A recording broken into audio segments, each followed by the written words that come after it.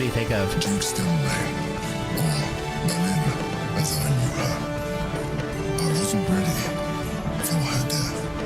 What the?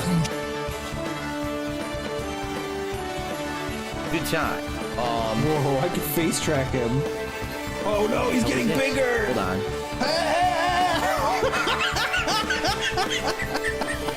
Yeah, some dumb thing just popped up on my laptop. Oh, now it's zooming in on. Anyway, yeah. So today.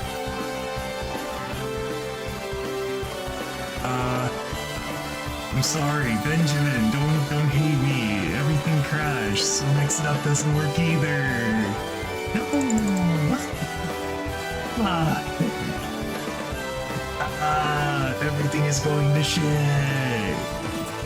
When something bad happens, everything does. Oh no! Save me, Jesus.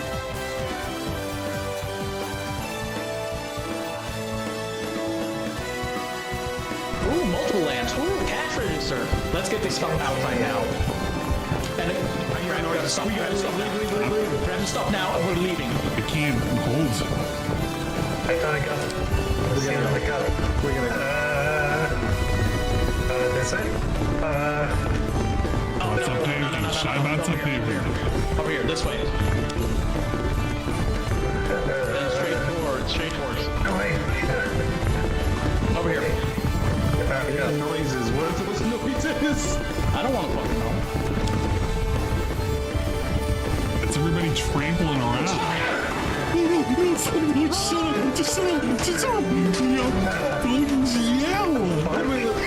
We're good? I dropped. Time for a celebratory bubble blow. Thank you everyone for that. Thanks for the engagement today. Appreciate it. There you go. Thank you for the engagement today. Big ups for the engagement. We love to see it.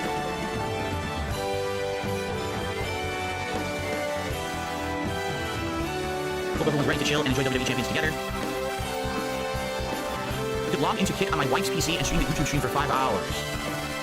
Oh. Time to pretend to be confused. Yeah, I'm gonna laugh at you for giving me a suggestion, you dumb fuck. You confused me. I don't know how that would work. Fake laugh confusion combo. What do you mean he don't know how that will work? Come on, dude. Stop.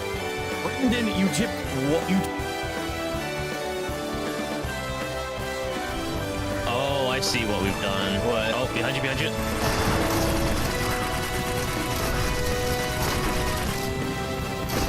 Holy shit. Wait, did we kill it? I thought we killed it. Instead. You know what? Well, Holy shit. Oh, I like how it's all charred and shit now. Alright.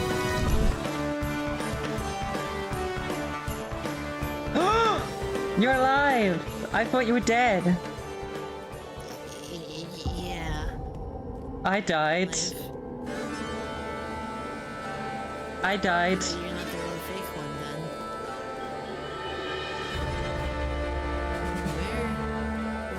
Where do we go? That's not me. Are you sure? That's not me.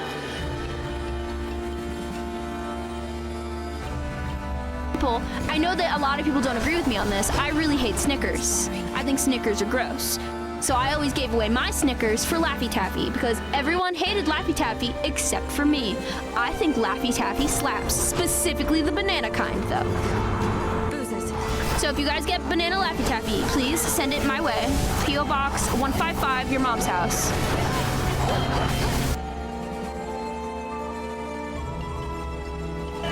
Look at Bentley. He's glowing. He's glowing. My glasses! Bentley, I'll save you.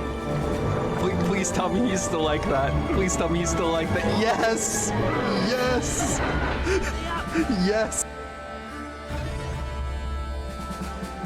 wanted a single player that wants that immersive experience. Legit, I beat Moloch Ball on my own. Well, let's just keep on. I beat Moloch Ball on my own. I played that game fully solo until raids and public dungeons and shit. That's all it is, and it's like it's stupid, you know. What's your fucker? That's my opinion about it. That's how I honestly feel about it, you know. And it's really unfortunate because, you know.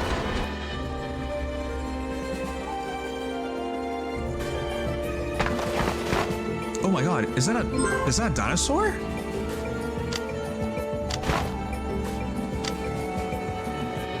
Oh, frig. That's a lot of damage from a dinosaur. Okay, you got it.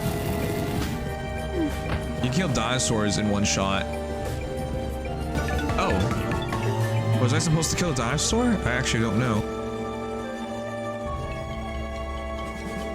Well, guess I don't have any full time.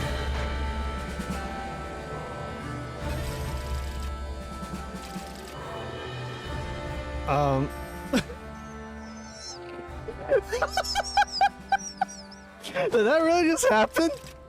Was it? Well, technically, you noticed me.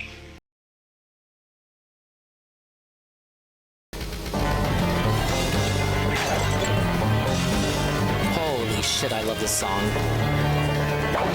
Oh my god, it's a bear! Oh! Now you the bear! Here, insult this guy. Oh, what? Did you see how much help that did? Go, go, go, go, go, go, go, go, go, go. Burn it, burn it, burn it, burn it.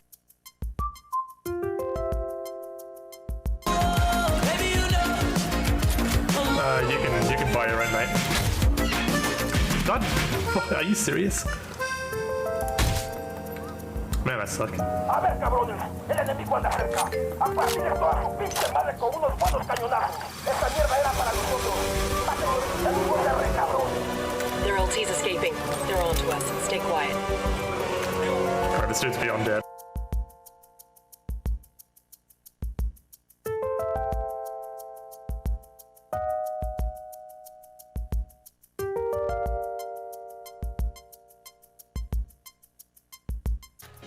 Amps hates black people.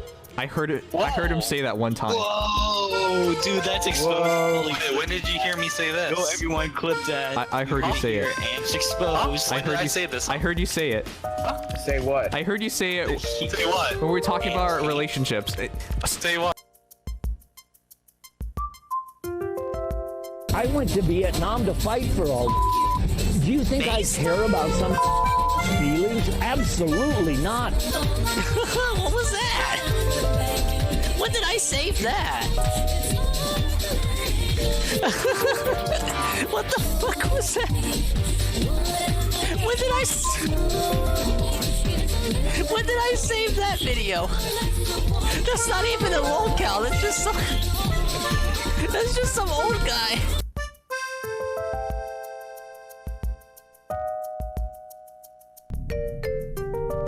Did you see that? He was just standing there. I was fucking flamethrowing the shit out of him and he didn't even react to it. Alright, well, you know what?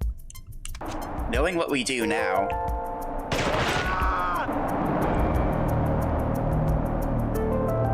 Oh. Okay, I guess we can't do that then.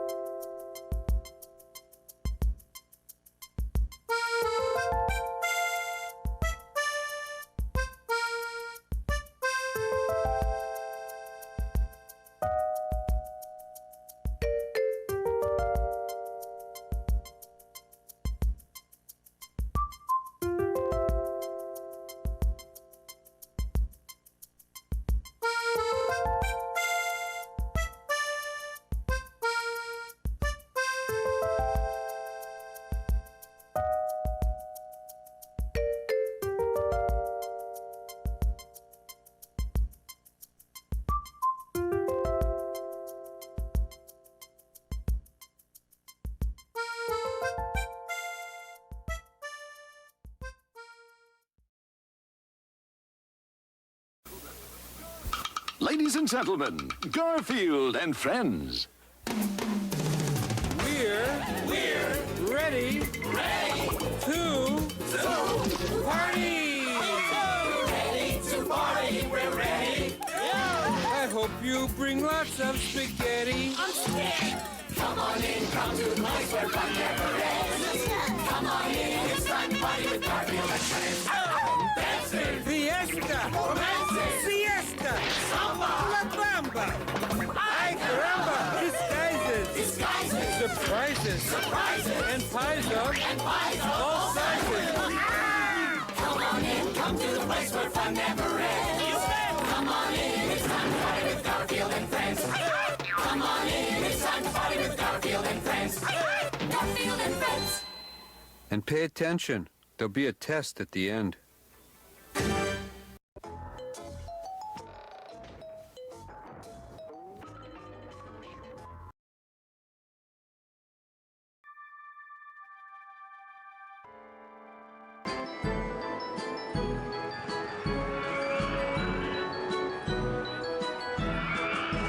Hello everybody. Hello, welcome. How do you doing, hullabaloo? And all that good stuff too. Welcome in. Welcome to a chill, snowed-in Sunday. Literal chill stream. It's actually the second stream of today. We had a very short 1-hour watch streak Feltoning special earlier today in order to react to the latest Mario Galaxy movie trailer. Technically the third trailer. I think most people would properly call that the second trailer though, because the first trailer was at the Game Awards and was just kind of like a title drop.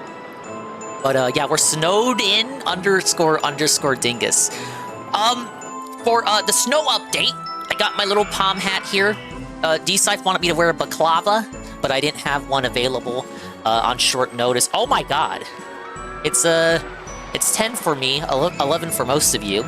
I'm peeping out my window, so sorry if the shy lady is looking a bit felted here. It is completely pure as snow. It's not even really snow though, it's ice. You're not building a snowman with this fucking... You're not building a snowman with this fucking powder, I'll tell you what.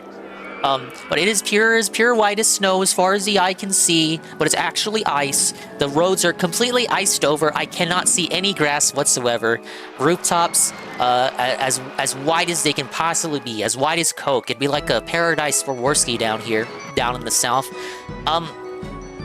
Yeah, it should not be a case where I can peep out my window at almost 11 and be able to clearly see the entire fucking barrio. That means we have a problem. There's way too much snow out. Snow/ice, sleet in the swollen streets. I am trapped. I am fucking trapped. I have nothing to do but to complain on the internet and also have fun on the internet and also eat delicious dim sum. Except I didn't eat dim sum. I actually had the rest of my lasagna from yesterday. I had a lot of coffee and hot chocolate. Coffee. There's a coffee I had earlier. I'm having hot chocolate right now. And I was eating some barbecue chicken and a baked potato. Big, fat fucking baked potato, dude. The fattest baked potato. And I'm still kind of nibbling on it right now. I would have started the stream earlier, but I was made aware of some troubling things came to light. I am on notice. I am in trouble. I steered a bit too close to the sun. Actually, to be honest, to be completely fair and honest, I actually got off a little bit easy compared to some of the other people in this controversy. Originally, I wouldn't say this involved me too much, but I have been directly called out, but in a good way. Called out, but in a good way, and not as bad as some of the other people that will be coming up. But yeah, big ups to the Dinguses, the Dingers, the Dongers, the Swollen Double _1s, the Ding Dongs, and expanded style individuals, peoples, and persons here, existing right here, right now, in the present day, present time, and a bigger big ups to the Dinguses, the Dingers, the Dongers, the Ding Dongs, the Swollen Double _1s, and expanded style individuals, peoples, and persons who may or may not surely be existing in the immediate and far-flung future. I imagine Ann will be stopping by, so I'll probably get more into it once we get some more people in the seats here. We're trying to build up the audience, guys. But no. To put a long story short, Yes, it was the Mario Party thing. Dickers crashed out, and the long and short of it is, Dickers watched the new Repsy video yesterday, 3-hour-long DSP video. You probably already heard Tevin and Shroom go over this, so like, what use is it me trying to tell you what happened? But he reacted to it. He didn't know an RTU segment was going to be included as the intermission. An RTU segment jump scared him out of nowhere, and he was not very happy. He thought Rebsy was his friend. He thought Rebsy was his DSP detracting soulmate. This is because most of the people that he watched for DSP clips before he moved on to Rebsy ended up being people who don't actually like him. So he had to stop watching. He had to stop watching pretty much every clipper because they all talked shit on him in the past. And Rebsy was like the last bastion of DSP detractors who, to his understanding, to his perspective, had not openly gone out and talked shit about him, at least on YouTube. You know, Rebsy, I can attest to Rebsy shit-talking RTU, not just in this Twitch chat, but everyone else's Twitch chats, in Baby Park. You know, Rebsy is very clear. It's not a secret or anything. It's very publicly known. If you know Rebsy as a person, that he has many of the same opinions as we do about Review Tech USA. Now, Review Tech USA does not know this, because Rebsy really had no reason to include any of that in his content about DSP. But Sleepy Zaw, oh my god, wait, Sleepy Zaw, no, wait. No, Sleepy Zaw, you were supposed to be losing Silent Hill. I'm telling a story. Thank you, Sleepy Zaw, for the raid. Well, I gotta fix all my shit. Hang on. Sorry, I was updating the audience. Alright. It's a chill, sleepy Sunday, so we're gonna play in the icy level. You won Silent Hill? Okay, we gotta roll out the shoutouts. We gotta shout out. You like my Do you like my Roller Coaster Tycoon overlay? I put some hard work in it, you guys. But I figured since it's a snowed-in Sunday, I gotta play the icy level. This is an expert map though, so I'm gonna lose. Let's give Sleepy Zaw a shout out. It's our new friend, Sleepy Zaw. If you like Dingus streams, you'll like Sleepy Zaw streams even more. A base pro shop? What's that? We might even be doing something fun with Sleepy Zaw in the future. Keep your ears to the ground. Coming soon. Let me scroll up. I still haven't said hello to everybody.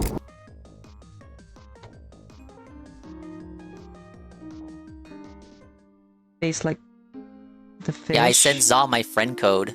It's because Zaw specifically asked for it. How could I say no? Base pro. What makes it pro?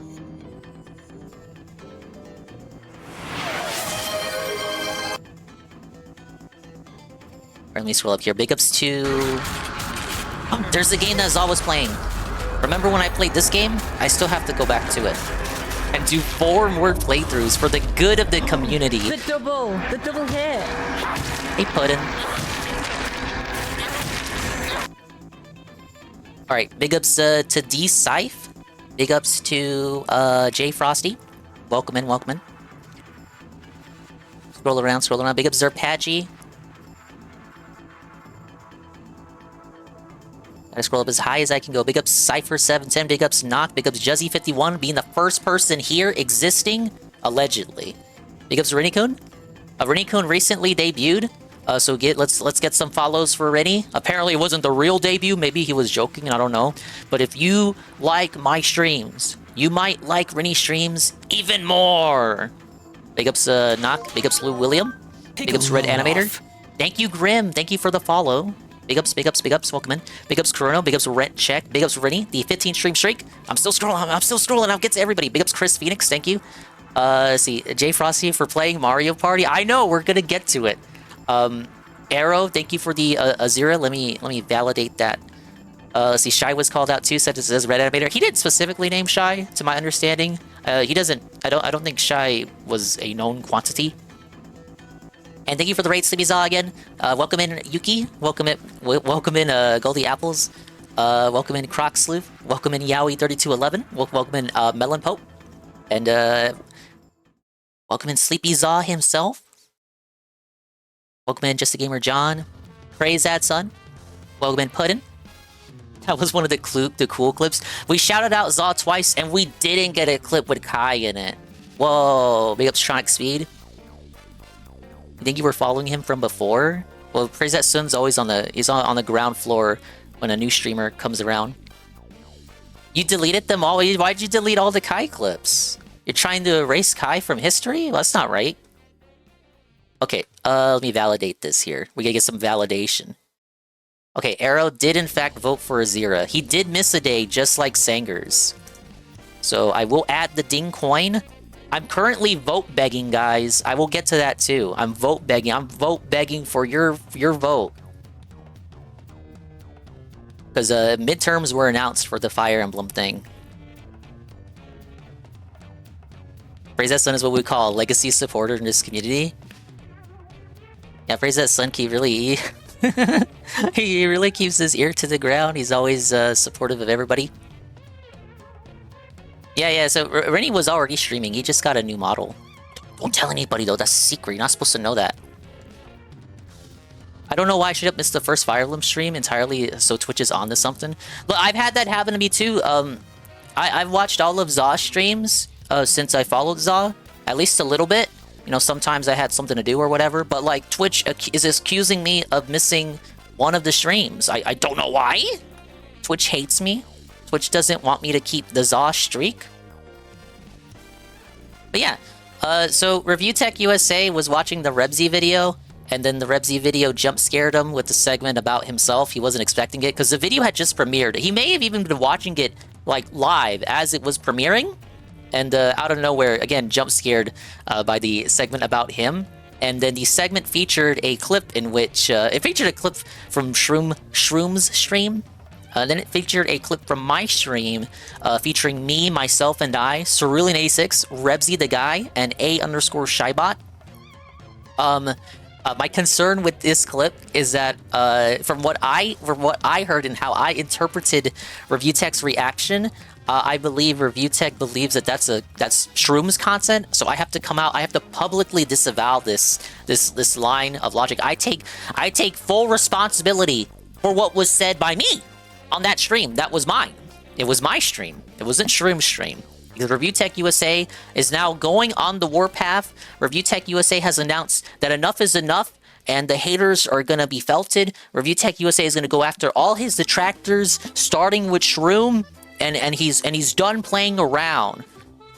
Now, this could just be empty words, but in the event that it is not, I would not want Shroom's content to go down because he believes, because of a mistaken belief that a Mario Party stream was Shroom's content and not my own. Shroom was not present for that collab. I don't even think he was in the chat for that collab because he was doing his own stream. Fair warning, FYI, I did nothing wrong. I did everything correct. And he actually gave me some credit. He said I was the only one there with a good conscience. So I feel good about that at least. But still, if he was to look out for that VOD, or strike Shroom's channel thinking that that content was his, I must do my due diligence and clear the air. I did nothing wrong. Also, I'm already losing. Your park entrance fee is too high. Oh, I should have started the map already. Because I'm too distracted.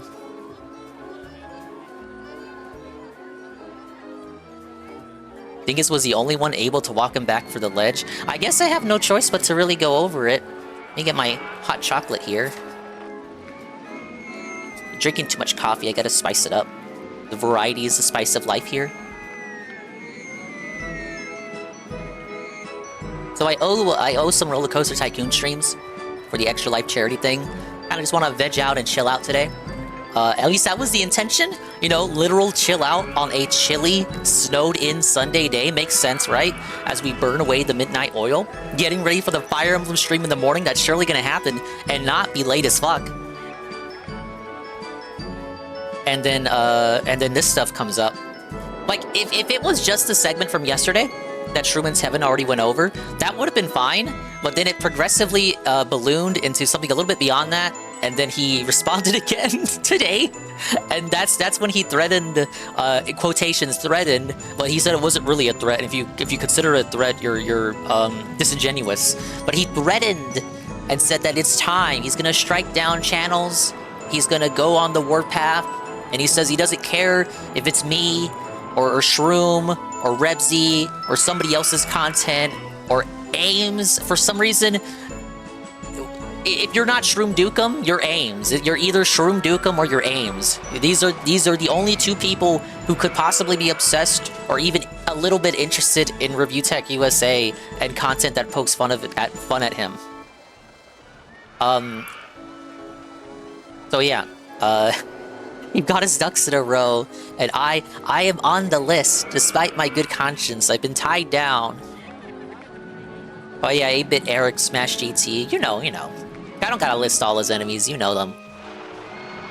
I'm laying down the law. Yeah, he laid down the law, and in my opinion, it was a very disingenuous argument that's already been debunked by most people who cover RTU seriously. Said Mundane Matt was based for being a flagging individual. I gotta be careful with saying that word, so I'm just gonna say flagging individual.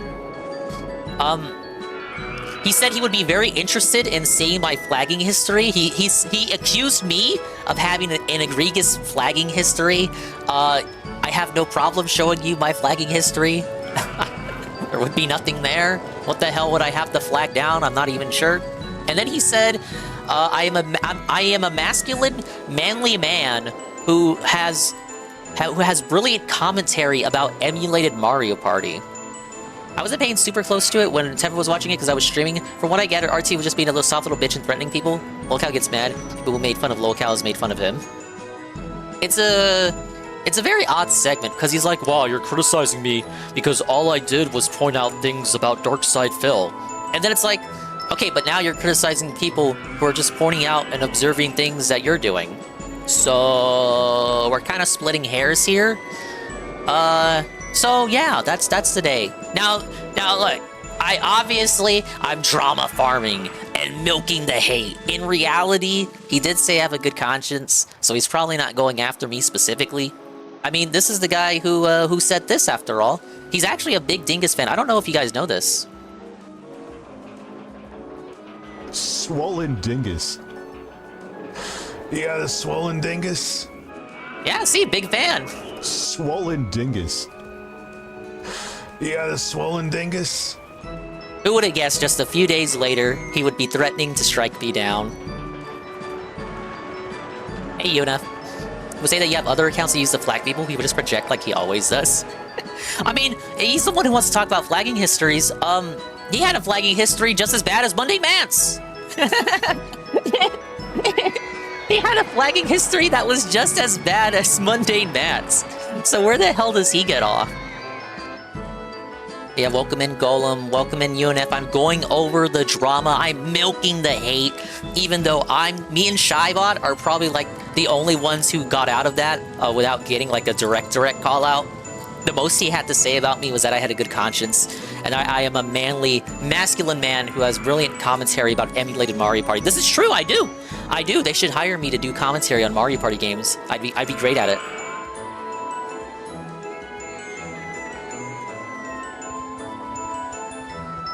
This is true. Jay Frosty is right.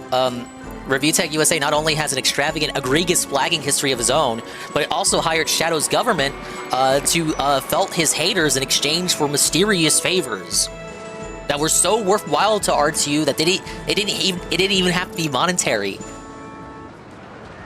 The services that Shadow's government provided RTU were way more than money could provide. Something like that. RTU is failing to build a Game Boy Lego right now. Disaster stream! No! Alright, well, I do have a lot to watch, but I'll give it a second. And I know Anne is probably going to wind down and stop on by, and then we gotta let Anne know. As for the push in progress report, we got some good news. You missed it earlier today. Massive announcement. We have 6 streams on 6 unique days with the average of 75 within a 30-day period. We're good, but the push continues. Because once those 6 days cycle into the 31 to 60-day window, then I gotta do another 6. So once I have 2 check marks here, I can get on my hands and knees and beg to Jeff Bezos for my illustrious check mark. Despite being a bully on Twitch.tv who goes after Review Tech USA and his family. I have a lot to say about that particular argument. I will get to it when I get to it. I kind of didn't even think I would have to go over it, but since my name has been invoked slightly, kinda, I guess I have no choice. Big ups Makoto_Simp, the 135 stream streak, and Red Check's earlier 300 stream streak, the big 300. Congratulations. But yeah, I'll speak more on it when Anne stops by. So since we have a snowed-in Sunday, let's go ahead and start here. The Icy Adventures. The Environment Agency has turned to you to transform an old oil refinery ecological eyesore into a top tourist attraction. Land is cheap, but loan interest is high. You can sell the old buildings for salvage. Your objective is to achieve a park value of at least $200,000 at the end of October year 5. This is an expert map, meaning that I'm gonna lose. He rage quit the Lego RTU? That's unfortunate. Alright, so we're in Antarctica. This is from the Wacky Worlds expansion. I got a lot of room to work with here. Okay, so they say I can get rid of shit.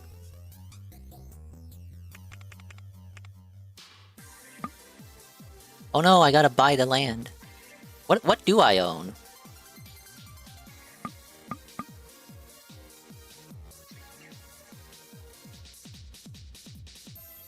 Okay, I see. I gotta expand first. I gotta expand and then sell off the buildings. This is bad though, I have no money. I always thought this was a cheat code growing up. You just open this, and you click this, and just like that, you have a bunch of money. At 20% per year, what could go wrong? Alright, maybe we go 15,000. Let's start with half of that. Golem is right, we do have an Arlo segment. You guys excited for the Arlo segment?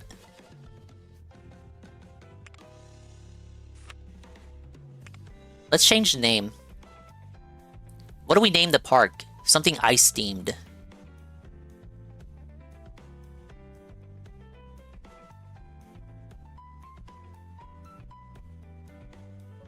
Ice to meet you. Oh, hang on. Let me cut on the ceiling fan. It's so warm, you guys!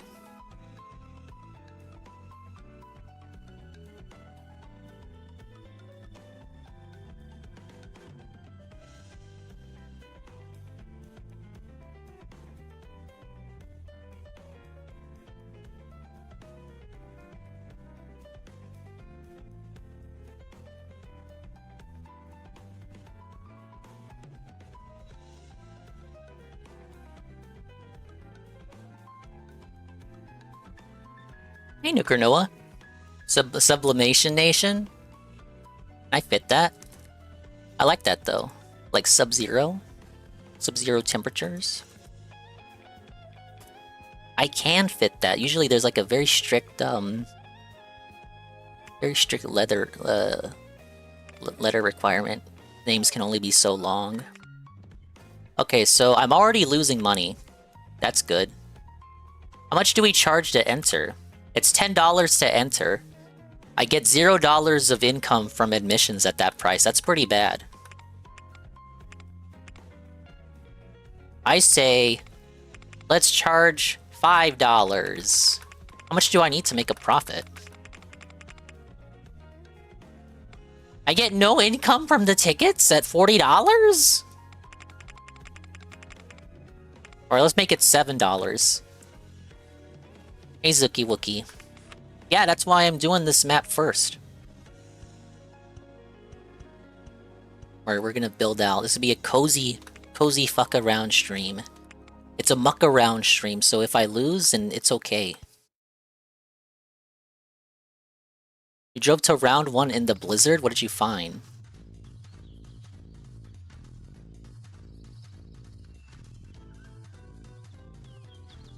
Zuki Wookie was playing Mega Man X randomizers last night. I told him to go to sleep. He did not go to sleep. And that was without the advice for the melee thing. Like, maybe the best thing here is to say, like, hey, Hey, Nurgle. I should get Ryuji. That's Thank why you, I did so much better Juzzy51. the first time. Tier 1 for 48 months. Mods ban anyone asking for a pasta stand? Because Ryuji's garbage, yo. I lend it. Big up Zookster. If you want random gameplay at 4 in the morning, follow Zookie Wookie. I don't think you can construct a pasta stand here. Man, I hate scenarios that just give you absolutely nothing to work with. I'm terrible at making like little areas like this. I'm concerned. I know not what to do.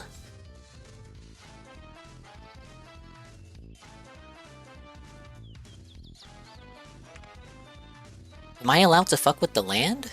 Like, how am I supposed to create a park here? He's imaginationless. He's not creative.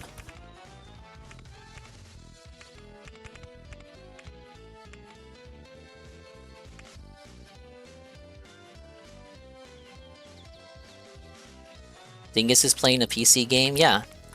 It's one of like 2 PC games that doesn't make the MSI cry. But I'll have you know, doing this on a laptop is very weird, and I'm not really... It's why I don't play this game too often. I'm not really fond of what I have to jerry-rig together just to get this to be playable for me. Like, keep in mind, I'm not using like a monitor or something. Like, this is just with the laptop itself. Like, I don't have a second screen. So I kind of have this as a window imposed over OBS.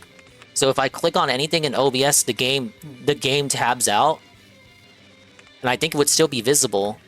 Yeah, it is. But like, it's just not ideal, okay? So when I use the phone as a second screen, no, I'm using the phone for the music at the moment. I always use the phone to run the music. So that the resources of the laptop don't have to be devoted to having the music tab open. Park entrance fee is too high. Like, give me a fucking moment. Like, how is it raining? Look, okay, maybe Antarctica does have rain. I don't know. I'm not a scientist, but like, come on. My favorite scenario from the RCT1 expansion packs, Arid Heights, is the one where you get infinite money, but you can't let your park rating go down or you lose. There's a scenario like that in this game for China. In the Wacky Worlds expansion. I could never beat it as a kid because I like the scenery too much to delete any of it. But the scenery was so good that if you let your guests go over there to that area, they would just keep getting lost. It's Renton, of course it's raining. This is what Renton looks like right now. Poor guys. Oh my god, it's freezing. Oops. I didn't mean to put that there. I really don't... Like, where do I even begin? So yeah. Sorry, this probably looks microscopic for you guys. I actually should zoom it in to make visibility a bit better. Okay, I don't think I can buy land rights right now. I just kind of have to deal with the segment that I have. There we go. How's that look? Oh yeah, that looks better. But we could go closer. This looks so stupid. Okay, nobody's coming in. This is bad. Okay, let's build a ride. This will be a very, very bad first impression of my RCT2 gameplay. I promise I'm good at the game, though. You gotta believe me.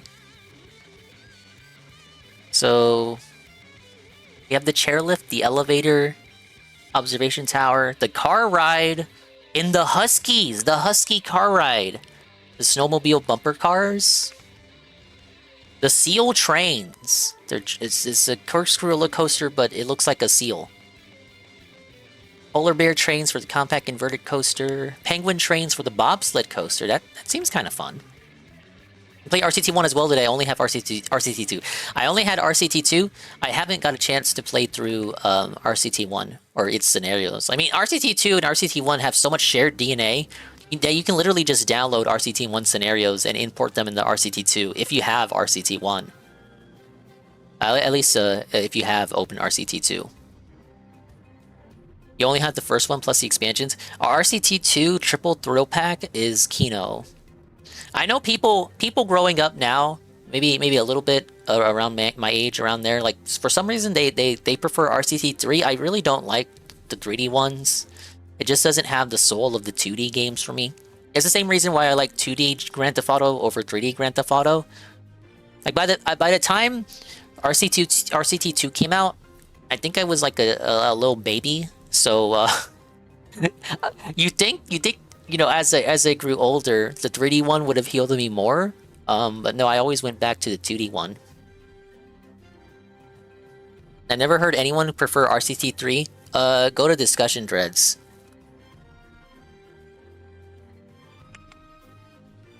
I just get a Discord ping? How the fuck do I turn that off? What? Oh, you know what? This is in, Wait, I don't think you guys can see that. Or did you?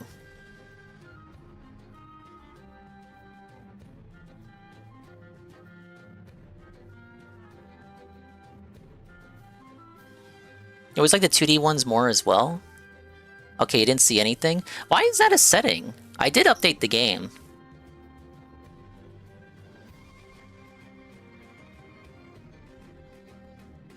I don't like this Discord integration.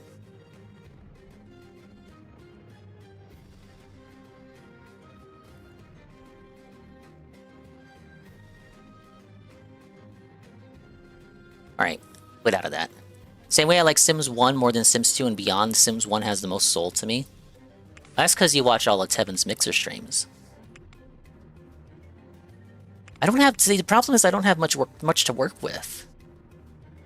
What would I put in this starting area? Oh my god, someone came in. Bernard C.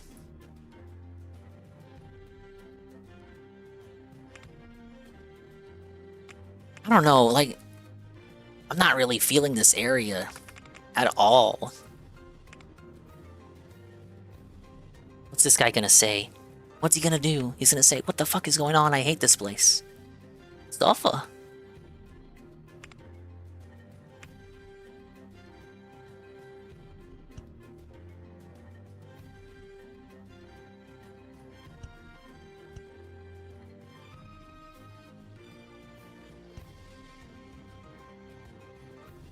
Give him a free fast pass.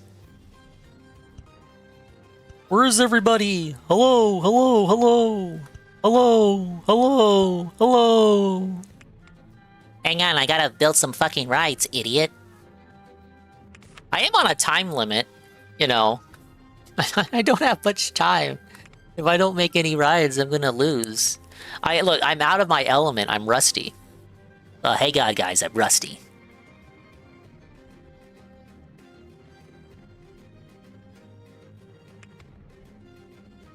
Why not pause it? Well, there's only so much you can do when the game is paused. It does give me time to think, though, doesn't it? $60 for the King's Tax? How did the earlier stream go? Are we winning big? Is it a bigly win? Can build the rides?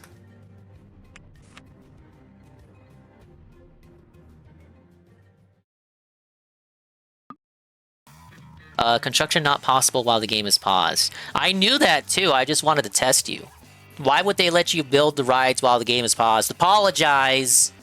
I'll be expecting your apology letter in the mail. Dense did whale out for Hollow Knight.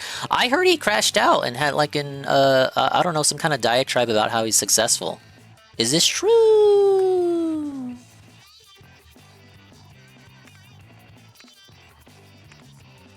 Damn it. I really want to build the first ride already.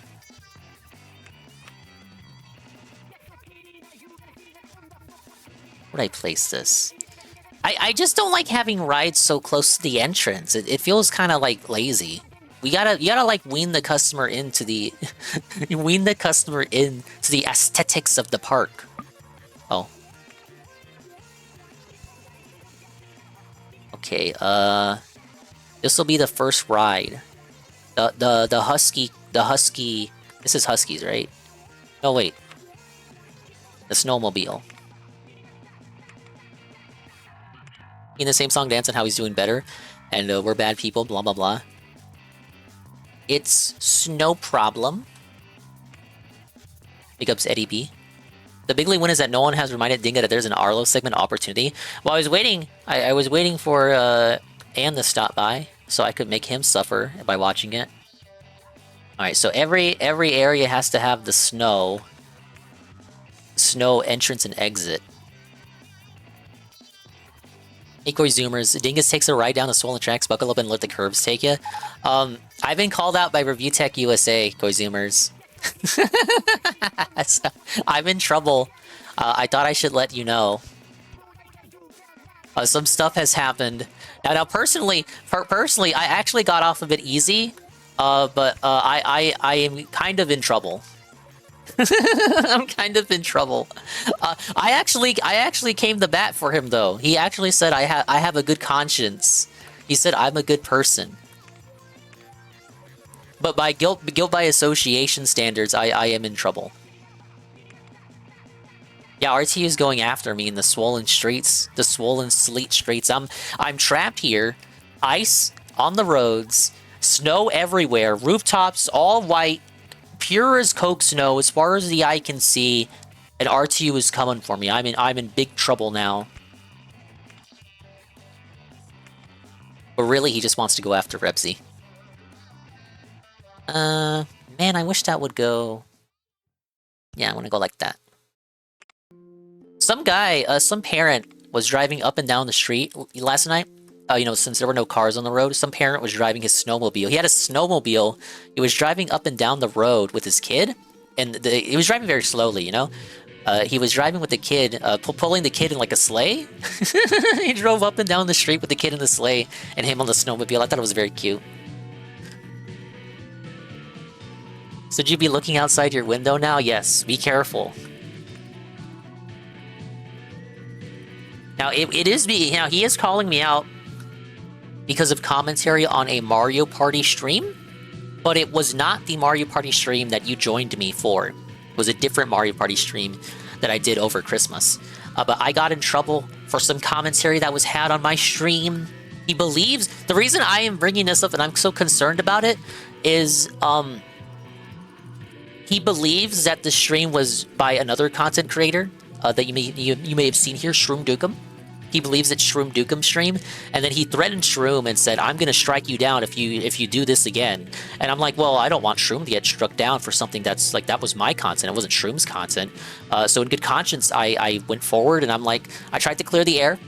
So I went on, I dusted off the Dingus Twitter account, and I was like, guys, this is not Shroom Dukem content. You can clearly see from the schizophrenic fucking overlay that it's actually a lame-ass Dingus stream, and Shroom had nothing to do with it. Shroom was not in the collab for that particular Mario Party stream.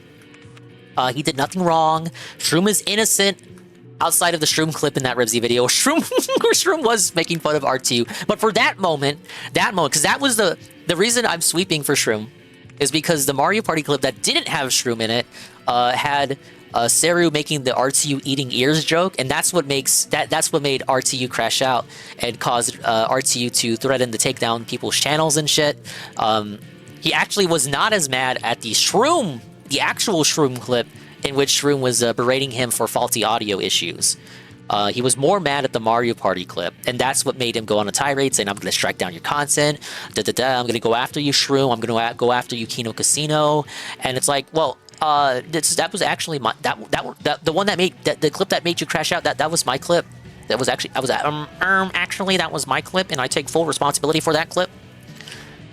At least as far as the things that I say, I'm sure if you talk to Seru, he would probably rightfully say that he has no reason to justify laughing at retards online, which I agree with.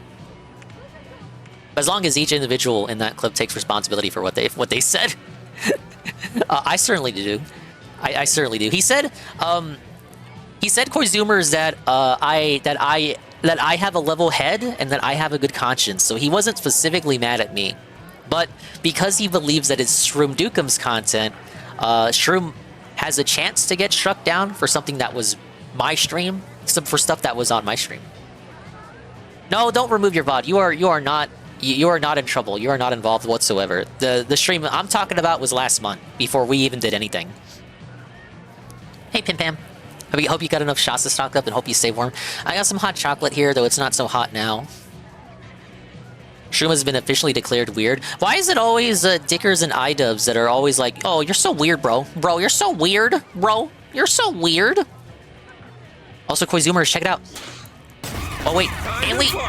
It's an Ann 1337 raid with a party of 35. Ann! I'm in trouble, Ann! Ann, I'm in trouble! My channel's gonna get struck down because Review Tech USA thinks I'm Shroom Dukem. And he also thinks Rebsy is Cerulean 86.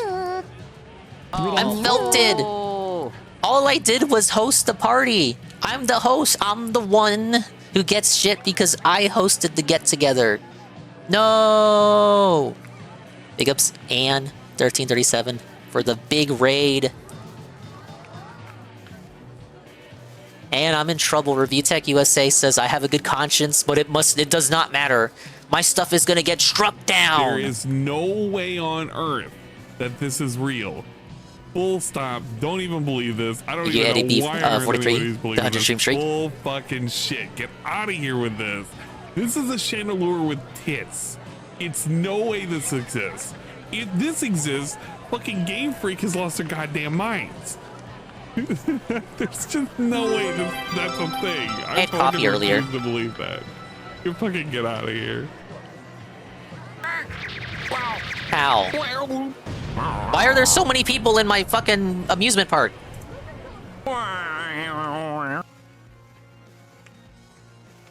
But thank you, Ann, for the raid. I paused it because I don't want to be overwhelmed by visitors while I'm addressing the raid and the nonsense. Yes, I was waiting for the inevitable raid so that I could talk about the nonsense. But first, since Ann is here and Koizumers is here, check it out. Check it out. I have the check mark. Whoa, buddy. We're there. We're there. 6 streams on 6 unique days with an average of 75 viewers. We fucking did it. We fucking made it, bros. However, we must wait for these 6 days to cycle into the 31 to 60 day window. And then we must do another 6. Could you imagine, Ann, if I get it done in February? And then, like, the affiliate anniversary, the partner anniversary, and then the streamer anniversary are all in February? With your helpful lurks, your helpful raids, and my lazy hackneyed restreams, and shitty gameplay, it could definitely be possible. Hey, Billy. Hey, Sasha. Sasha, look, I did it! I did it, Sasha! I'm winning! I'm winning bigly! But yeah, I would like to take this moment, since we're hot off the raid. Thank you so much, everybody, for stopping by all the time, pushing me, pushing me to go for it, since the opportunity was there. The door was open, and I was not sure if I was ready for it, even after all this time. But with your helpfulness, standing by and supporting me, perhaps we can indeed see the rainbow at the end of the snow-encumbered tunnel. 72-hour Dingus extravaganza with breaks in between? I don't think people would be very happy if we had breaks in between. But that's what we got. So we're almost there. Love, love, love, love. Hey, Chalky Milk. I'm in tremendous joy, joy, lovely, lovely, lovely. I'm in so much joy, so much joy. Okay.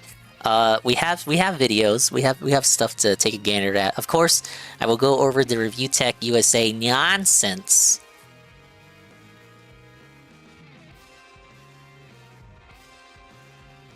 First up, though, let's see. We gotta watch this, obviously. I had a whole stream dedicated to it the other day. And by the other day, I mean earlier today. I have no idea why I said other day.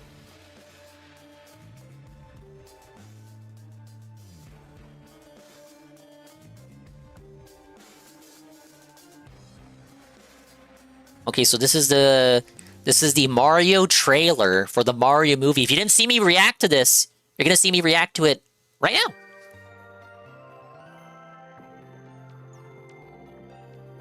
Get this fucking watermark out the way.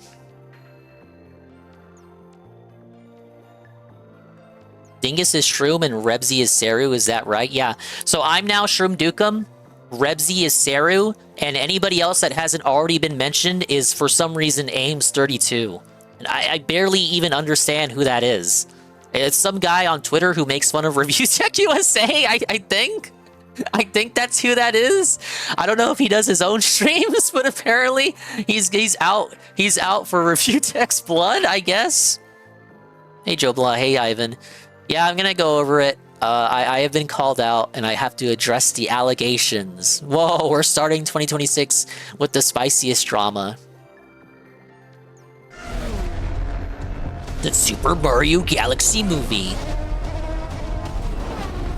I love how most of the complaints I saw were from, oh, why is there nothing Galaxy related in the Galaxy movie? Wow, did you also say, why is there stuff from beyond Mario Brothers 1 in the Mario Brothers movie?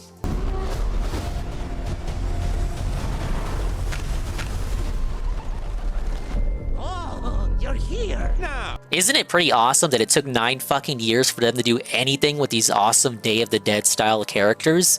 This is the Tostarena town from Super Mario Odyssey, probably one of the most iconic locations from that game, and it never really got referenced in any of the spin-offs from that era. It's so iconic. It is a swollen _Dingus emote that you can use right now by typing swole5 ay.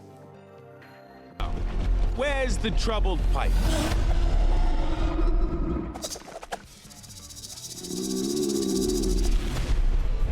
Now, we knew Tostarena would be in the movie because they had a poster when the first trailer was the teaser for the Game Awards. Then we had the second trailer with Rosalina. This is the third trailer with Yoshi. Spoiler alert. When the second trailer released, they had dropped a poster featuring Tostarena. So we knew Tostarena was already going to be in the movie, but we lacked the context. We didn't know if it was going to literally be Tostarena or if it was going to be Tostarena recontextualized as a planet that Mario and friends would visit on their galactic journey. I don't really like this trailer. It's fine, but my concern about it is that it didn't need to exist. We already know. We kind of already know the setup for the film. So again, the first trailer is the teaser. The second trailer is the premise, where they're going through the galaxy now, and Rosalina's there, and Bowser Jr. is the new villain. This trailer, this third trailer, just gives away the entire intro. So this one opens up. This whole shot, this whole scene exists just to establish the character dynamics of the Mario brothers in question. Sets up their abilities and what they can do for the purposes of non-gamers and people who just didn't watch the first movie.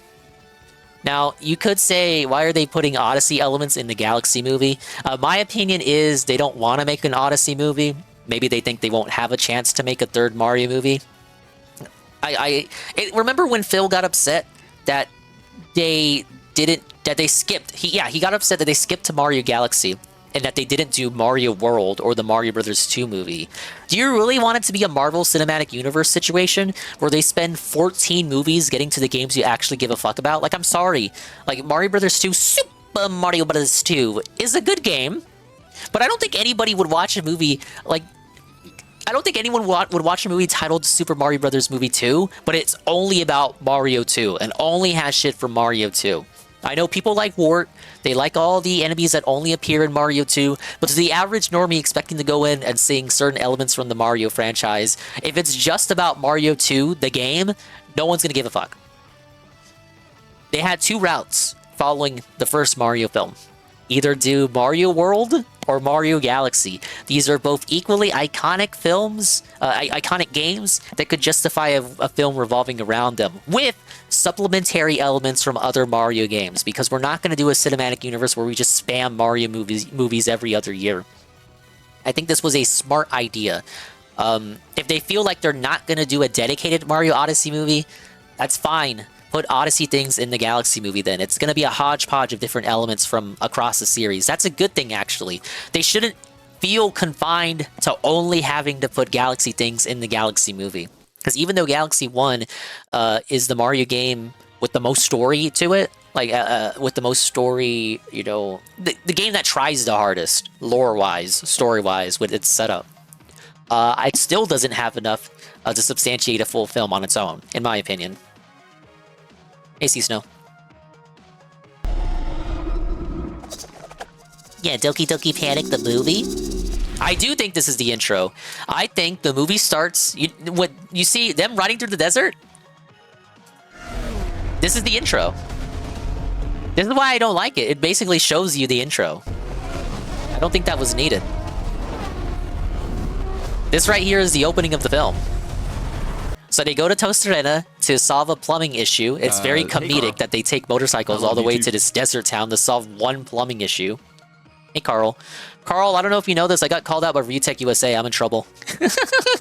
Review Tech USA called me out. I'm going to get to it.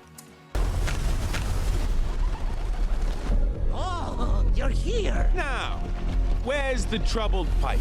So this shows off the character dynamics. This informs the potentially uninformed viewer that they are plumbers and they are brothers and they're going here to fix a pipe. Now, my concern is that there's going to be a lot of, there's going to be so much action and shit that you're just not going to be able to focus on any individual scene. That was a complaint that I saw with the first Mario movie, that there was just too much shit going on. The movie didn't know when to take a breather. It didn't know when to just shut the fuck up and let things sit. I feel like if they include too much in this movie, it'll be an even worse issue.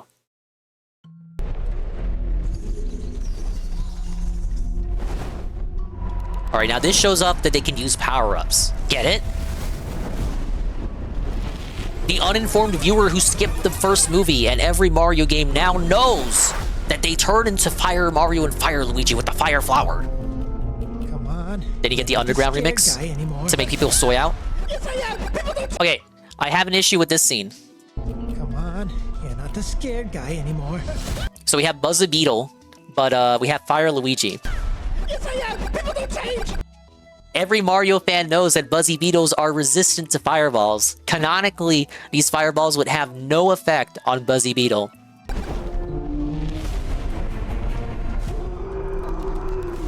Yeah, that's the joke. You're sweeping, Anne. There's the problem. Nah, they won't bring in General Guy Koizumers. He's not. He was made by a non-Nintendo developer.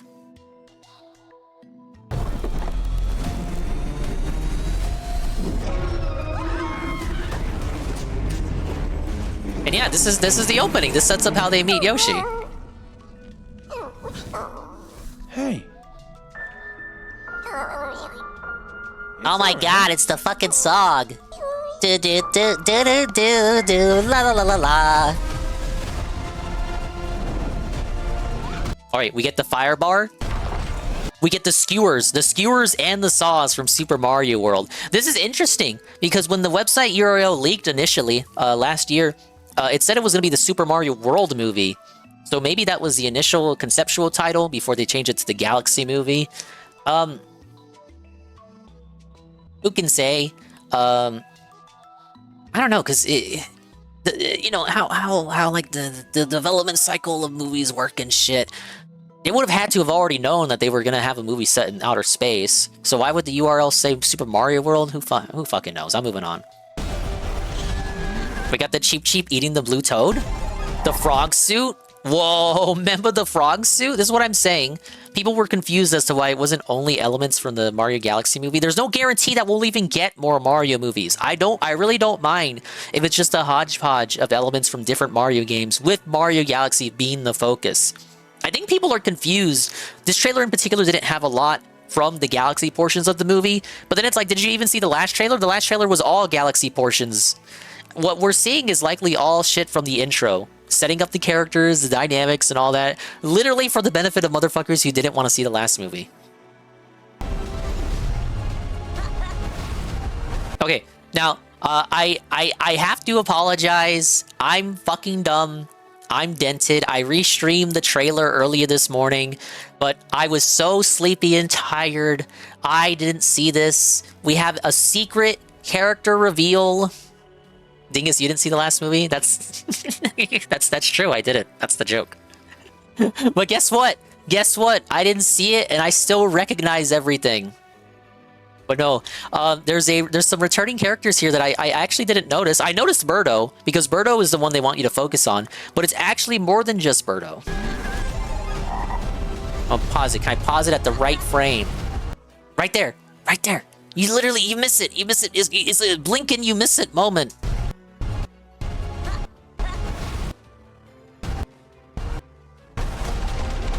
Okay, it's right here. There he is, right there. Oh my god, he's right there. He's right there. Did you see him? Do you know who this is? Do you know who this is? He's actually back. They brought him back. He's back. It's our hero. It's our fucking hero, Mauser.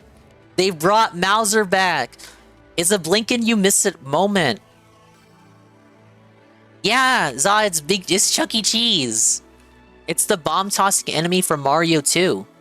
So this seems to be a scene where Peach and Toad are going to work together to take down the Mario 2 bosses, but I don't really understand the setup here, the context for it. It's like a cube-shaped casino. I was reminded of the casino planet from Star Wars, the bad one. One of the many bad Star Wars films where they go to the casino planet. So I guess they're going to the casino planet for some reason. I think what it is Yoshi will replace Toad in the group dynamics. So it'll be Mario, Luigi, and Toad adventuring, and then Toad will just be sidelined to be like Peach's steward. And then it's Peach and Toad working together to go against the Mario 2 villains, which makes sense because Mario 2 was their first playable appearance. The aliens from Brothers in Time are in the casino. Wrong. Those are the what are their fucking names? The Octumbas from Galaxy. Those are not the Shroobs, Nurgle. Debunked. There's one more. No, I'm right, Nurgle. They don't have the rights. You can't have the Shroobs. They can't have the Shroobs. There's Triclide is here. Not Triclide. Claw Grip. Right there. You can't see it because of like I missed this because it's Peach's parasol covers it up. But right here, this is Claw Grip also from the second game. It is a blink and you miss it moment.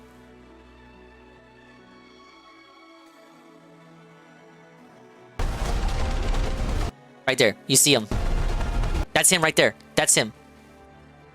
That's Claw Grip right there, the crab boss. And then you got Mauser pulling on through. But these aren't Shroobs, Nurgle. If you're talking about these guys, these are not Shroobs. If you're talking about this blue thing is not a Shroob either. They don't have the rights to use the Shroobs because the Shroobs were created by Alpha Dream.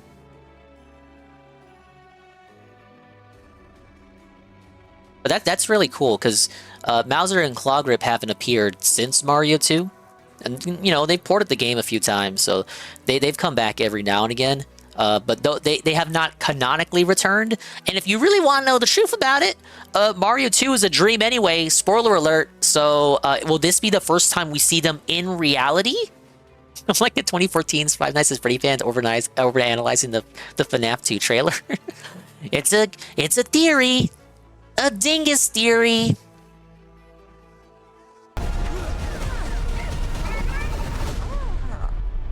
I do like this though, right here. This scene right here. I like the setup here. This reminds me of, Anne will agree. Anne agrees with me. This reminds me of those Japanese summer festivals you see in anime all the time. I think it's very fitting because the franchise is developed by the Japanese, and it's supposed to be the Star Festival from Galaxy 1. But depicted in the movie as something more similar to your traditional Japanese-style festival with all the stalls lined up and shit. I like it. I like this interpretation. Who is this? Your replacement. Yoshi. Come on. So some dinosaur just shows up and he's now part of the group. Cool. Well, that just happened. Okay, many things to say here. I did notice this when I restreamed it earlier, but I somehow forgot to verbally comment on it because I got sidetracked while talking about it. But I did think about it as I was looking at it. So I did say that this was a Super Scope. I did point out that it was colored blue. I did mention it was a Super Scope in the stream, man, but I forgot to mention. But although I did think about it, but I didn't mention it. It's supposed to be a Yoshi's Safari reference. There was a game on SNES called Yoshi's Safari, in which Mario mounted Yoshi and got the Super Scope and just shot at shit. So it's supposed to be a reference to that. Very cool. I don't know why it's blue. Probably because guns or something. It's cool that they were able to sneak it in at all. But we have a problem here. So we have Baby Mario and Baby Luigi with what appears to be the current present-day style Yoshi. So is this like a... I was questioning myself as to whether this is a flashback or not. But now I'm going to say... now that this is Mario and Luigi getting transformed into babies.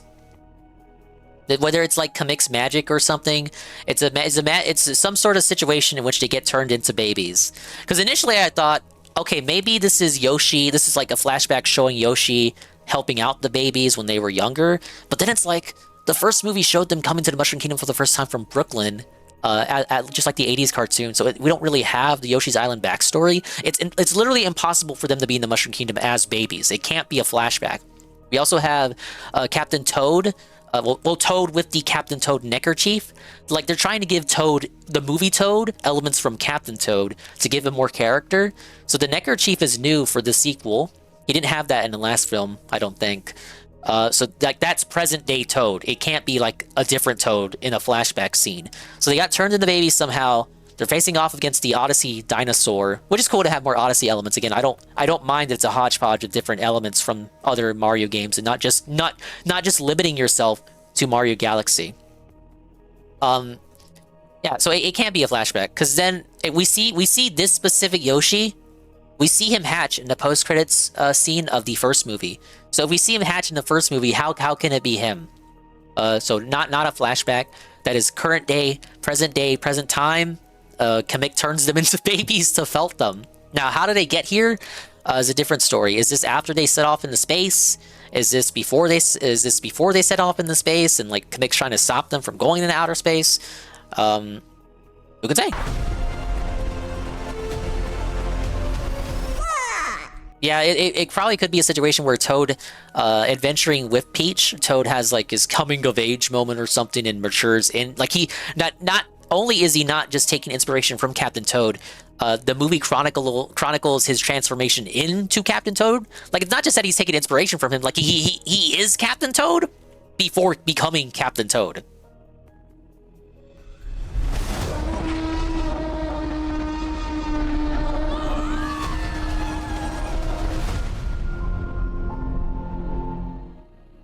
Very cool, very cool. So yeah, it'll probably be slop. It'll probably be ADHD slop popcorn movie to keep kids attention spans for like an hour and a half, pretty much. I will soy mouth and soy point at all the returning characters, obviously. But I probably won't watch it myself.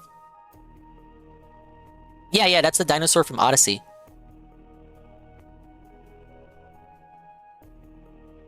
Just make a new game already? They are. The DK Bonanza team, they got split into two.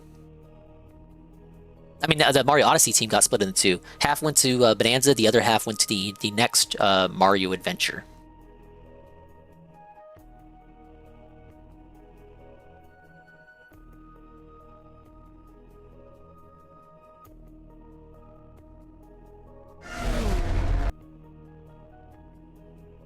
I probably will watch since I went to see the first one. It'll be another movie for 7-year-olds. It'll be good also. Yeah, we'll wait and see what Phil has to say about that one.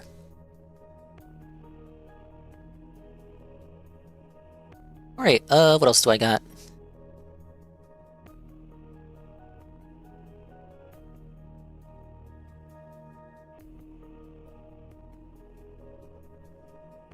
You won't look forward to Phil's takes? I don't think anyone will. Alright, I gotta do it to you guys. We gotta do it. You ready?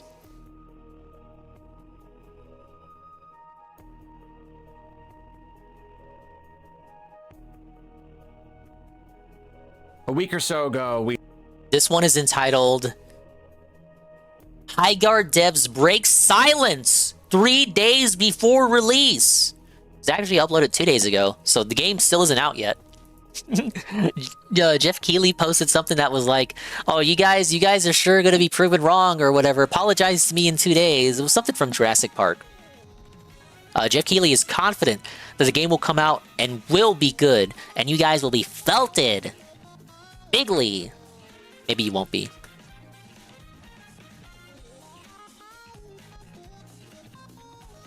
We talked about Highguard. The game was the final big announcement at the Game Awards. It was hyped up as this big, huge thing, and then when it ended up being just another kind of generic-looking live service multiplayer hero shooter, everyone was pretty disappointed. A whole lot of hate was aimed at the game, and since then, everyone associated with the game has been completely dead silent. They have not said anything about it. They've not made any announcements, despite the fact that the game was releasing very, very soon. Clearly, this is a very big, very expensive project, a whole lot of money behind it, as with all of these live service games. It's a really big gamble.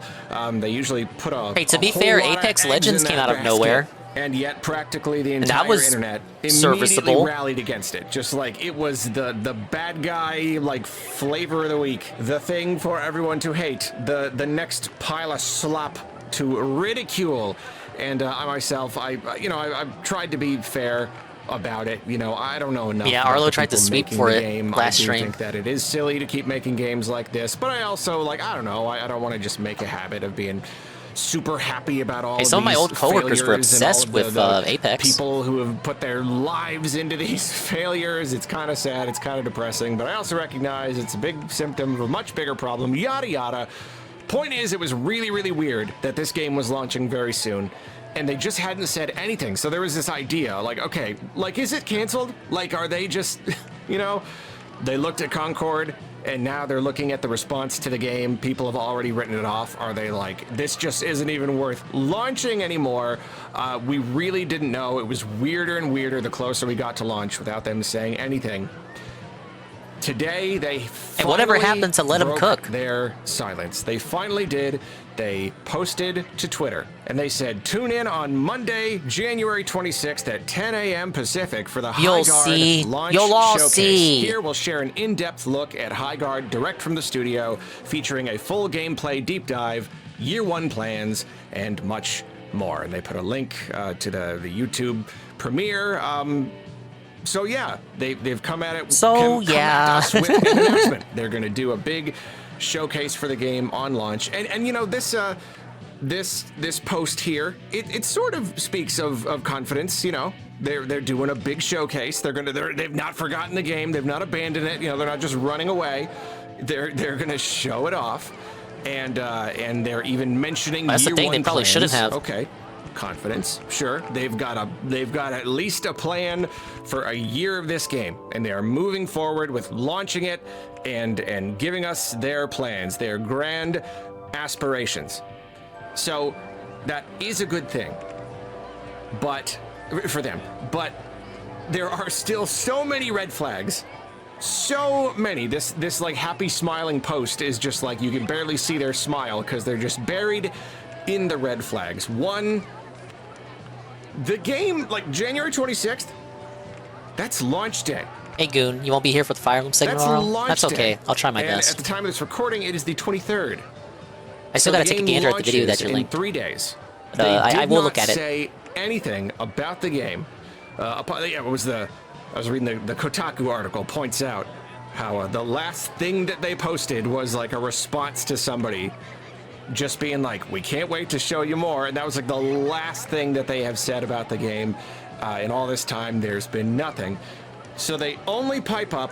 The religion changed course when it became obvious the genre was too full a decade ago. So yeah, a little bit weird. We have to understand that it's really not just that. It's not that simple. A big showcase, and maybe they've got really, you know, maybe it is. Probably invested too much money in it to change it to any here. significant degree. But it is just still weird. You kind of just have to eat it. This is a live service game, and they're announcing a showcase for it. I mean, I guess if it's a free-to-play game, then all they have to do is launch it, and then people will start playing it. I feel like with this kind of thing, you generally have like a series of like betas and network tests, and I'm not like, you know, I don't play a lot of multiplayer games. I even like with like announcements like this, it's always like the beta goes live on this day, and there's usually like multiple rounds of that. You're trying to get people to get a taste for the game, because that's the problem with the game, is like everyone has already written it off, but no one's even played it. No one even knows. It could be a great game. It really could be the next big live service multiplayer game. But the problem that people see with that is that, do we really need another one? People, and even here, they're highlighting this showcase. Maybe they don't need to do more. Maybe I'm looking too deep. I mean, like, okay, the issue is, okay, there's a chance it could be a great game, maybe even a good game, amazing style game, but do we really need one? Do we really need another one of these style games? And even if it does become a good game, and maybe it becomes the next Mubble Wubbles, there's always going to be that thing in the back of your neck, back of your mind, back of your fucking brain, back of your head telling you, they could have made something else. This didn't need to be another team-based game. If these guys have actual talent, and it ends up being a genuinely good game, they still could have probably made something else. Probably not Titanfall 3, because these are people, they aren't people with Respawn anymore. But I feel like you'll even if it's good, you'll always think about what could have been. Hey Astro, Dingus, did they tell you the good news that I got called out by Review Tech? Sorta, because I know about that. No one's interested in another hero shooter? They're not. Into this, he likes me, allegedly. I kind of thought there'd be some kind of like incentive. Shroom's in trouble though. Even if it's like fake stuff, like, oh, you'll get. He thinks my content is Shroom's content. For logging in on launch day. There's going to be like a big launch thing. I don't know. Maybe they'll go over that in the showcase. It's funny to see them finally speaking and finally mentioning something. There is going to be something that happens on launch, but so soon before launch. And we really don't even know beyond that. And I mean, to be fair, they really may just be kind of testing the waters. They may be like, all right, you know what? If anything is going to save the game, it's going to be people playing it on launch day and liking it and talking about it. That's it. You know, we're talking about how weird it is that they haven't done or said anything, but maybe that's not weird at all, because they're like, what are we— Wait till Rich figures out that nobody likes him. The ever-diminishing list of detractors who Rich believes doesn't dislike him. He had said that in order to be an accepted detractor, or at least suggested that if you want to be well-liked as a detractor, you're not allowed to like Review Tech. I think it's more so that how can you possibly like Review Tech when he does pretty much the exact same things as Phil, oftentimes to a greater detriment? Like he's quite actually Phil, but worse. So how could you like Review Tech if you're somebody in this niche sector who dislikes Darkside Phil? It's kind of confusing, but he wants to make it like there's some cabal of upper echelon detractors who are keeping the lesser detractors from liking Review Tech or speaking positively about him, because if you do that, the upper echelon detractors are going to go after you and say, you can't like Review Tech. And it's like, no, I'm sorry, it's not like that. I don't listen to anybody who tells me who I can and can't like, least of all regarding Review Tech USA. I don't like you for the same reasons that I don't like Phil. Simple as. And I don't really put much more thought into it than that. Hey, GPM. What are you gonna do? Spend a bunch of marketing money on this thing that might already be dead? They should correctly recognize that it may already be dead. We don't know if it is. It's gonna come down to, is it fun?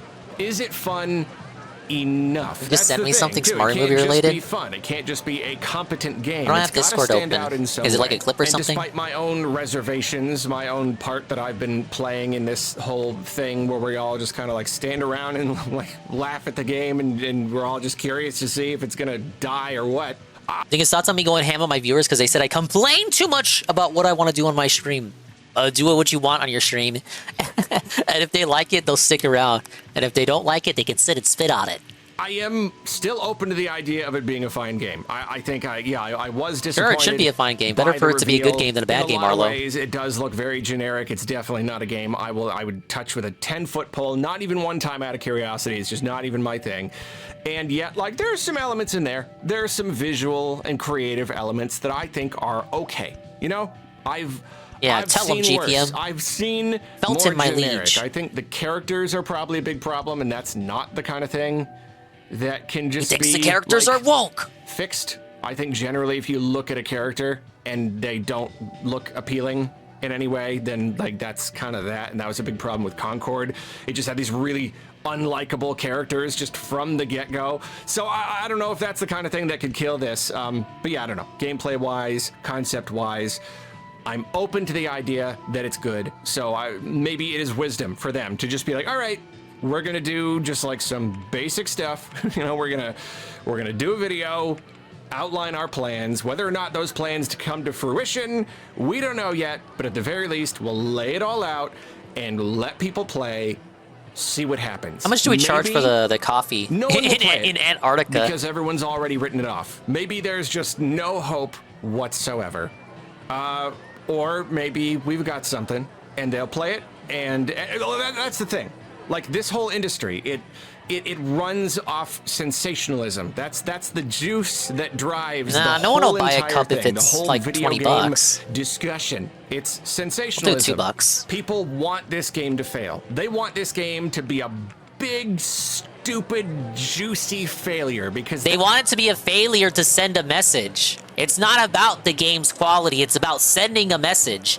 And it's like actively wanting it to fail. If it's a good game, it's a good game. But it can leave people with the lingering feeling, as I said earlier, the aforementioned lingering feeling, that even if it does end up being a good game, it could have been something different, because we didn't need another hero shooter. I don't know what we need, but I know what we don't need. Discussion. It's sensationalism. People want this game to fail. They want this game to be a it's a big, Titanic factor. Stupid, Remember Knights of the juicy Old Republic failure, Online, because whatever the fuck it was that's called? That's the tasty news. That's the thing that's fun in this big scary world. And Arlo said this last video he did on this game, where it's like, oh, you guys are you're just misery merchants. He basically said it without saying it. These other YouTubers are misery merchants who like to profit in negativity. They want the game to fail so they can make money shitting on it. But it's like, no! If it's a good game, it's a good game. And then what can you do if it turns out being a good game? If it turns out being a good game, then you can still make videos of the people who are salty about it being a good game.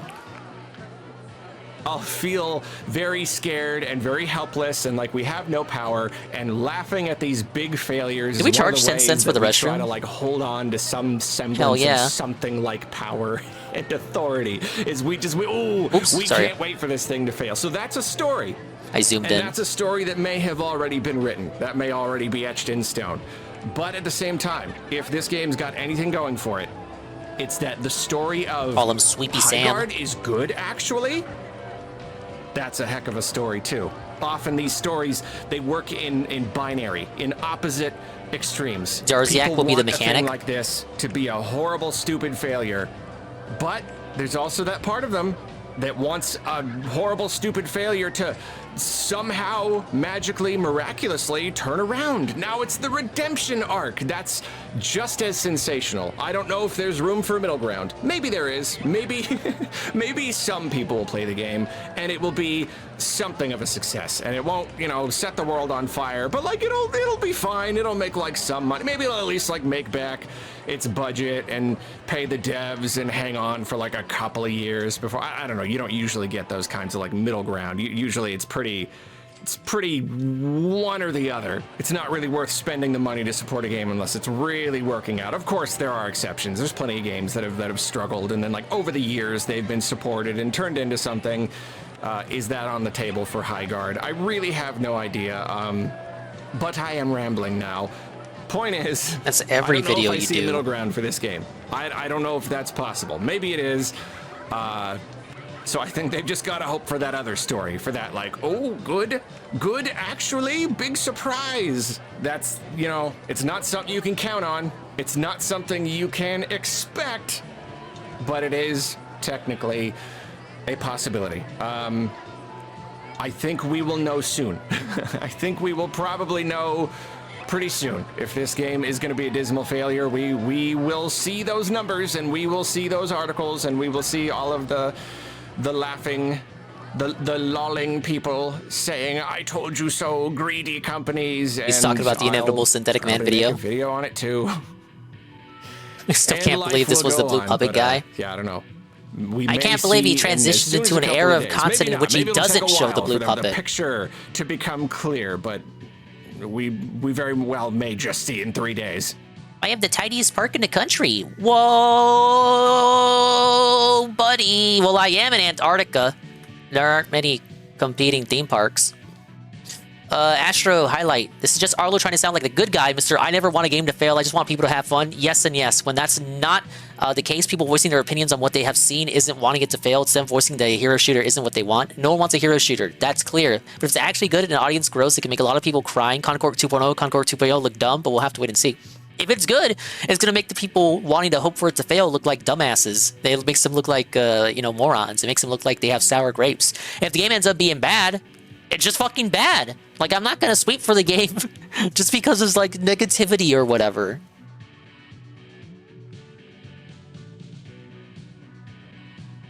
Alright, I think he's got one more.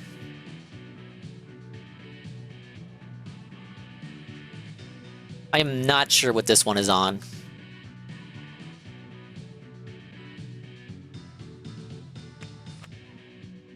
All right, here you have a convergence of two things that take up a pretty good amount of space in my mind. One thing that I am rather passionate about, and another thing that I...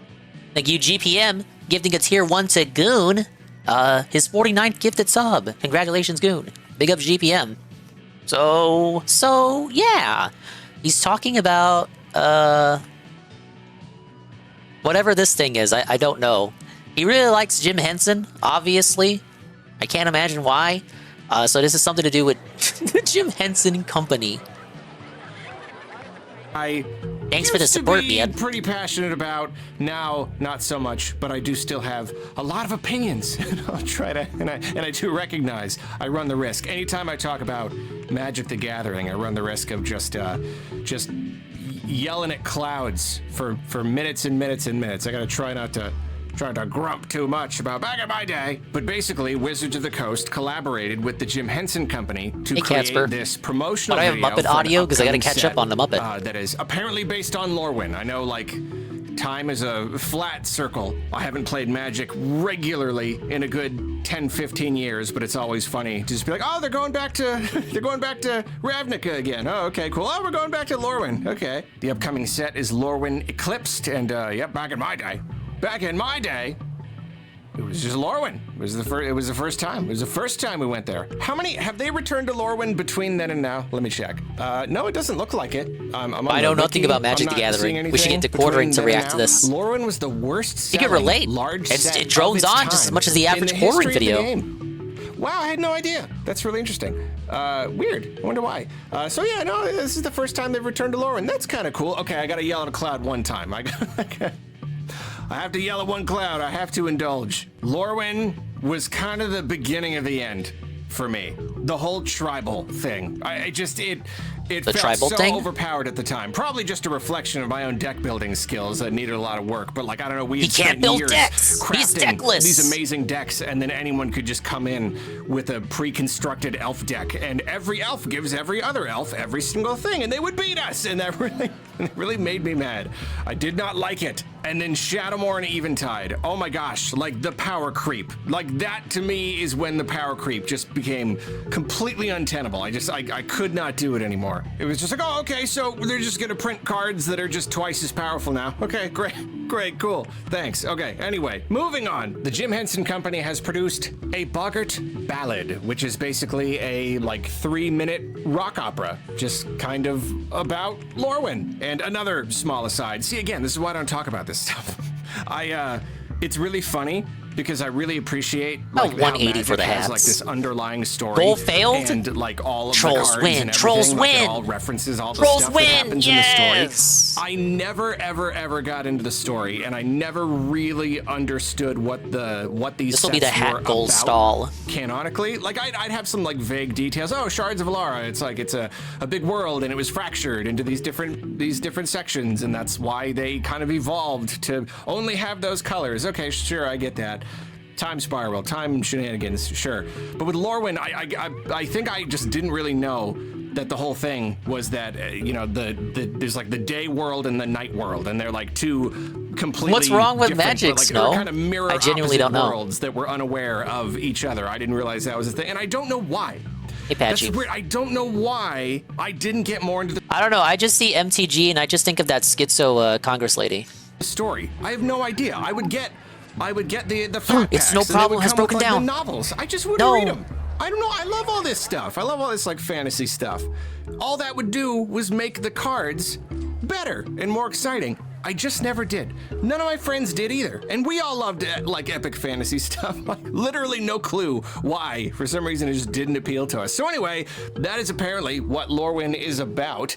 And that is what this rock opera is Scrumbles. about. It's about two Welcome to boggarts, RCT2 and they are RCT2 singing chill essentially a ballad in Antarctica a duet on a with snowed-in each other Sunday. from opposite sides, from the day side and the night side, and it's really fun. What? And I should Wait, mention, no. During the puppet segment? Ah! Wow, buddy! Big ups, Almighty Tevin, for the massive raid. Look, this is my coffee. I'm snowed in. I'm snowed in and felted. Review Tech USA wants my head.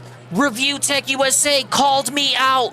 I'm in trouble. Me, Shroom, Seru, Rebsy, Shybot are all on blast. Dickers wants my dingus. I'm put on notice. Dickers called me out and exposed me. And he says he's gonna strike down Shroom Dukum's content because he thought that my stream was Shroom stream, but also he thinks I have a good conscience, which is true, by the way.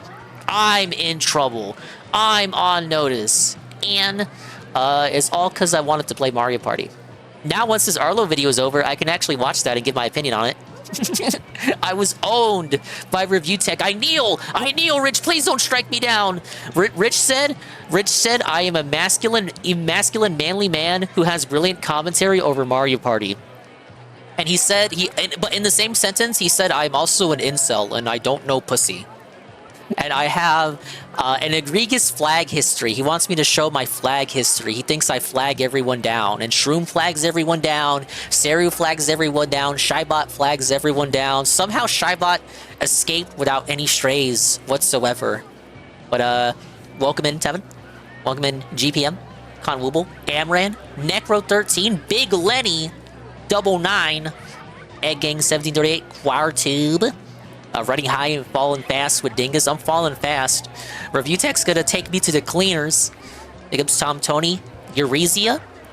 We got Pandiatonic, Max Marinart, Ghost Parade, Opium _ Def, Sorta, Jeff Olive Garden, Scrumbles, who I just shouted out already. Big ups Almighty Kira. Let's see, I think I caught everybody. Big ups Durkee. We got some good news on the Pushin' P progress report. Ladies and gentlemen, thanks to your support, your attendance, engagement, and support, I am pushing that P. We have the check mark. We have 6 streams on 6 unique days with an average of 75 viewers. That includes you, your attendance, engagement, and support, your lurks, your raids, my hackneyed lazy restreams. Oh, thank you for the puppy. There he is. All that shit, your LRR, your AES, has gotten me the first check mark. But as you can see, it's not done yet. We're basically halfway. I gotta wait for those six streams in 30 days to cycle into 6 streams in 31 to 60 days. And then once that happens, I gotta do it all over again. Then I can send in the app and I can beg and I can be like, guys, I need the check mark to protect me from Review Tech USA. I need the seal of Twitch approval so that Review Tech USA can't easily take down my channel. Ah! My dingus is under attack! My dingus is under attack! Oh, let me move this. I did a little funny thing where it shows how many how many guests are in the stream. You like my my roller coaster tycoon overlay? I really like this game, you guys. But yeah, thank you for the raid. I'm gonna check out RTU talking smack about me, but I guess I gotta go in order. So after you guys watched Shroom and Tevin comment on what happened, now you have to watch me comment on it. And my commentary will be pretty bad. And then at some point we'll watch the daily wrap. But yeah, I'm gonna chill out to this game because it's snowing outside. We got ice on the roads, ice on the rooftops. It's so fucking white. Like, Nick Fuentes would be pogging out at how white it is, the fucking loser Catboy himself, the Catboy Führer. But it is so white outside, I can't see any grass, I can't go outside and do anything. It ain't even snow. It's not even snow, Tevin. You're not making snowmen with the ice that's outside. And not that ice. Thankfully, if it was that ice, I'd probably be getting deported back to Mexico. I wasn't even born there, where would I go? Hey, Riku Zephyr. Hey, Coyote. No, Coyote, I caught some strays in Review Tech's tirade. He was actually calling me out. The worst thing he said was that I am a masculine, manly man with brilliant commentary about Mario Party. And I am an incel, and this and that. But ultimately, he said I had a good conscience. He said, you know, at least some of these guys have a conscience. So guess what, guys? I might be safe. Review Tech USA might not call ICE on me to take me away from this den of iniquity that I call home. Welcome home, Review Tech. But I'll get to it. First, though, my comfort cow. My comfort cow, Arlo. Nah, yeah, Review Tech won't do anything. I'm just milking it. I'm milking the drama. Using still images here, unfortunately. The Jim Henson Company is sadly very aggressive in my experience. They're aggressive. Copyright claims. Like recently I wanted to use like a really little, like a short Fraggle Rock clip in one of my videos, and like, no, that was not okay. Like I had to doing the ice theme part because it's so cold outside. Very meaningful and relevant. So you could only see, like, very pertinent to reality right now. Which is really unfortunate because I would love to do more Muppet content. Everybody's always begging me to do more Muppet content. Yeah, we want to see the Muppet in the videos, dumbass. Well, I mean, you know, where's the Muppet at? Henson content. Muppets are now Disney. I don't know how aggressive they are, but like, you know, Jim Henson stuff, you know, Fraggle Rock Labyrinth and stuff. Yeah, like I said, they're very, very aggressive, and I don't know how I'm supposed to talk about this stuff when even a short clip will get me flagged. So that's one reason why I've been kind of careful about flagged. This stuff. Really, any visual medium that's not video games, it's my puppet is under attack. Different kind of thing. They got to be careful with. So yeah, we're playing let's it safe. Do the water we're ride. Just doing pictures here. So I mean, you know, obviously go watch the thing yourself if you want to see it in action. It's on YouTube. But I will say, it's fun. It's really fun. I gotta buy the land first. I don't have money. Love how He's just broke. kind of eternal these techniques are. These techniques that were, you know, basically pioneered by Jim Henson and his creative teams. Naturally, this harkens back Disney does to not Dark own Sesame Crystal Street or more than Fraggles. anything, you know, it's just the fantasy. Sesame Street style, is their but, like, own kind company. of a whimsical fantasy style, and in fact, it's pretty funny. Which is why you rarely see the Sesame Street Muppets interacting with the Muppet Muppets. Those are reused podlings from the Dark Crystal show they did a few years back. Maybe I never opened the hot dog stand. Maybe they're just other goblin-ish creatures. I really don't know, but no. No wonder I'm broke. Definitely podlings. But anyway, yeah, like this whole thing, it's like, I love these kinds of productions because you can definitely see how the medium and how the techniques have evolved, you know? Like it's a lot more... Dinger Dogs it's just Daily? Like the newer Dark Crystal I gotta start show making a profit. Versus the original movie. It's just more refined. You know, obviously we can see where best value park in the country have made a lot of this easier. You know, they can like $2 for a coffee, mask things out. And I'm pretty evil, aren't I? The setting for the theme park is Antarctica. I'm charging $2 for the coffee. They can use light CG here and there. That especially helps with is it gonna like rain? Lighting. Okay, here's how you make money. It helps with just like the regular green screen compositing as well. Even when he's like $20 for an umbrella house in the beginning. you know, there were puppeteers behind that puppet. $20 umbrella. Moving all the different parts of the body, and they were wearing the green screen suits, and then they mask all of that out. But then, like, the fact that he's walking through a doorway, you know, that's a lot of composited images. They'll pay for it. They'll actually pay for it. In a way that is much more Snow, you charge 20 for the umbrella while it's raining. People will buy it. They'll actually buy it. To be. But at the same time, look, he bought it. Of what we it's pure profit. Is the same stuff pioneered by Henson and his teams decades ago. I imagine the animatronics and like the radio-controlled stuff has definitely 50 cents to use the restroom. Compact and easy to work with here and there. But yeah, for the most part, we're seeing the same techniques, the same kinds of rigs, the same mechanisms. No, Ann told me 20 is the max I can charge for an umbrella. Just the style, the way that their faces are constructed, the way that the eye looks and how it moves around, and how much like eyelid there is, and the rest of the face, how it's animated. It's just like, it's the same as it ever was. It's very Dark Crystal, but it's also very Dinosaurs. Dinosaurs was that 90s show where it was like a, you know, family sitcom, but all the characters were dinosaurs, and like I'm reminded of the only thing people talk about with Dinosaurs is how that show ended.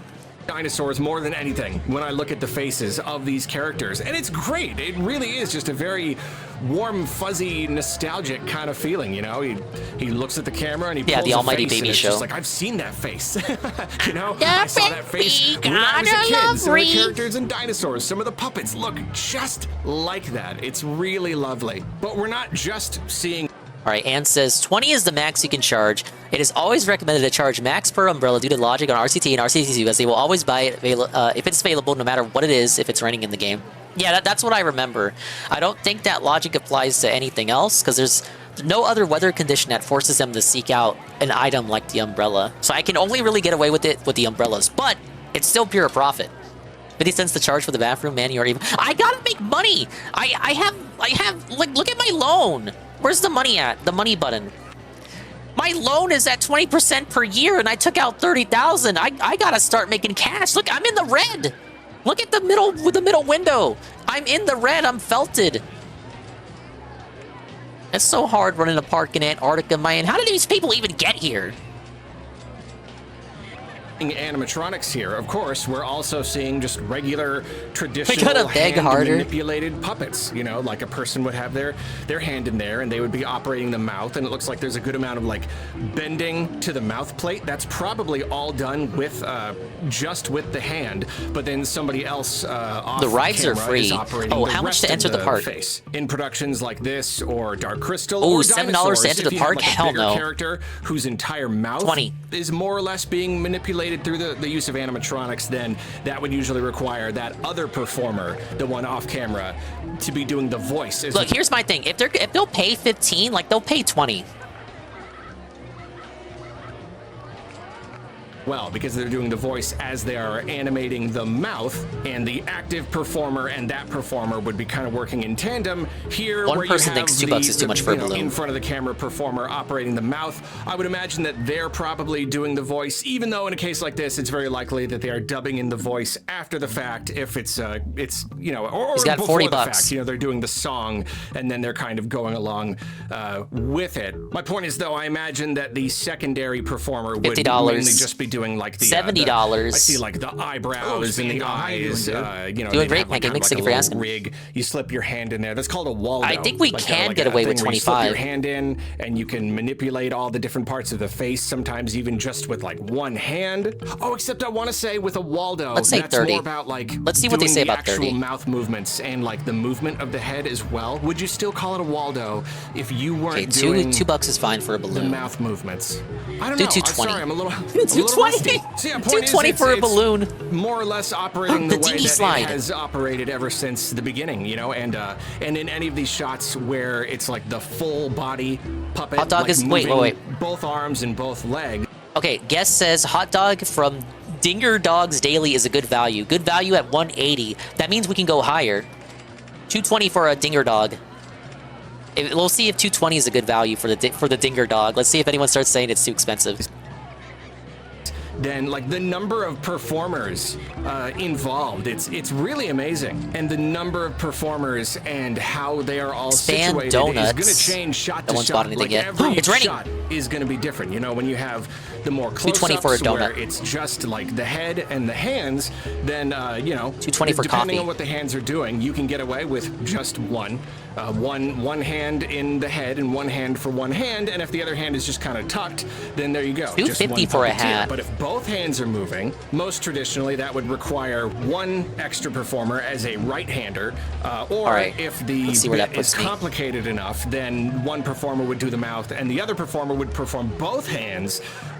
But usually it's just a right-hander. Usually it's like mouth and left hand, and then somebody there with the right hand. But then, of course, in this case, you also have what is Harlow babbling about?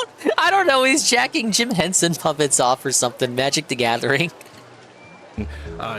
Doing the animatronics for the face. He's in his happy place. In the full body shot, you're going to get at least one extra person to do the feet as well. I want to say that depending on what the puppet needs to do, you could have one person on one hand, 1 foot, and another person 1 hand, 1 foot.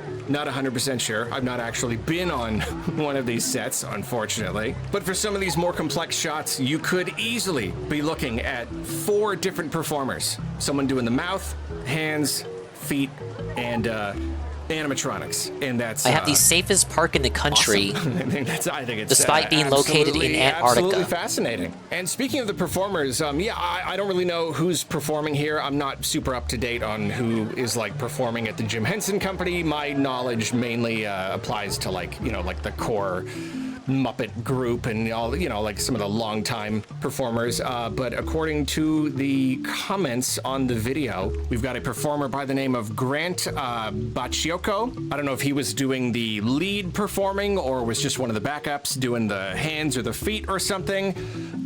If I had to guess, I would say that just one performer or set of performers were working on both puppets because they're both like nearly identical puppets and they're never in the same shot at the same time. So they probably just had, one person doing both voices or both main performances. But as an I'm autistic, really not we sure. don't claim Grant Arlo. seems to have a lot of credits to his name. He's worked on a whole bunch of different stuff. So yeah, this guy's I would excited. not be surprised if he was the lead performer here. So good on him. Obviously, did a very, very good job. But yeah, I guess that's it. It's nice. It's really nice. I mean, I'm always surprised when companies do these kinds of promotional videos because it's just like, I mean, they obviously spent a good amount of money on this. Like, this is a real, it's not a huge production. It's no Dark Crystal, but like they had to build some puppets and they had to build some sets and they had to do some editing and they had some performers and like this was a thing. They had to write the song. This was a real production, and I don't know, like, would this contribute to even $1 in additional sales? Probably not. Or is it just kind of something that they like to do because it's fun? Because apparently every once in a while they do. They just do fun promotional videos for their stuff. Yeah, I'm looking here. Like 1 year ago, they did a animated Bloomborough trailer. So yeah, that's cool. Don't even get me started on Bloomborough. Man, when I was like I'm never gonna play Magic ever again. Nothing will ever pull me back. Wait, they're doing like a Redwall like magical mouse animal set. Oh, I watched that on PBS growing up. Anything Redwall. that almost pulled me back. That was way too serious for a show about fucking rats. But anyway, yeah, this was really fun. And you know what? I really do like talking about this stuff. I really do like talking Henson stuff and puppetry. And yeah, people are always getting on my case to do more of it. So I still got to figure out how I can while like actually showing real footage, because I mean, like, come on, like, they're puppets. It's a very visual medium, so it kind of defeats the purpose if I'm not able to show them in action. So I don't know. It's like doing a way around that. Dingus v Tries-Its without actually showing you eating the food. Who would ever do such a thing? Content or whatever. I don't know. I haven't really looked into it too much, but one of these days I need to sit down and figure out how to do it, because yeah, I do like talking about it a whole lot, and if there's enough demand for it, maybe one of these days I'll also sit down and make some videos grumping about Magic the Gathering. We'll see. Please don't, because then I'll be forced to watch them. That was terrible. I should have not even put that one on. I'm sorry. Yeah, let's just do we go straight? I mean, he has a video, top 10 games most excited to play in 2026. But I'll just put on what you want to see, what you already saw everybody else watch. But now my lame opinions. The RTU segment. You need to see the financials, of course.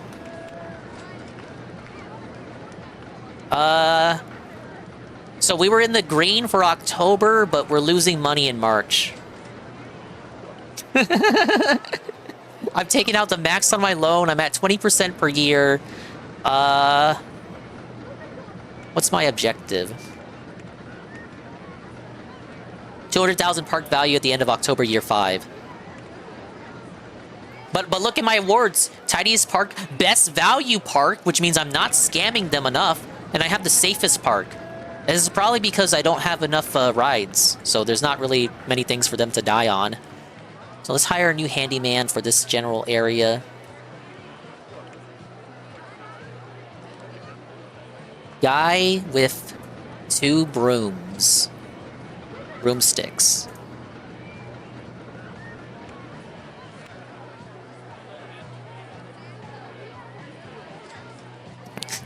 What? What? Don't make that face. I think it's very funny. And this can be his general patrol area.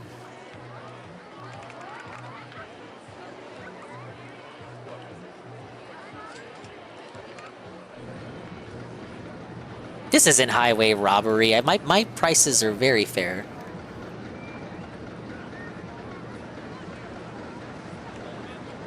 Alright, guy with 2 brooms is going to patrol that area.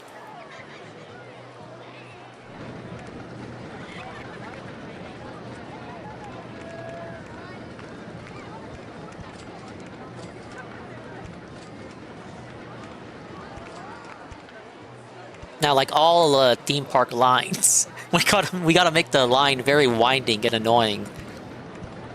Something like that. Well, honestly, does it even need to be that long? Perhaps. Let's close it. Oh, we can't go higher than 4 boats? Alright, we're good. This is we're calling this the big dingy drop. Pretty good. Let's activate some music for it. Oh, that's lame. Let's put some rock music. Yeah.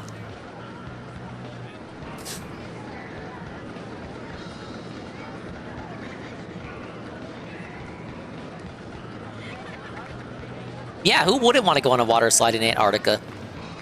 Alright, so Review Tech had a cry and somehow I'm involved. I'm actually surprised he didn't take down the stream. Let's just skip to the relevant part. I'm just gonna watch the whole thing. I'm sure RTU detractors on Twitter have clipped everything, made it bite-sized and digestible. But I like to seek out the raw, real content so that no one can say that I didn't look at the raw, real content. It's so raw and real. Fuck. So he starts talking about it at around... Yeah, right here. So he watches the video, because I believe he watched it while it was premiering. He watched it because it was making fun of Phil, obviously. So while he says that Shroom Dukem is obsessed with him, he is watching a 3-hour video about Darkside Phil, as he spends his streams day in and day out trying to worthlessly, felt Phil. Even though he does not realize the futility of the situation, for he is no better than Phil, if not worse, in my opinion. So he's watching the video as it premieres, I believe. Whether it was premiering or not is irrelevant. I think it's funnier if we accept that it was premiering, because it means he really didn't know that a segment was coming up. Nobody could have predicted the RTU intermission. Rebsy knew that RTU watched his content on stream. So RTU's got a ever-diminishing list of detractors that he's able to watch, because many of them have either verbally style disavowed him, and to his knowledge, from what he knows and understands, Rebsy was not a DSP detractor that openly disavowed him. Now, in reality, Rebsy has made fun of Review Tech in like on Discord, in our Twitch chats, things that Review Tech would not be aware of, things that Juicy Booch and Jostler wouldn't be able to tell Review Tech about because they don't go over to these platforms. Rebsy did actually have a bone to pick with Review Tech, as does most people, because he's a fucking bum! So knowing that Review Tech watches his shit, Rebsy has done some stuff in the past to mess with him a little bit. A little bit of fun, like privating videos while Review Tech is watching them live on stream to fuck with them. But we got a step further with this one. So Rebsy probably knew that Review Tech would react to this DSP hates everybody video. So he included an intermission at RTU's expense. And again, RTU did not know that this was coming out in the video. He didn't know that this was going to be a segment. There was no way he could have been informed about it. And then it just slaps him upside the head. Done.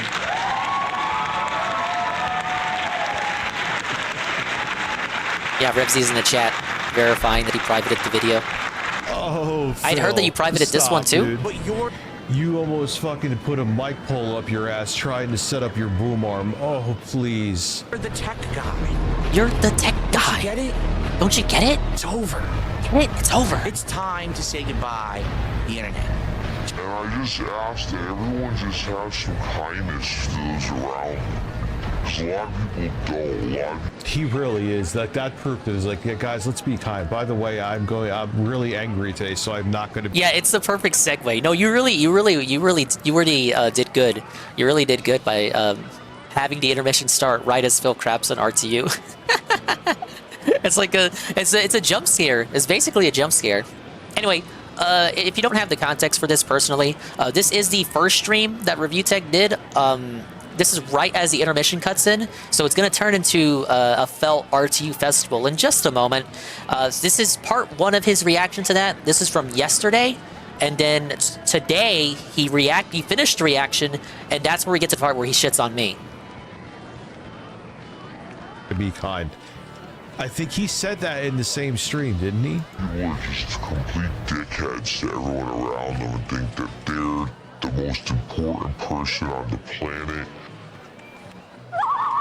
Intermission. Okay, actually, I gotta kind of give some context to this situation. RTU was streaming, and he's been having a bad time.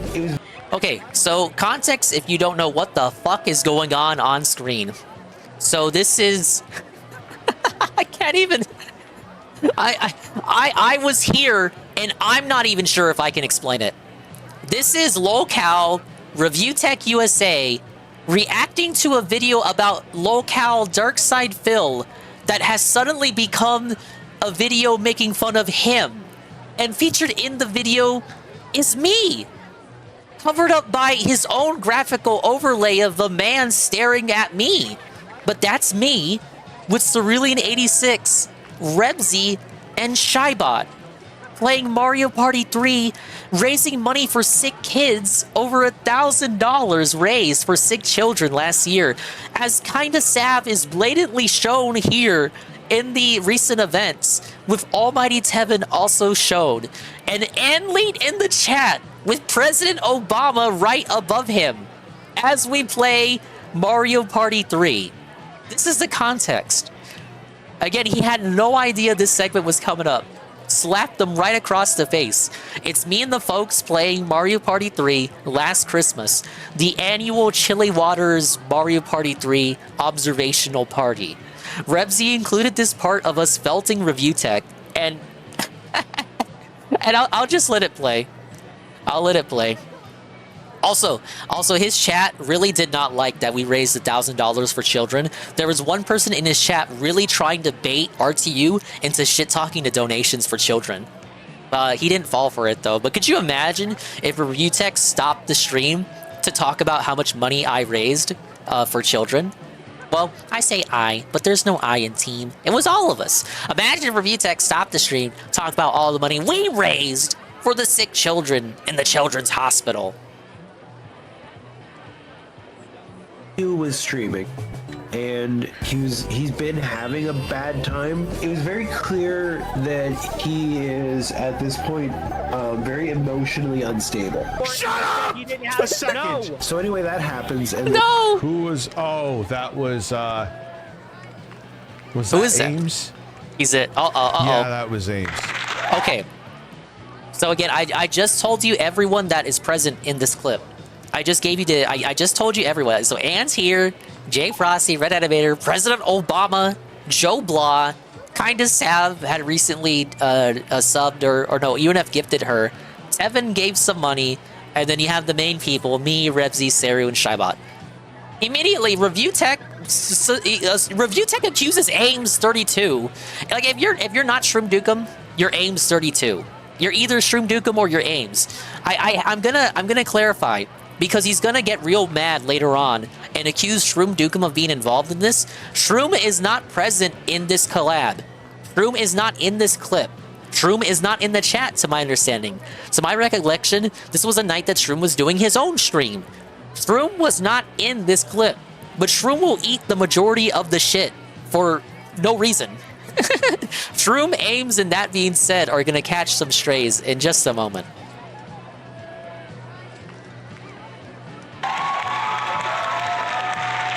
He does some streams, whatever. But then he does the stream where he's playing. It's supposed to be a marathon stream, and he's supposed to play Bloodborne the whole time, or at least for a majority of it. And his audio Scammed Bloodborne. Completely fucked up. I'm talking like. Yeah, GPM. I'm gonna watch the part 2 as well. His audio was. I have to because that's the part where I get put on blast. And it started with Shroom in there under Tony Retardo. Oh no. Seru exposes Shroom's alt. What was happening here? And Rebsy signal boosted it. What the hell rabbit hole are we down? This kind of fun one. Well, and he was just sitting there just like rambling and saying shit. You remember that? How do you not expect me to lose my mind? Like, and then it's like, oh, I got him. Well, yeah, imagine it was just, you're talking like, hey, what do you want me to do?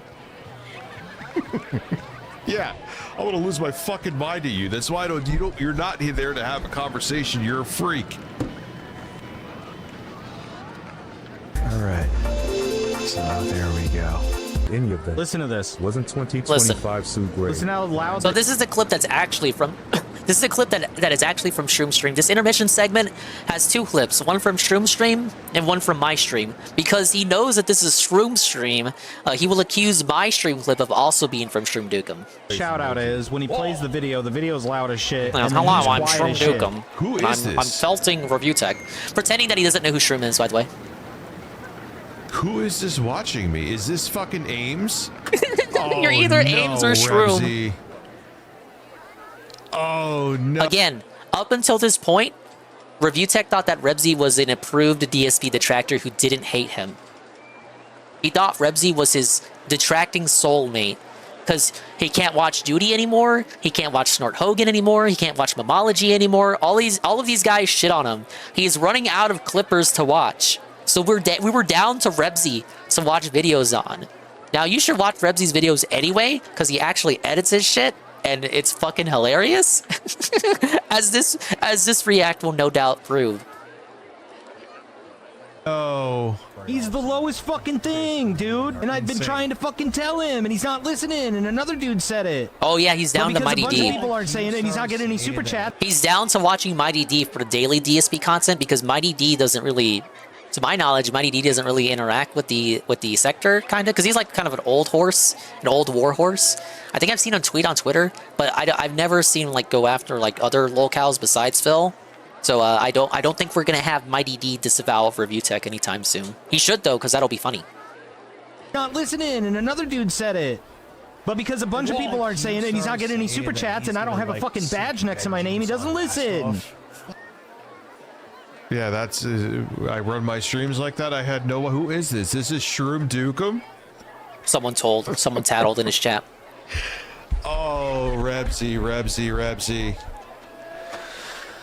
Oh, you disappoint me quite a bit. He's such a piece of fucking shit.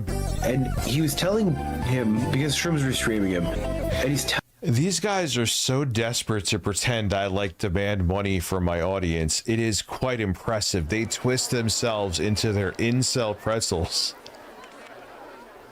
So because I wanted to play Mario Party with my friends like the day after Christmas, and we always play on the Christmas wintertime map every year, because I wanted to do the yearly Mario Party Christmas get-together. I am now an incel pretzel. I'm an incel. What does it even mean? Desperate to pretend I demand money from my audience. It is quite impressive. They twist themselves into their incel pretzels.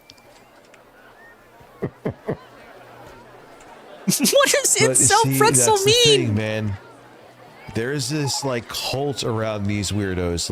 You could. I am sure there are some of these dudes. Who knows? Rebsy may hate me. I don't really care. No, I think you. I think you do care. It is what it is. When you say that, you totally care. But I know for a fact that some of them are afraid to say if they like someone that they're not supposed to. Okay, so this is what RTU's narrative is. RTU is accusing detractors, upper echelon detractors, of creating a cult of personality, preventing smaller detractors from liking Review Tech USA. Because if anyone vocally comes out and says they like Review Tech USA, the upper echelon detractors are going to go after them because it's not approved. The community doesn't approve of you liking Review Tech USA. There is no way you can possibly organically dislike Review Tech USA without it being some controlled gay op from the more popular detractors. He's going to call out that being said in a moment, while continuing to go on a tirade about Shroom Dukem and Ames. And Rebsy. Rebsy is mind-controlled. Rebsy is being told to dislike Review Tech because of Shroom Dukem. To say if they like someone that they're not supposed to like, they'll He's be talking about himself. Kicked out of the group and they'll be attacked. I'm going to get kicked out of the fucking Baby Park Discord. I'm going to get kicked out of the AND Discord if I say I like Review Tech. What? Because they found out someone has progressive viewpoints, which... This is so weird. This is such a weird tangent. So... there's nothing to do with that being said in the clip. No member of that being said is in the chat. No member of that being said is in the collab. Out of nowhere, probably because he's so fucking politics-brained, he brings up that being said and how they recently kicked out Steve of the Dead because he made a few too many toxic political jokes about Charlie Kirk or something, and it made everyone feel uncomfortable because detracting is more or less supposed to be apolitical and nobody gives a fuck about that. And if anything, it just... I don't know. I feel like it's an unspoken. We don't really care, you guys. Nobody goes to a detractor for their opinions on whether it was based or not that Charlie Kirk got shot in the jugular. It was uncomfortable, at least to the that being said audience, that Steve was going on political tirades and got way too lost in the sauce on Twitter. So they politely asked him to step down, and he did. And to my understanding, Steve has not returned to Twitter, and that's probably for the best. He shouldn't be on Twitter. I've taken a siesta from Twitter. And I've turned out better for it. Though I did go back today to sweep for Shroom and say that this Mario Party clip wasn't his, it was mine.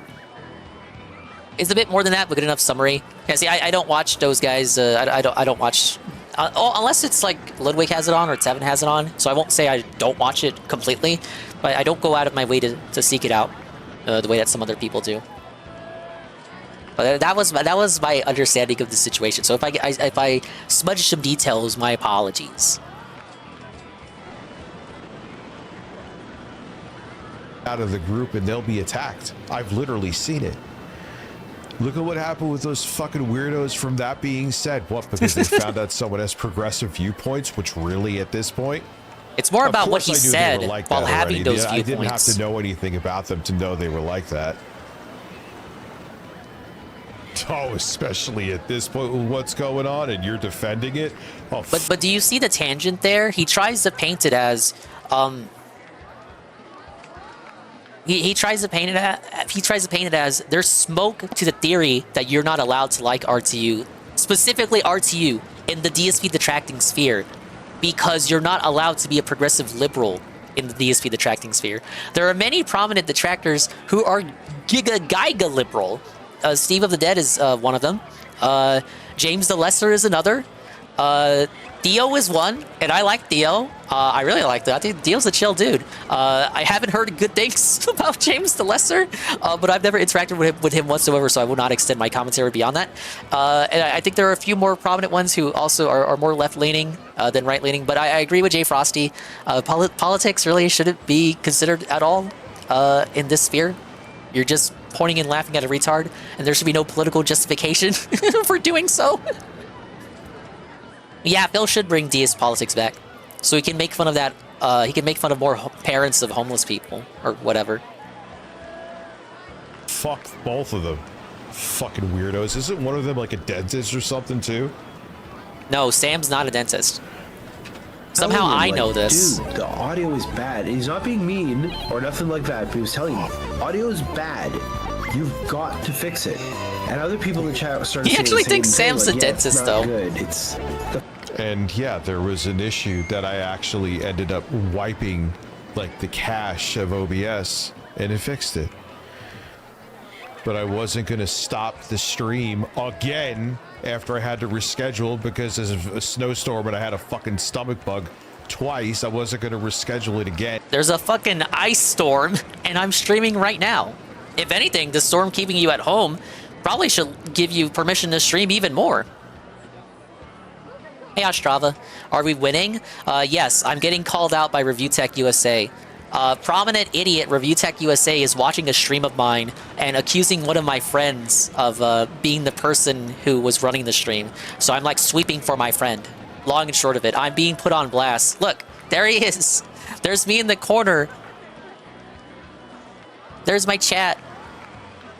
There's my extra life donos. There's me covered up by this guy who looks like Dr. Phil. And there's my pals. And there's Review Tech, who somehow stumbled upon this clip because he wanted to make fun of Darkside Phil. So I'm catching strays, Ostrava. It's pretty bad. I am addressing the allegations that I have a good conscience. And why I was having that issue, I don't know. Yeah, I don't demand a fucking thing, man. And, you know, I do hit most goals. I know that. Does and if he? You don't, you don't. I don't know what hole. At You just be thankful. Brendan donated It's that simple. $4.99 through Super Chat. Snow, snow, and more snow. Snowman emoji. It's pretty snowfall, and usually I'm sad due to winter depression, but this looks beautiful. Stay warm, lifted, and very gay. Ah, I like breasts.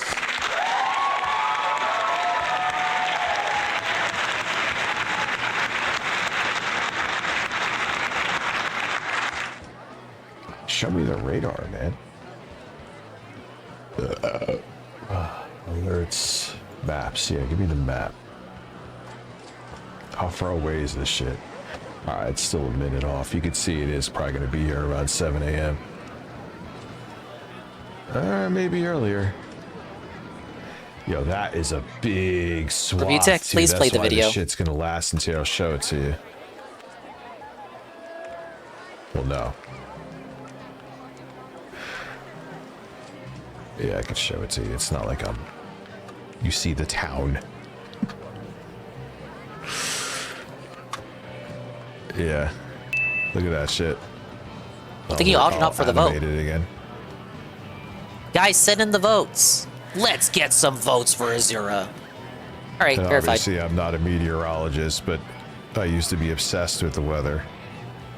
Just like You can old see man how Phil, if he's it getting stays distracted at by the this weather. angle, we're going to be in that band for like almost till Monday. That's nuts.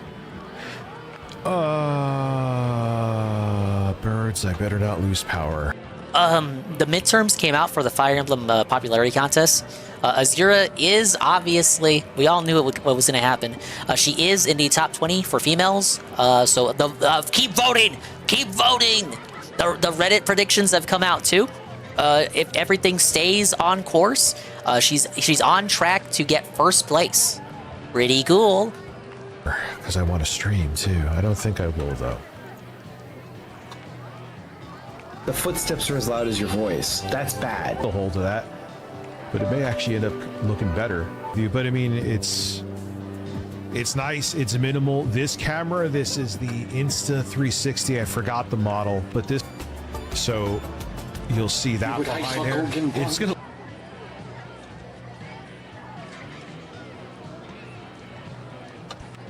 That's incredibly loud. I'm not being gaslit, right, Saru? It sounds like shit. I haven't. Man, he is really. This is what he does on his streams. This is what he's stressing about. Yeah. Turned It's pretty fun. all the way up. It's pretty funny, actually. Yeah. What do you think about that? So, anyway, here's Boogie melting down again. And then this guy's. But why are you using the audio? Thank you, Opie and Dev, for Rebsy, the from game recommendation. The mic at Lauren's place, but the video. You're getting called out, Rebsy. You're getting called out, Rebsy. You're getting exposed. His audio sounds fine to me, which makes me look crazy. Steal, dude. You guys that there were two theories on why it got nuked. They want to put a spotlight on it. Listen, if you can't hear me, I'm gonna come to your house and whisper into your fucking ears. I'm not messing around, man. Is it balanced now, motherfucker? Yeah, well, it kind of sounds good as I'm listening to it now. Dude, you're weird. Shroom Dukem, you're a fucking weirdo, dude. I don't think... Shroom's narrative, we're gonna call it Shroom's narrative. He just wanted to restream the Bloodborne stream. The audio sucked ass. He went into the stream as Tony Retardo and told him, hey, fix your audio, dumbass. And, you know, this would be to the benefit of all the other viewers in the chat as well. R2 eventually agrees and proceeds to call him a weirdo. We're hyper-focusing on his bad audio. That's still bad as of the current stream today. Now, dude, you're weird. Shroom Dukem, you're a fucking weirdo, dude. I don't think you need to be told that. You are a strange guy. Fuckers, not you guys. Goal and then ending the stream. What are you doing? No, it's still loud, dude. Oh, I know. How about this? I bet you this is what it was. How do I sound now, motherfuckers? Do I sound better now? So I was right. He finally. He was right. Cut back to my stream.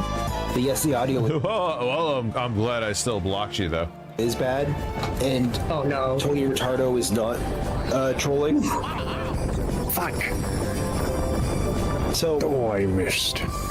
Don't you like the positive Mario Party music while Review Tech is smirking out? Chat from Tony Retardo. He's not trolling. And then applause laughter. You were right, Tony Retardo. Tony Retardo. I'm. You're arguing with someone in your chat named Tony Retardo. Oh man. I have to. I don't even understand the point of including this. Like, what was it's this? An intermission. Was a big deal? It's an intermission. It's not a big deal. A single. It's a couple minutes of you seething in a 3-hour video about Dark Side Phil. I don't understand. You're getting crucified, and it's fucking righteous. It's right. It's a righteous crucifixion. Everyone, yeah, and it just, yeah, I know, man. I'm good. I'm good with watching this. This guy's a fucking lunatic, and he rage quit. Being endorsed here.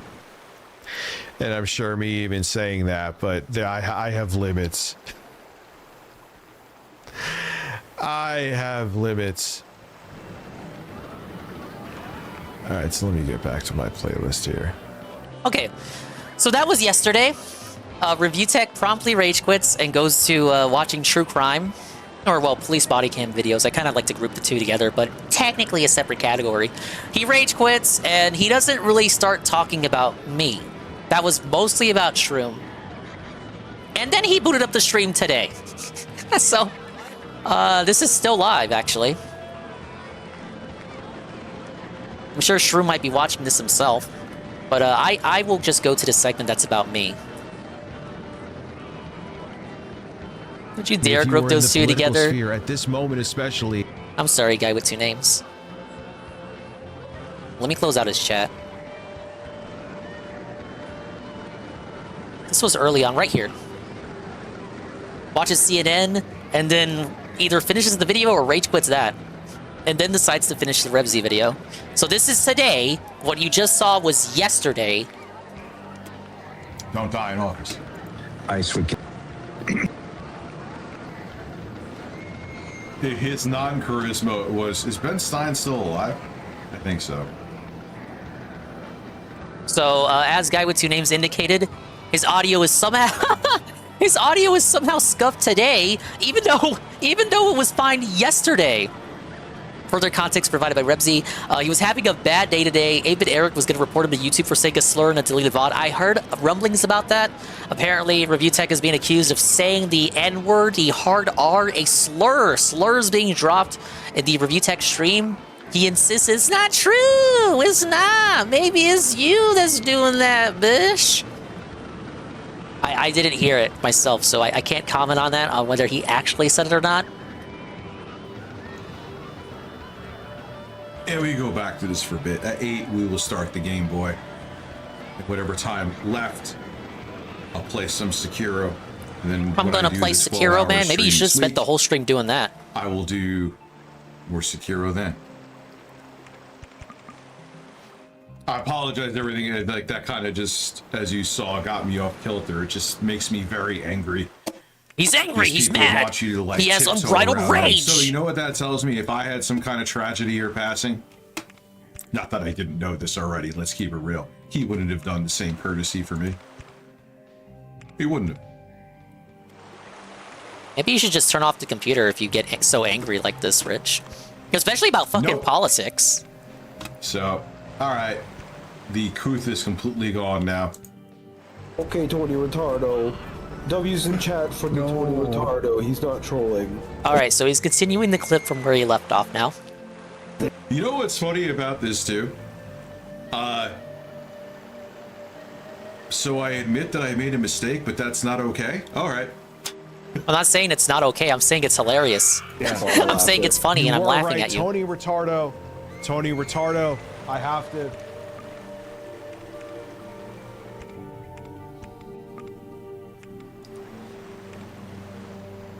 I swear I don't have him paused. Everyone, put a W in the chat for Tony Retardo, because I love Max Payne 3. An L for me, because he wasn't trolling. He was telling the truth. I just assumed. Keep in mind that he is like, this is a major win because I finally listened to him about a mic issue on his fake account. Doesn't matter if it's a fake account or not. It could be a fake account, but it's a real fucking issue that impacted more than just him. It impacted all of your viewers. Why is he so petty?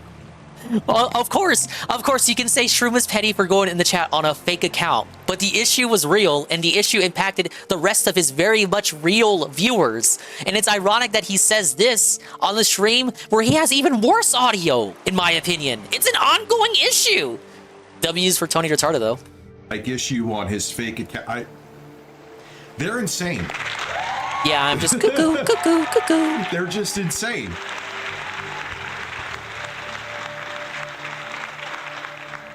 This is your... I have no words. Okay, you got me, man. You know what? Incredible. Assumed he was trolling, and that is on me. My apologies to you. Oh yeah, no, I am absolutely schizo JPM. I make no reservations about that. I am crazy. That's also how all of them too. And apology. This is why I've also learned, unless I am truly sorry for something, I don't apologize. Dingus, what if the casino goes over this? They will. They will. So okay. Triple P and Worski follow Renton Liar on Twitter. If you watch the Kino Casino, or you're in on DSP/RTU Twitter sphere, you won't know who Renton Liar is. Renton Liar was commenting on this, and I replied to him, just give a little context, just to add some context, because RTU mistakenly believes that this Mario Party stream is Shroom's stream and not mine, so I don't want RTU to strike Shroom because he thinks that this content right here is his.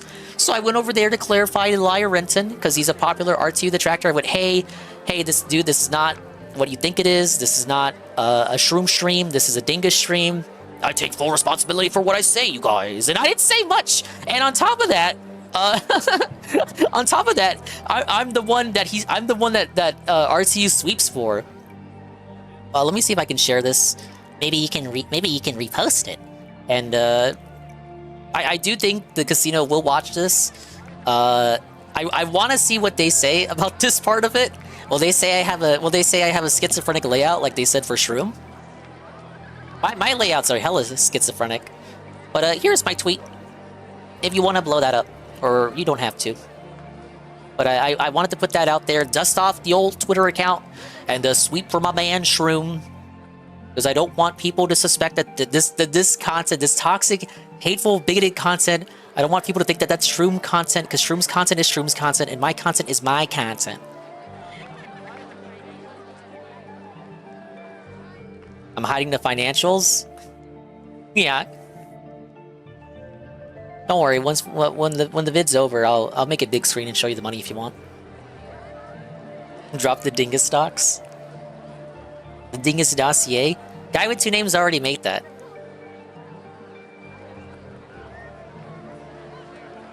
Alright, let me I've rewind. also learned, unless I am truly sorry for something, I don't apologize. Because apologies, not just even to these weirdos, apologies in this sphere of doing business is just seen as, well, you apologize, so you're obviously guilty of it, so now I can weaponize it against you.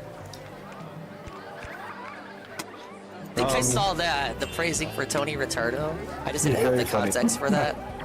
You can hear me. He would eventually go on to ban Tony Retardo anyway, though. Despite this, he never... Yeah, well, I guess my intuitions were right. It was fucking the Captain Dental problem, Shroom Dukem. I mean... Oh, I wonder why. Man, I definitely shouldn't have banned him. Oh, wait, he's a fucking lunatic. I Dingus is famous. I will be if the casino fucking looks at this and realizes that the guy, the shy guy in the clip is actually Expand OBS On. was broken, and that it was that he wasn't able to fix it because OBS was broken. That's it. RTU, Review Tech USA, is such a moron. He couldn't come up with the idea of opening his settings window and changing the levels of volume from inside the game itself. Yeah, it's true. Was pointing it out that like instead of Then you got adjusting Shybot the here. in-game volume. So I think this is why RTU mistakes it as being Shroom's content, because Shybot does name Shroom here, and of course Saru's also talking about Shroom. So he tries to put two and two together. But for clarity, Shroom is not anywhere in this Mario Party collab, and he's not in the chat. Why is this? I don't know what. Failing to see why this is such a big deal. Sutton donated $4.99 through Super Chat. Hi, family of men and birds. I love you all, and I'm here staying positive. You are all amazing, and this councilman among men is very proud of you all. Peace symbol emoji. This TTS is very homoerotic. Almost as homoerotic as the rest of his chat. I'm not just saying that either. Hello, Not that there's anything wrong with that. Are the Legos done? The bird is done. The bird is done. About 8, we're gonna go back and do the Game Boy. Thank you for confirming, Nurgle. Let's Nurgle find out confirms what that other Shroom fucking wasn't drama there. That someone inserts themselves in with me. And again, what did I do besides commentate on someone's public work? What did Shroom Dukem, me, Cerulean86, Rebzy, and A_Shybot do, other than commenting on something that you did publicly with your lame-ass stream audio that barely works? What did we do? What other fucking drama that someone inserts themselves in with me? And again, what did I do besides commentate on someone's public work? What did we do? What did we That's all I've do? done with the quartering. That's all I've done with all these dudes. That's all I've done with you and Phil, and anybody else I fucking talk about. It's all I do with Arlo. That's all I do with Synthetic Man. Trollington 3693 donated $6 through Super Chat. So my cousin needed a new computer, so I told him to get the i7 1700 horsepower mount. I just wanted to do the annual Mario Party Christmas collab. In it, and he did after I didn't ask for this, right? Troll McTrollington, could you email me a link to that computer? I'm just curious. Might give me an idea for a video. He just adjusts all of OBS. The power supply is good for that GPU?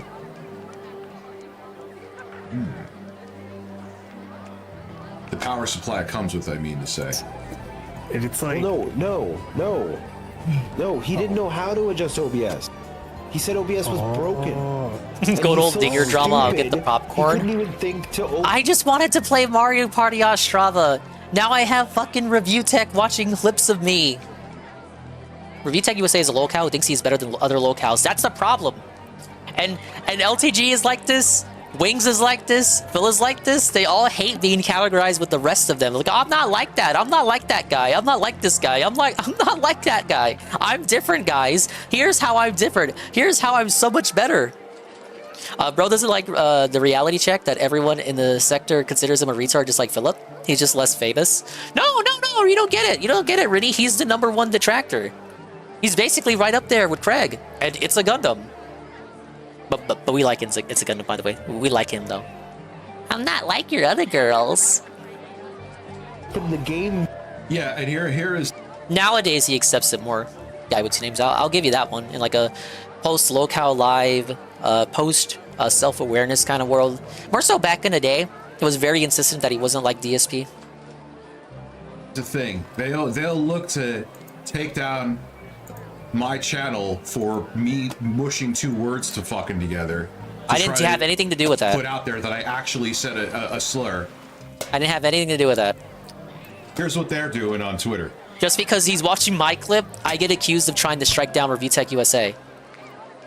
I hate them all, and I will never not hate them. I don't care how many times they apologize when this... And see, you can say, oh, he's not directly accusing you, Dingus. Even if he's not directly accusing me, you just heard it. He hates all of you, me included, for just wanting to play Mario Party. I hate them all. I'm just like Smash JT. Yeah, he hates Smash JT because he's a Revtech USA detractor. I don't care how many times they apologize when this fucked up fever dream is done. Never, never, never.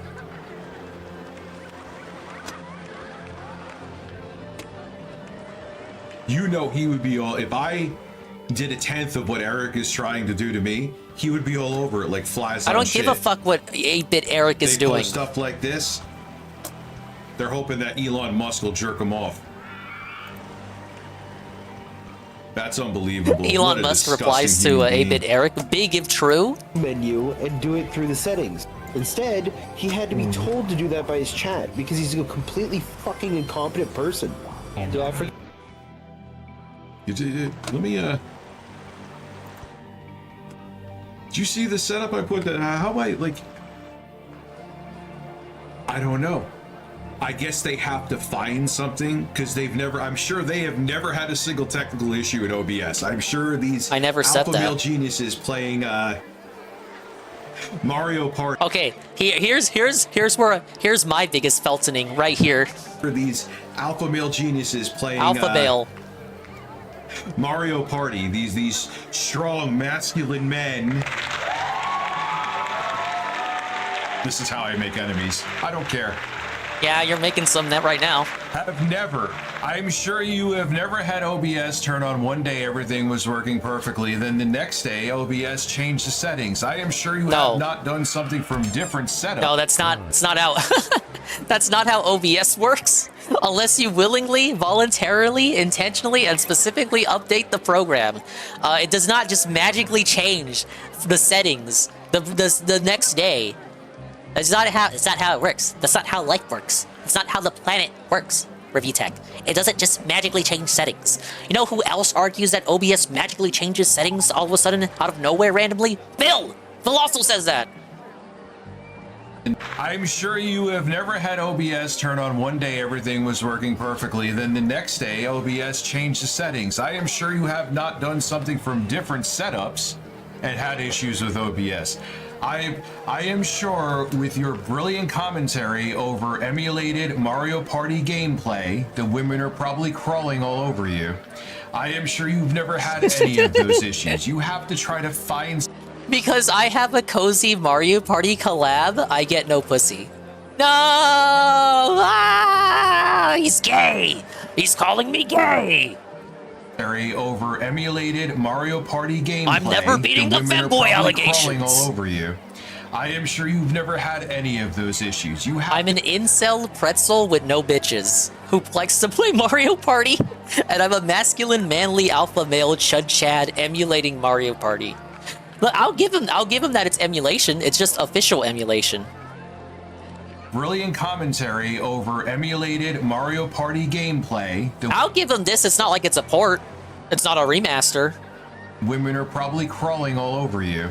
I am sure you've never had any of those issues. You have to try to find something also to pigeonhole me in with Phil. So Shroom didn't go looking for that. Shroom wanted to watch you play Bloodborne and was faced with that issue of your annoying bad audio. So he pointed it out. He didn't have to go looking for the bad audio. The bad audio found him. And it found everyone who watched that stream.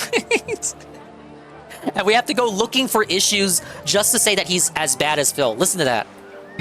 This gives you an insight into what he thinks, into his mindset. Also to pigeonhole me in with Phil. He truly thinks he's above Phil. And had issues with OBS. I am sure with your brilliant commentary over emulated Mario Party gameplay, the women are probably crawling all over you. I am sure you've never had any of those issues. You have to try to find something also to pigeonhole me in with Phil. To pigeonhole him with Phil. People don't have to try to do that. They don't. He's no better than Phil. Most people, if you were to unironically ask who is worse, most people would say Reviewtech is worse. I think the deciding factor in that is that he's a parent, and that Phil is not. Phil was actually responsible enough to understand that he would be a fucking terrible parent and made the decision for himself that he would not be able to have kids with Catherine and instead just have Jasper Kitty as his weird surrogate pseudo-son. Reviewtech, on the other hand, made that decision, and this is what you get out of it. This is the father, this is the skills, the parenting skills you get. Instead of looking after his kids on Christmas. Well, we'll be charitable. The stream is from Christmas. The stream he's looking at is from Christmas. This is from today. So, where is he? New York? He's in New York. So it is cold up there. I know that there's snow in New York right now. There's always snow in New York, actually. Hey, Tank. Sad but true? Yes, sad but true indeed. Anyway, it's cold as fuck in New York. His family is probably stuck at home with them, and he could be with them, but instead he's online on YouTube, A-logging me, and Seru, and Shroom, Rebsy, and Shybot for no reason whatsoever, because we're just doing what he does. He said all he does is observe Phil and call him out. We're observing Reviewtech and calling him out on his behaviors. I observed that he had bad audio, and I listened and believed Shroom and Seru when they told me about his bad audio. I listened and believed, and for it, I get called an incel pretzel. Find something also to pigeonhole me in with Phil. RTU on stream today said his kid was melting down because he couldn't play on the VR since he was streaming. And Rencheck says it too. RTU told his son he couldn't do streaming VR because Rich needed the bandwidth from making Lego. Oh, dude, that's definitely going on Kino Casino. That is definitely going to be a casino thing. They covered when Reviewtech USA, Rich of Reviewtech USA. I don't like calling him that because he's the only correspondent on Reviewtech USA. Nobody else is a correspondent on his deadass channel but him. But for some reason, some people still call him Rich of Reviewtech USA. Rich of Reviewtech USA 2 years ago refused to allow his son to play on the PS5 because he was streaming Elden Ring on it. He was doing something with the PS5. The kid wanted to play Fortnite, and the kid was denied on Christmas week. He's off from school. He's got nothing to do. He's at the house. It's Christmas, and he can't play Fortnite because his dad wants to play Elden Ring. You know what Ann got banned for in his chat? Oh, remember? They could sit there and mock them, but could you remember? And if I was right, I was 210% right. They could lick my ass about Erica Kirk. Oh, look how... I don't give a fuck about Erica Kirk. He's so heartless. Everyone grieves differently. Oh, look, it's more than likely she's a CIA op.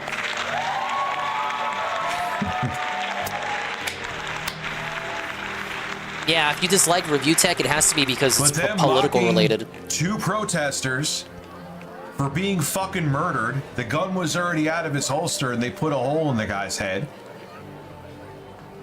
Perfectly fine. The absolute strange segues.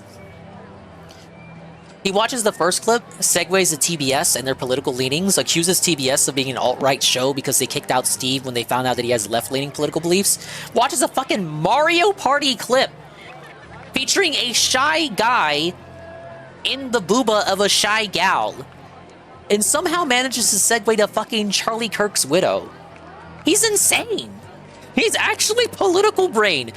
I know, TDS is played out, Trump derangement syndrome, yada, yada, yada. He's actually politics brain. He actually has the derangement syndrome that you see everybody else joke about. When the fuck did I bring up Charlie Kirk, Erica Kirk, or anything in this clip that he's watching? When did anyone, not just me, do that? I can only speak for myself because I'm the one, I'm the guy, I'm not Seru, or Rebsy, or Shybot, or Shroom. When the fuck did we bring up Charlie Kirk? Why am I being called a fucking alt-right fella? Out of nowhere. Strays. And they put a hole in the guy's head. Perfectly fine. No, it's not. No, it's not, you fucking pieces of garbage. Fuck you. Yeah, out of nowhere. Literally piece of garbage. You'll cry on Twitter about me for days on end. I guess I didn't speak enough about Charlie Kirk. Calling out his shitty audio. Oh, this mechanic was randomly named Linda. That's cool. Well, no. What I find amazing is one of them sounds like they're talking into a toilet bowl while they're talking about my audio, which they'll probably come back with because they... I didn't say shit about Kirk. I'll be fair. I did talk about Charlie Kirk the day that it happened. It was on a Jack X stream. I talked about it. Yeah, I said, yeah, it's pretty fucked up that you can't just go to a college campus and debate ideas, regardless of your political beliefs. It's pretty crazy that you can't go to a school and not expect to get shot. I think you should be able to go to a school and not get shot. That was my response. So yes, I did talk about it. I didn't talk about it in that clip. And there's no way Review Tech would have known that I had spoken on it previously. I didn't really bring it up after that. Are not intelligent, that my audio right now doesn't sound like it usually does. Well, that's great. Let's take a listen to it. But them mocking two protesters for being fucking murdered. Oh, that's actually not that bad. It's better than what they have. You know, let me listen to the audio engineers on more of this, by the way. No, I don't think... Hopefully me watching this indirectly gets Shroom Dukem a couple more bucks to fix his fucking gnarly teeth. He's like one step away. Again, he blamed Shroom for the Mario Party clip. It's not Shroom's clip. If you're not Ames, you're Shroom Dukem. Dukem a couple more bucks to fix his fucking gnarly teeth. He's like one step away from Cyrax. I guess Shroom has gnarly teeth. I haven't seen Shroom's teeth. Pull up a picture of that. He hasn't gone on Facecam in a while because of the Goat Man. And said that I did. How about you show your pearly whites for Review Tech? Maybe you could fix your audio levels if you ate your daughter's ears as well. Okay, no. Okay. I will rewind for this. This is it. This is the crash out. This is the crash out. Now, this is the part where he does go to bat for me a little bit, because I do speak out against Seru in this moment. We'll actually pause the game audio for this so that you can fully hear it. A stunning human being. And said that I did. In fact, I said maybe you could fix your audio levels if you ate your daughter's ears as well.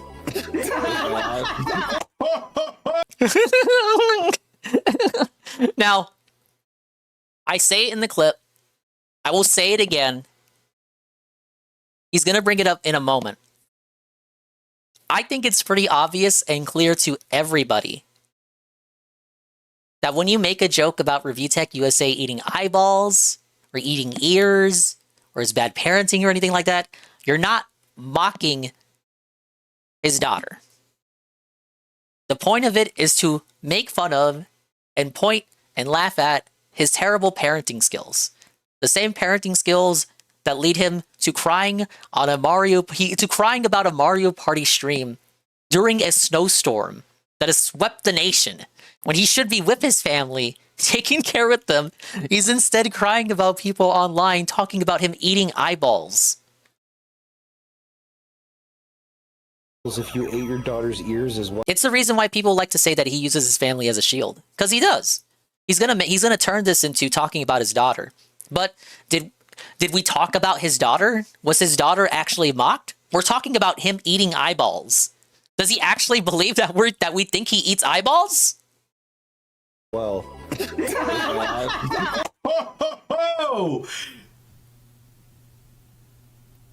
And they're laughing, and again, These are the guys. Oh, wow, my channel got flagged. It must have been Rich. No, I've never been flagged. And if I did, I wouldn't immediately suspect Review Tech USA. No, it hasn't been. Maybe it'll start being, though. And there it is. Hey, Capital. Capital, I am being put on blast. This is kind of a lot. Review Tech USA is calling me out and exposing me on his YouTube.com, and I am in big trouble. Me, Saru, Shroom, Rebsy, and Shybot. We are in trouble because all we wanted to do was play Mario Party. And Shroom wasn't even here! But he's gonna eat the most shit for it! Hasn't been. Maybe it'll start being, though. So now he's threatening us. Because we wanted to play Mario Party. Now we're on a list. We're gonna get called out. We're getting striked. We're getting put down. You bring up my kids. I didn't bring up your kid. My daughter's illness that almost killed her. I didn't talk about her illness that almost killed her. Right now. I didn't make jokes about it. Maybe I'll change that. That's always been my golden rule. But I joked honestly, about you eating a lot of you eyeballs. need to be fucking flagged. You need to be How about flagged. that? Hear that? How about that? What you think about that? Maybe it'll fucking make you stop being such pieces of shit. Ooh. I'm telling you, you know what? It's time. It's time. This will be the last time I let it be getting away with. You bring up shit like this about my kid, I'm reporting your fucking channel from here on out. This is just a warning. Most people wouldn't give you that. Take it as a fucking courtesy. Next time I see this shit, see people mocking my... Reminds me of H3 guy. Yeah, I fully endorse Review Tech running a GoFundMe to sue me. You should do that. I encourage that. Yes, sue me, Review Tech. My kid fucking courtesy. Sue me for playing Mario Party. Next time I see this shit, see people mocking my kids, whether it's you or fucking Kino Casino, I'm flagging and reporting the channels. You guys don't do the same service for me. You will look for things to get me flagged. So he correlates 8-Bit Eric. I think you people. I think someone had mentioned it was 8-Bit Eric trying to share this clip of him getting caught saying the N-word or sort of saying the N-word. So because we're all in this anti-Review Tech USA camp, I don't even fucking look at this shit as much as 8-Bit Eric does. But because we're all in this, we don't like Review Tech USA camp.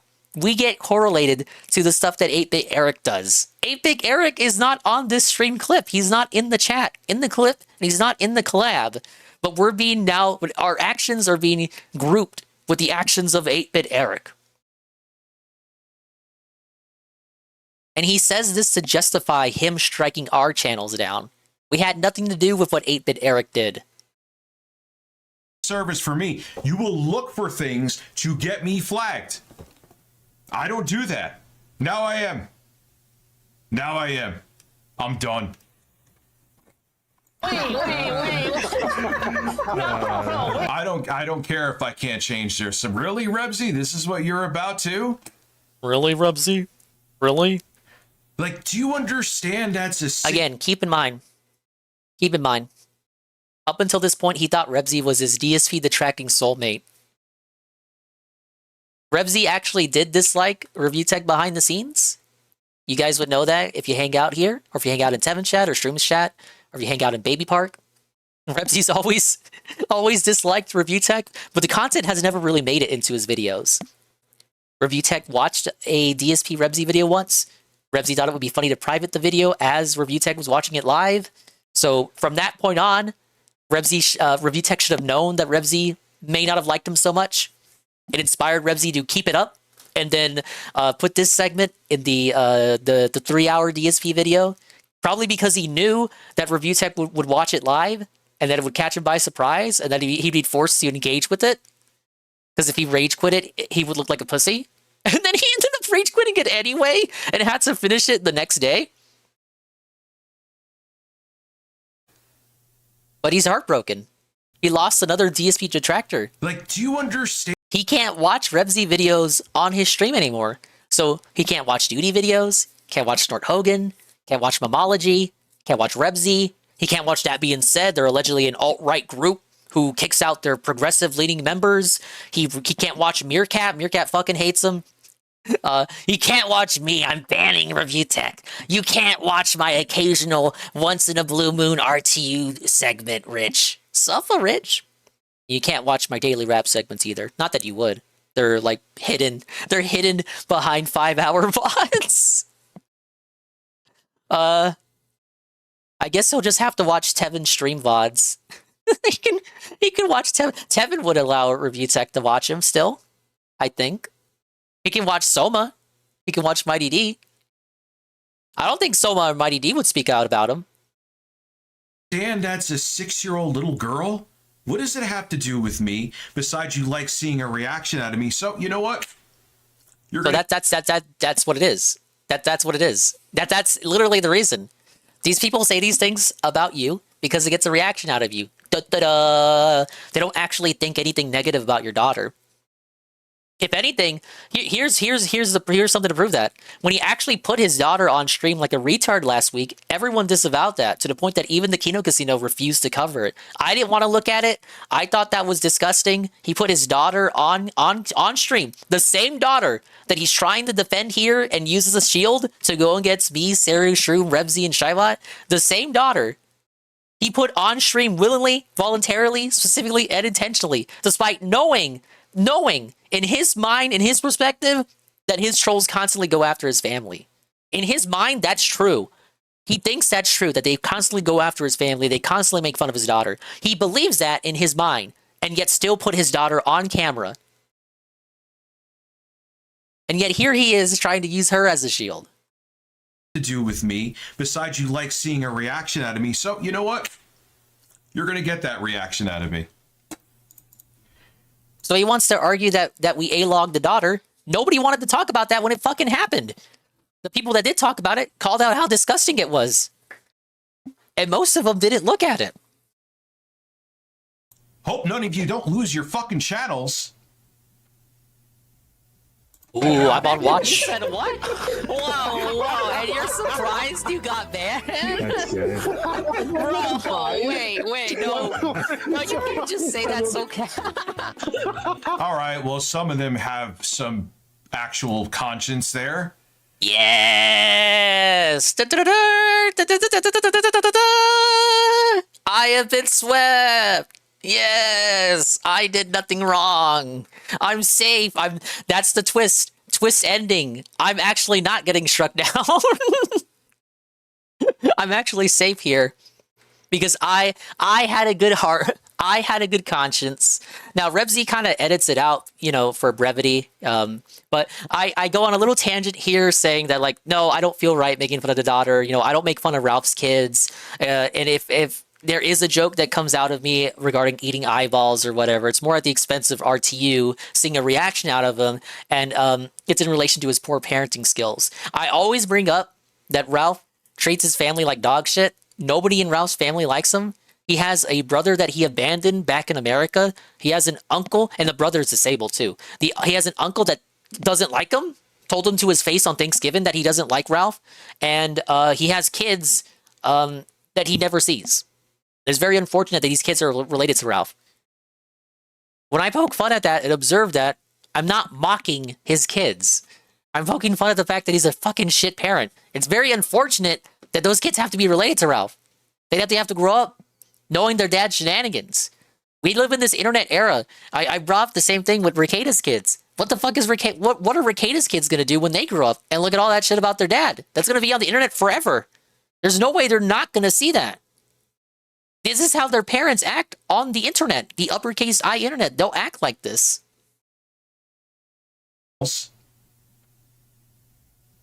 Hey, no, back up. You said what? Whoa, and you're surprised you got banned? That's good. Bro, wait, no. No, you can't just say. He's gonna hear my Charlie Kirk take and go on the warpath again. Ah! That's okay. All right, well, some of them have some actual conscience there. I'm telling you, this is a warning. The next time I see something like this video is safe. I've said that 30 seconds ago. So the video is safe. He won't strike down Rebzy right now. But if Rebzy fucks up again, if Rebzy includes another sussy clip from a Dingus stream, or a Seru stream, or a Shroom Dukem stream, it's thin ice. After this, though, no, I have the right to do it. There's no honor with you motherfuckers anyway, whether it be this community or the fucking politics or the anti-woke crowd. At Bloody GB 175 donated $5 through Super Chat. They're It's just his finding the all-American smallest right to nitpicks cry about cry me on the internet. They're just hating for hating's sake. I mean, at least they're calling him out. I will give. Yeah, I'm calling you out. At least I'm calling Seru out. I'm putting Seru down for that disgusting joke. I took responsibility for my Christmas Mario Party collab stream. I put my foot down and said, Seru, that's a disgusting joke. I disavow. How dare you say that about me? But really, guys, it's because ReviewTech's biased towards me. ReviewTech actually secretly liked me the whole time. Swollen Dingus. Yeah, the swollen Dingus.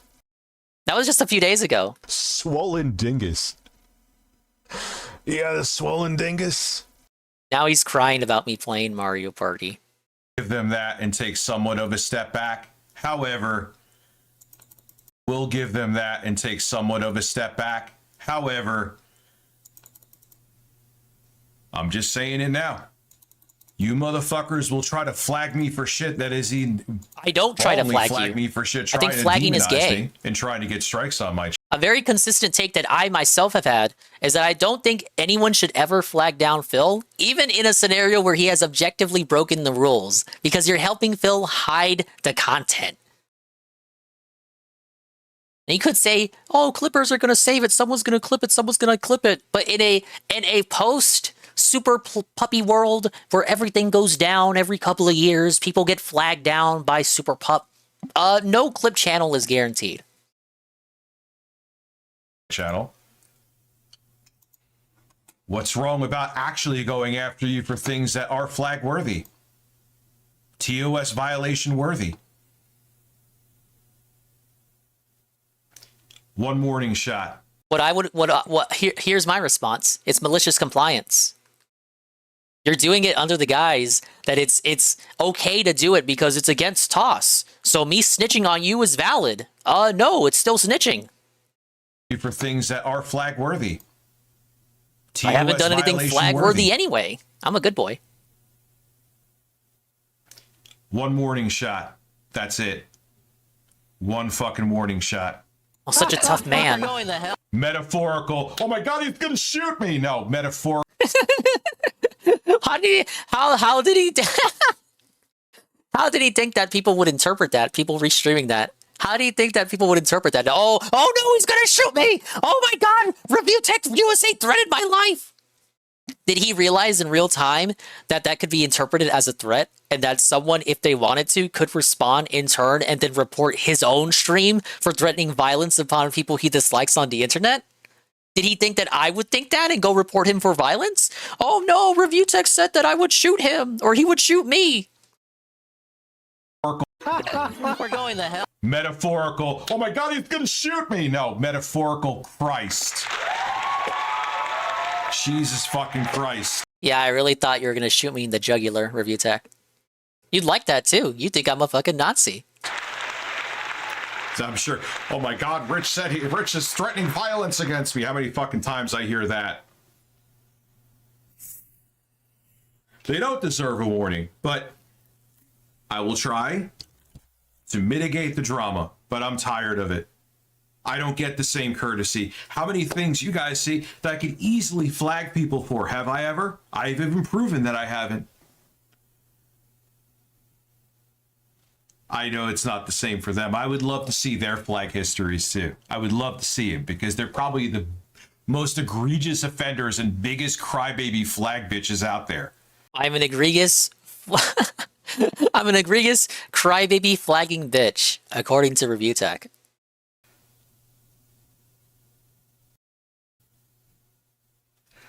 It has nothing to do. You know what? Rebsy probably is like, oh, I know. I don't like Rich. I know he watches my shit. So here you go. That's exactly what it is.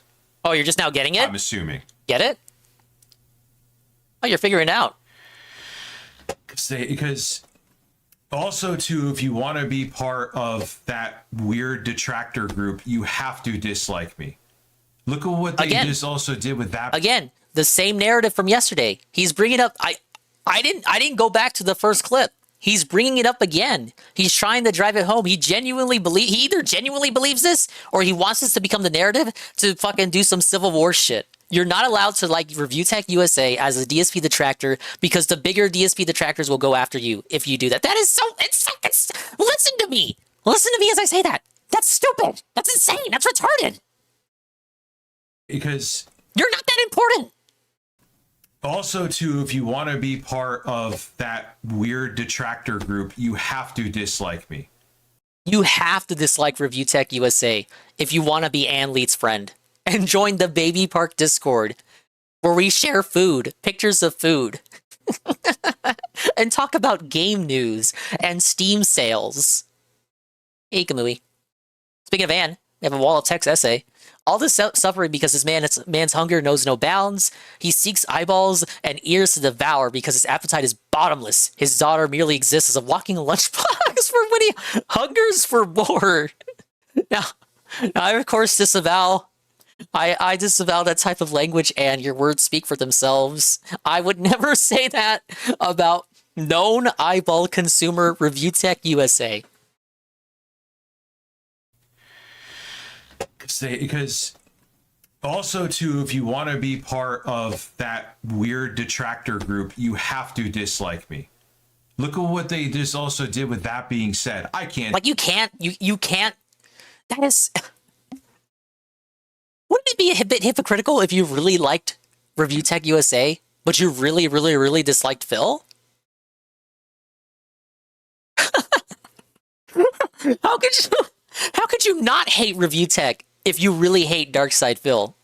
They're basically the same person, except I would say Review Tech is worse. Also, too, if you want to be part of that weird detractor group, you have to dislike me. Look at what they just also did with that being said. I can't stand Meerkat. He's a fucking piece of shit who also talked about my kid. Real tough guys. All of a sudden, they have political differences, which I guess the two people on the show are literally fascists because the other guy was... Okay. Now, I don't think he's talking about Sam. I don't watch the show as often unless Tevin or Ludwig have it on. But to my understanding, Sam hasn't been on in months. So when he says that, he's talking about Alt and Meerkat. Alt and Meerkat? Does he think the Alt stands for alt-right? Don't most people call him ALT? He's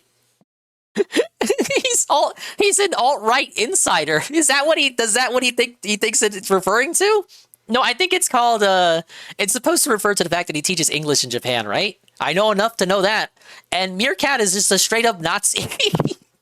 Meerkat's just a straight up Nazi. He doesn't even live in this country. They have political differences, which I guess the two people on the show are literally fascists because the other guy was a left-leaning and they kicked him off. They kicked him off, allegedly. They allegedly kicked him off because he was too Twitter-brained and made some jokes that made some people in the audience feel uncomfortable. And they thought it would behoove and benefit the show if they removed him. And to my knowledge, I don't think too many people are missing him. I don't think I have seen many people say the show has seen a degradation in quality with the removal of that host. Respectfully, because I have nothing really against that person personally, and he's put out some good videos in the past, to my understanding, and he has nothing against me. He's commented on a few expand on clips. I appreciate his commentary, but I don't believe I've seen anyone argue that the show has dipped in quality since that host got kicked off. The other guy was a left-leaning and they kicked him off. They kicked him off, allegedly. Maybe they kicked them off because it was an apolitical show. Detracting Phil is apolitical. The Detracting Phil involves people who lean to the right, people who lean to left, and people in the center who fence it like Bookie and A-log both of them. Politics shouldn't be a factor. They shouldn't come up at all unless Phil brings up politics first to give you he's even shittier political takes. So they're fascists. Oh, okay. Well, at least you openly admitting it, but you think it's something to be proud of. It's not. You'll regret it. But you get my point, though? I haven't watched the show in a while. What happened? So, this is a Rebsy video that he's restreaming, Carl. He's watching Rebsy. Now, Rebsy was premiering a 3-hour DSP video. In the middle of this DSP video, he inserts an intermission segment about review tech.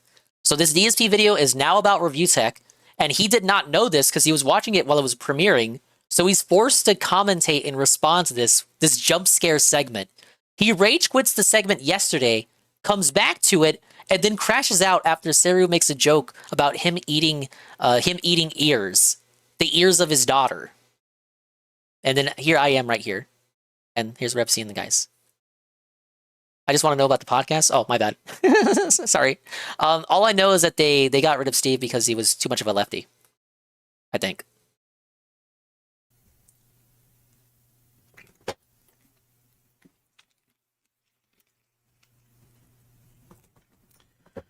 Oh, yeah. And yeah, well, I guess, he did make jokes about Charlie Kirk that make their audience feel uncomfortable.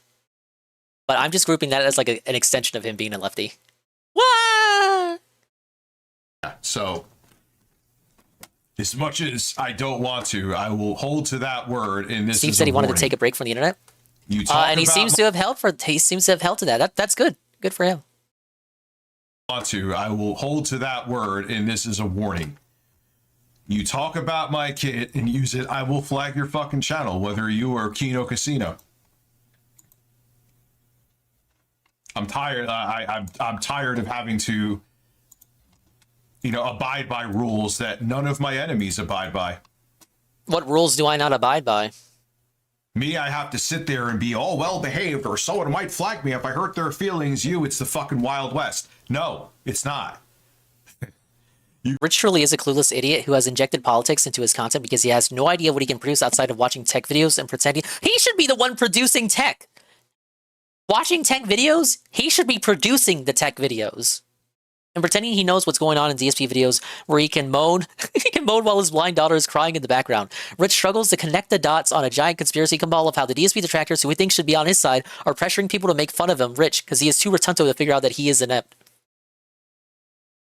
You could call this a crash out all you want to. Yeah, you know what? So it's same rules of engagement.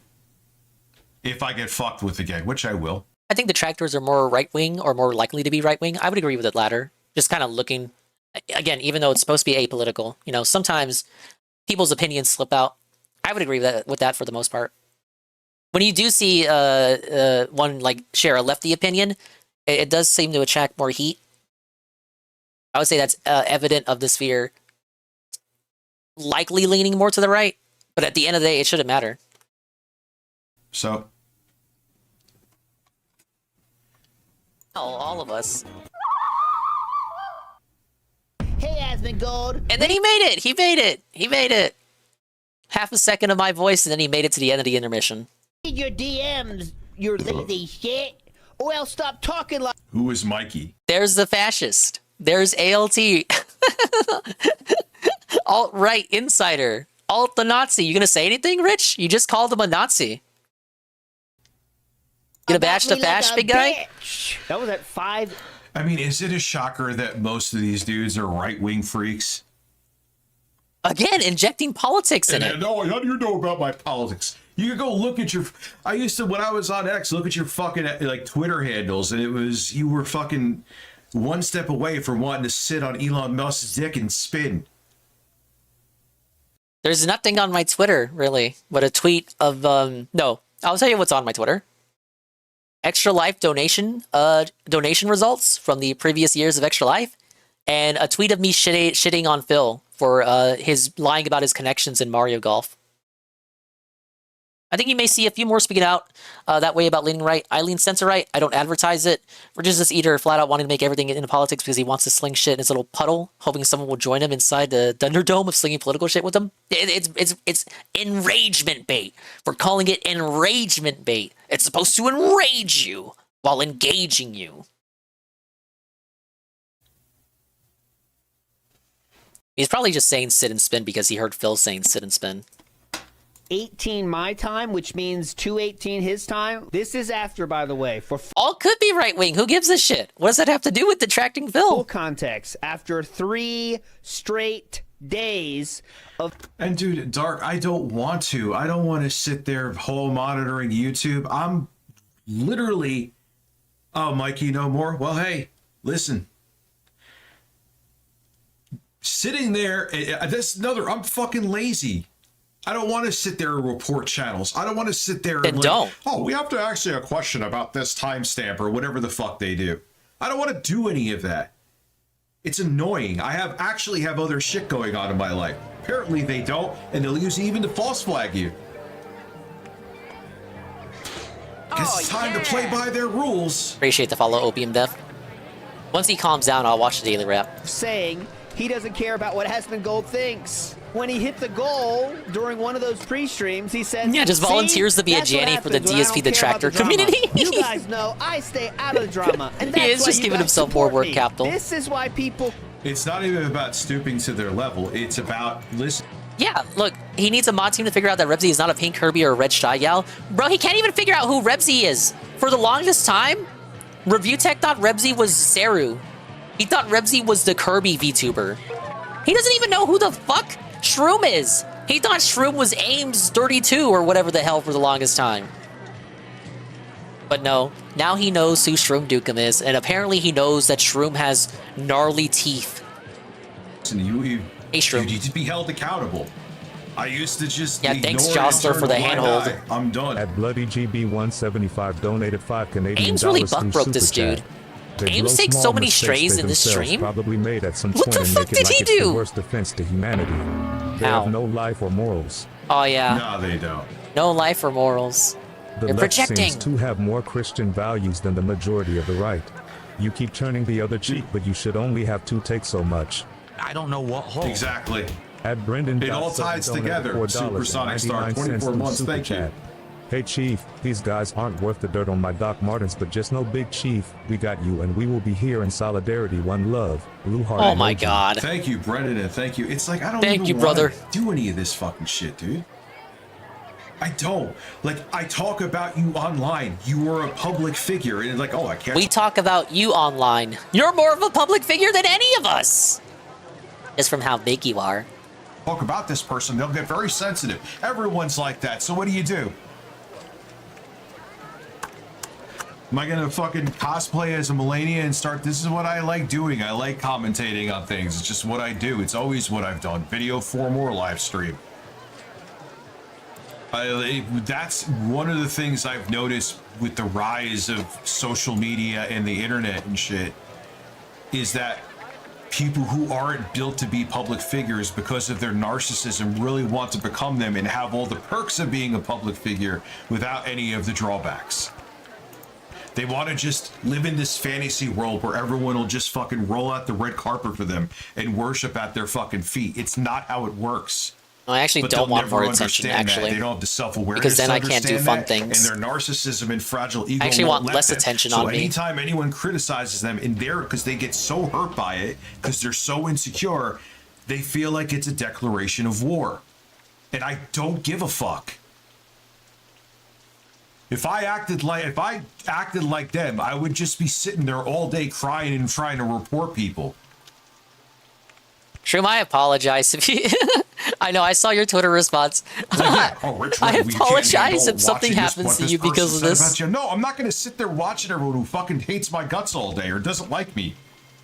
Or even if it's... But it's not your fault if you can't tell a fucking schizophrenic dingus overlay from a schizophrenic shroom overlay.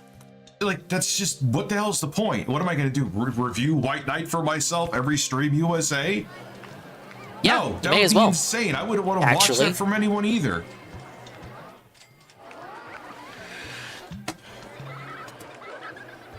Question the mental capacity of DSP's fans. Because he told you to your face, DSP fans, that you guys love and you guys support because he doesn't care about the drama. I don't give a fuck what Aspen Gold brings up. Why do I give a shit? Doesn't affect me. In any Doesn't way. affect me. I don't There give it a fuck is. What he says. I don't even know what he said. I don't care. I don't care. It doesn't affect me. Very same day, DSP fan. Or is he good from here? No, he's gonna keep bringing it up.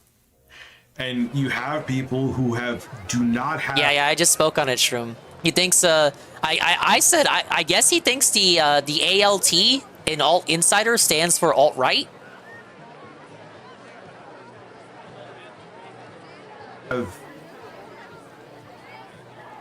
what it takes in terms of their personality and character. Will you private the video later? To be a public figure who desperately want to be a public figure, and they turn into someone like 8-Bit Eric. It's just the truth. The truth. They want to have their name out there. They want people to know them without any of the downsides. 175 donated 5 Canadian Just because you're an insecure narcissist doesn't mean that's how it's going to work. Well-adjusted humans have better things to do with their... Shroom, do you like how he equated us to 8-Bit Eric? Because 8-Bit Eric is allegedly sharing some clip of him maybe, kind of, sort of, maybe saying the N-word. This gives Review Tech a justification to strike me down, strike you down, strike Seru down? Time. Yeah, I'm not going to sit there. Like, I've done it like the K word times where I've watched. You know what? I shit think about someone me. tried to correct me on that earlier. Like, Sorry, JT, you're I right. ain't do it anymore. Personal attacks. Point you still want to stands. talk about my content, and maybe I'll sit there and say the stupid, and talk about the stupid shit he says about maybe my commentary. That's different. But you want to sit there and like do the personal attacks, or go over a bunch of bullshit that I have talked about and beaten to death. Like, let's Dropbox once again. No, man, I'm good. I'm good. I'm not, like I said, I'm not going to be defend my honor every stream USA. It's really? insane. Because you're doing a good job so far. Within the asses, welcome back.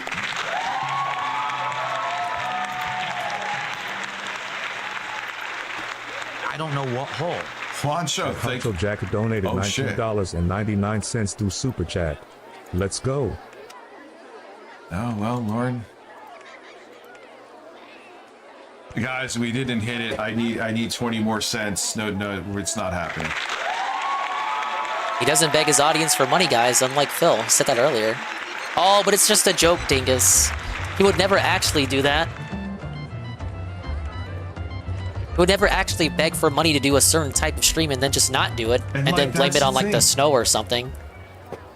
You, like, I give you essentially proving it by showing my flag history, free reign over almost anything with me. So Eric's long like as it's RTU's about duty me. on how he makes content, but the My track relationship record he has literally with has with evidence Rich. has proven that. Yeah, okay, But you always have to that take it helps a me. I step understand further. that. One, because you're pussies, and two, because you're desperately trying to get a reaction out of me. Outside of Review Tech, I kind of group him in that same category as like Nintendine and Frittata. You don't like that I ignore at least 90% Just of that it. 8-Big myth Eric thing also that happens to pisses be you a off, Review Tech because A-log. You want me to be like Wings and Phil, which I guess I'm kind of doing right now. Let's keep it real and You talk are, about yes. this on a Yes, you're constant acknowledging basis it. so you can clip it and Self-awareness. put it in more That's the videos. first step. I'm not going to do that for you. I don't like you. I don't want to put money in your pocket, except for instances like now because I have a lot to say.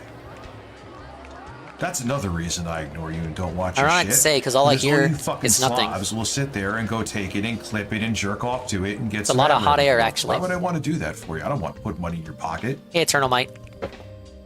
Rich just put me I on don't like blast, you. literally. Why would I want to fucking pay you? He says the following to stir up drama. He doesn't give a fuck about you. And Yeah, it's so sad what happened to Justin's sister, man. What a shame. What a tragedy. Seriously. I don't know what hole. I wish him and his family the best. Zackles99 donated What $5 on through Super Christmas Chat. Eve, too. Fun fact, fascism is currently the #2 looked up word in the Merriam-Webster dictionary. Lol. Why is it just number 2? It's great that Review it's Tech number needs 2. to look it up before he calls anyone a Nazi, so they don't sue him for libel. He mentioned you? Yes. Yeah, just walking. I just got done looking at it. He looked up. He looked at a stream of me, Seru, of Rebzy, and well, Shroom had his own segment, but it was me, Seru, Rebzy, and Shaibot playing Mario Party. Talked about him. It was a segment of a Rebzy video, and he was not happy. Hey, Big Rockman Turbo HE remix. Yeah, I'm also snowed in. Ice everywhere, far as the eye can see. I can't get out of here or do anything. But some parent last night was driving his kid around in a sleigh. He got out of his snowmobile and drove up and down the street. So that was kind of cool. Yeah, Shroom's got the 101 Eternal Might. It was just a Mario Party clip of Seru explaining something that Shroom did.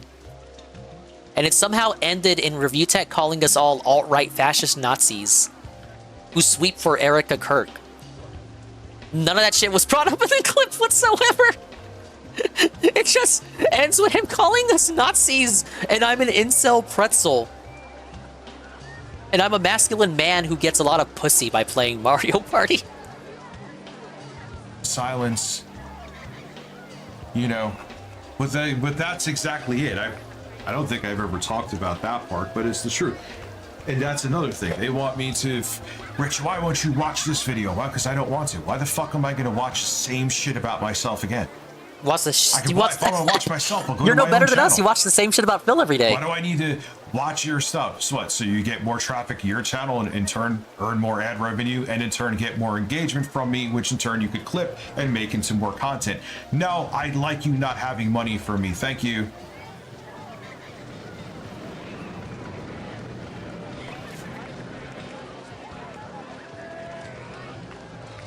You know, like, dude, I'm not the brightest dude. Thank you, opium_death.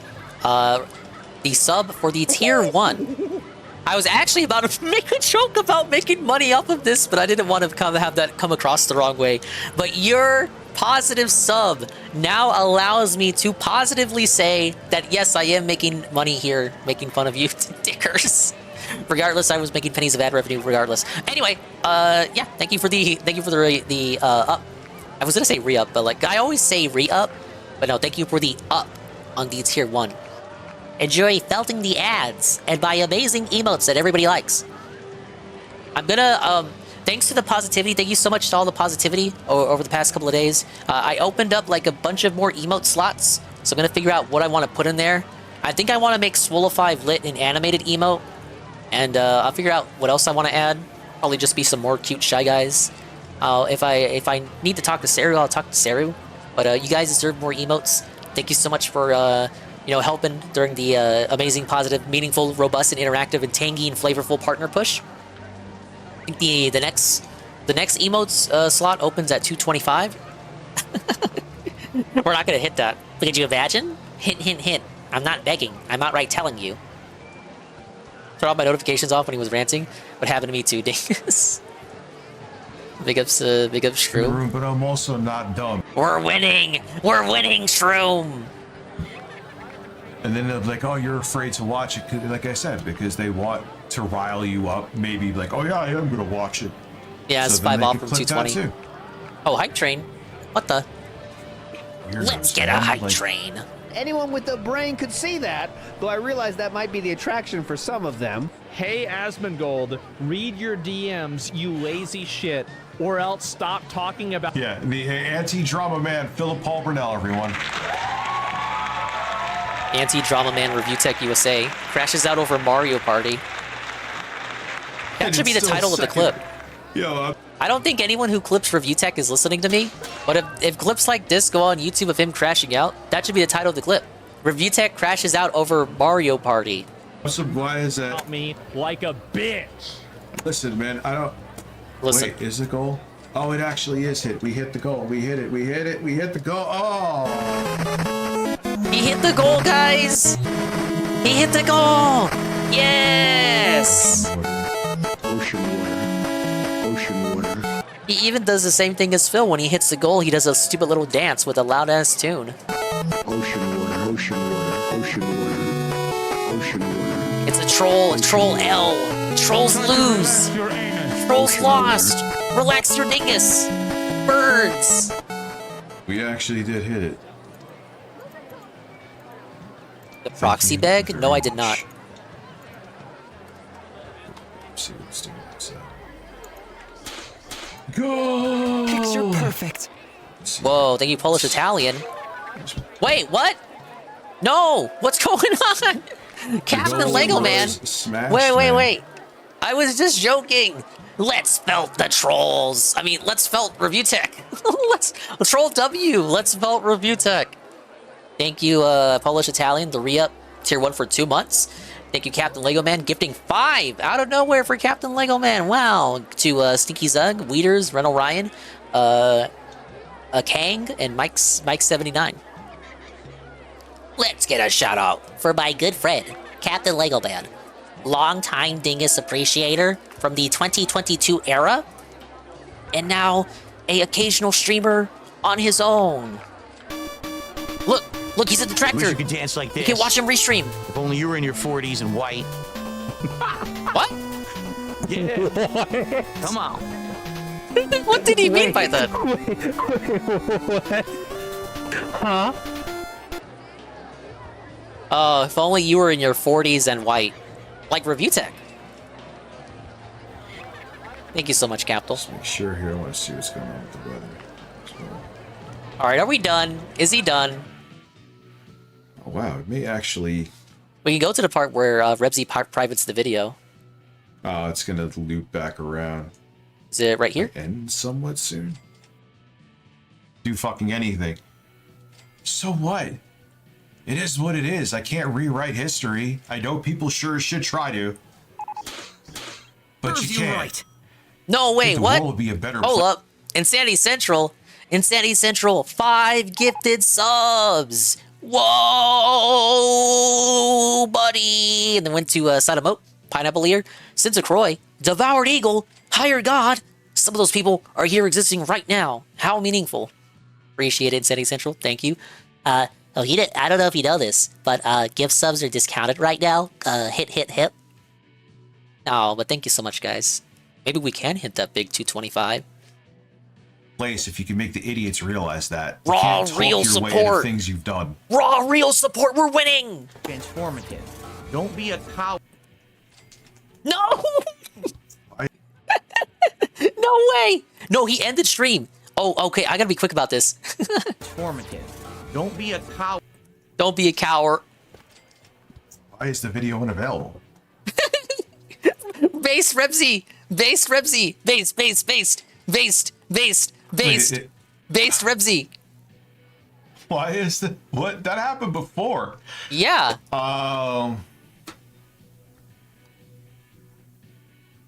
They don't want me. And you thought Rebsy was your friend when it happened last time, too. Am I going crazy? No, Rebsy might still be my friend, guys.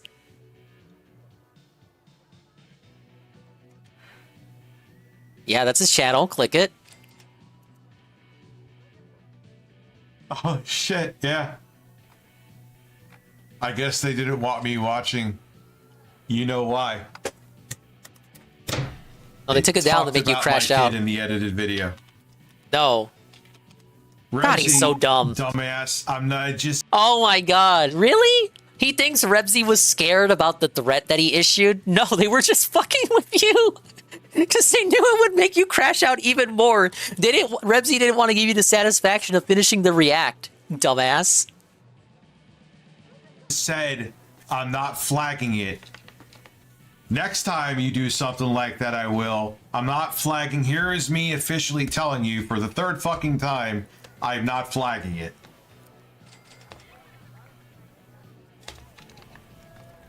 Relax.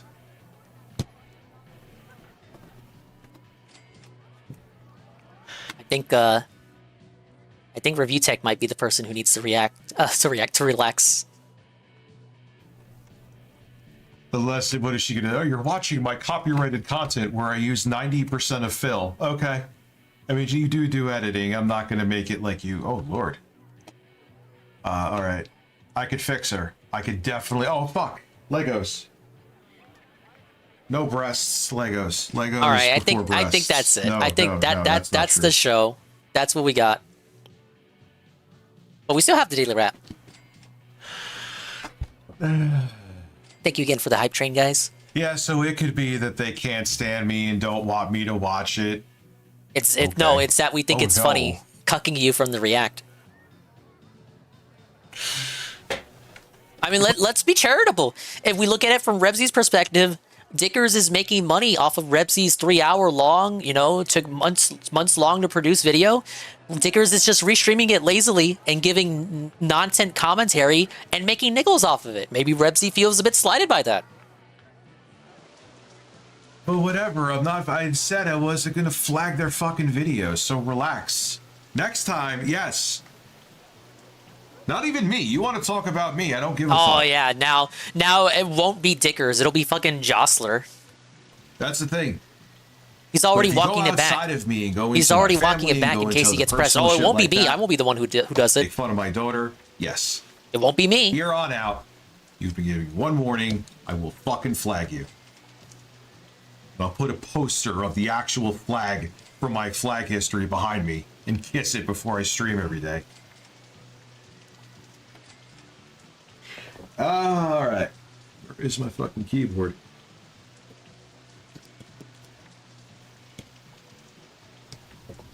What do you mean ain't guaranteed? I ain't... Dude, how many more fucking times do I have to show my flag history? Jesus Christ. Show it again. I don't know what hole. How long was this segment? So he starts at 6:43? Almost an hour. I'll say 50 minutes. I'll be nice to him. 45, 50 minutes. B693 donated $6 Canadian Thank you, guys. 50 cents through Super Chat. Relax your anus, Repsy. Relax your anus, Ribsy. Relax your anus. All right. Uncreative. All right, you don't believe me, but I show my flag. I'm not showing it again for the 7,000th time, but I've shown receipts before. Thank you, Capital. Subscription at tier 1 for 13 months. With the choo-choo. That's the salt. Salt, salt. All I taste is salt. You know, it's funny, now that I think about it, because I unblocked, I did some people, usual suspects, came to the video yesterday, now that I'm thinking of it, saying that, oh, Rich couldn't handle Rebsy's video. You couldn't. Which wasn't true. It just was, I thought what they were talking about, and still do, with the fucking What do you mean you microphone, couldn't? which was like desperate fishing is ridiculous, but who was the one who couldn't handle what? Who privated what? Oh, this was Rebsy. Tevin, this was Rebsy exposing how he couldn't handle Dickers' threats. Rebsy was scared. And Dr. D, they're all cry bullies too, so... Oh yeah, I'm such a cry if bully. you're having wrong think about them, they'll like call the feds on you. There's a reason why I always say observing for the purposes of ridicule and critique. I'm not even exaggerating. Oh, this is a thick boy of a book.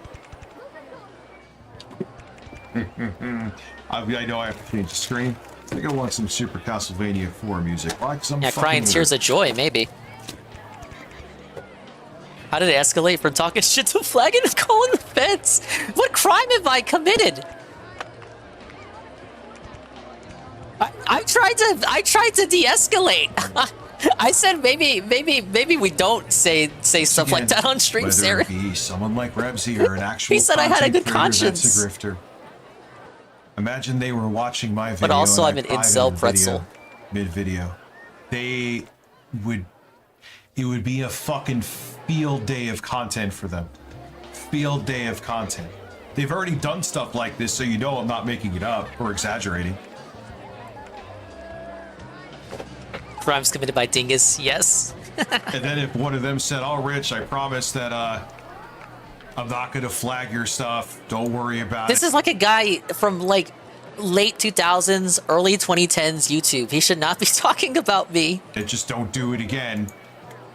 I just wanted to play Mario. Ah. They'd be like, oh, Rich, or, you know, even Smash JT even said he wasn't going to do anything. You still took it down because you were nervous. Once he finally moves on, Daily Rap. Oh, it's such a left Sorry for stalling. Cock. Okay. But when the shoe's on the other foot, listen, I have a thing for gorgeous black judges. I have to look for a second. Days later, I pray for you. Even ones that melt down. Assaulting a war situation. Quote. All right, he's done. He's done. That's it. I'm calling it there. That is the end of the segment. All right. We have a Daily Wrap. I have the link copied. Let's pull it up. 14 minutes. My God.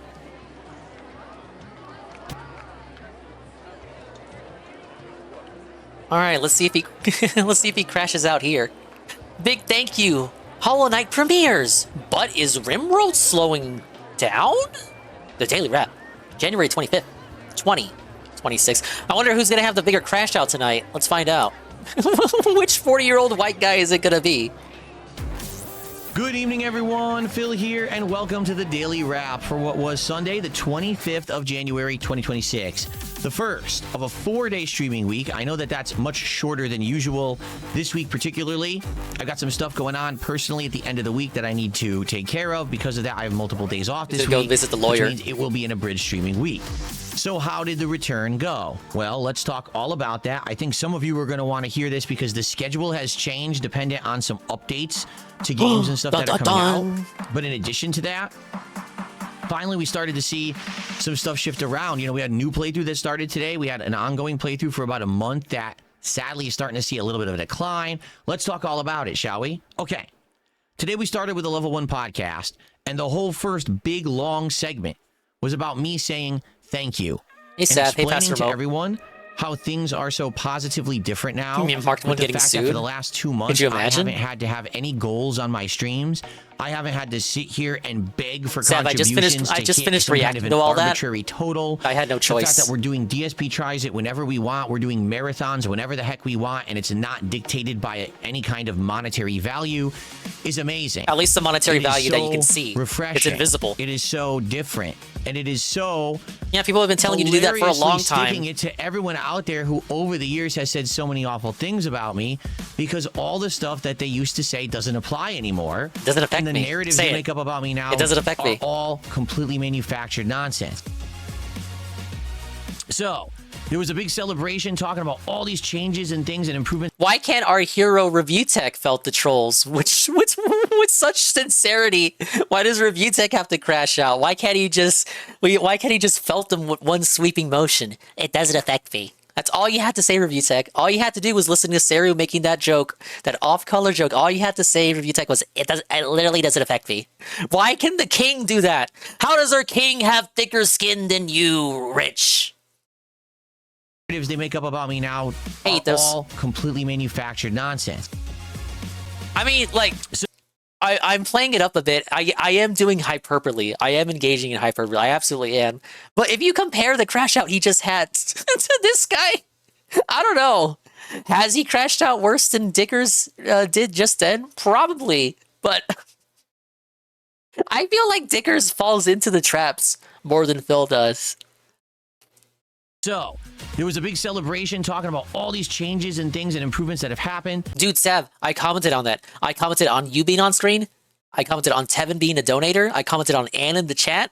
I commented on someone with the name Obama being in the chat. And then all 4 of us being there. And then Shroom not being there, yet Shroom getting all the shit for it. And then somehow Ames takes strays along with 8-Bit Eric. And then we all get acquainted to Nazism by the end.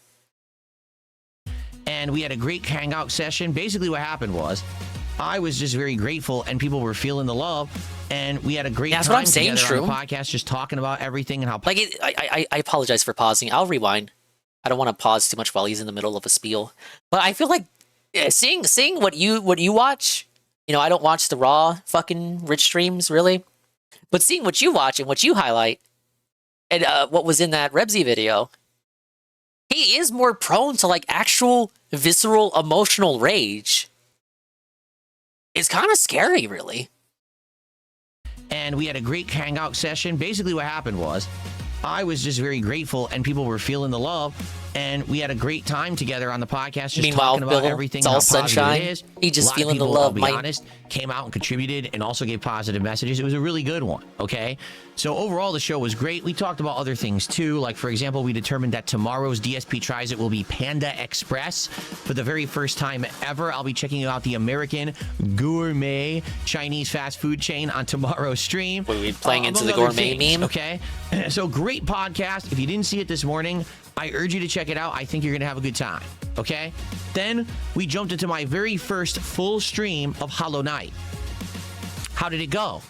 Attendance was pretty good, although admittedly, it wasn't as good as when I was playing Silk Song. I think the reason being the game is old. I mean, the game's from 2017, if you didn't know. So a 9-year-old game that I had skipped and never played, and finally told you going to back to play it. Some people are very excited to see me take on the challenges, and others are kind of like, yeah, this is an old game. So They it's not told going you to get to- that you had new every release hype, opportunity. right?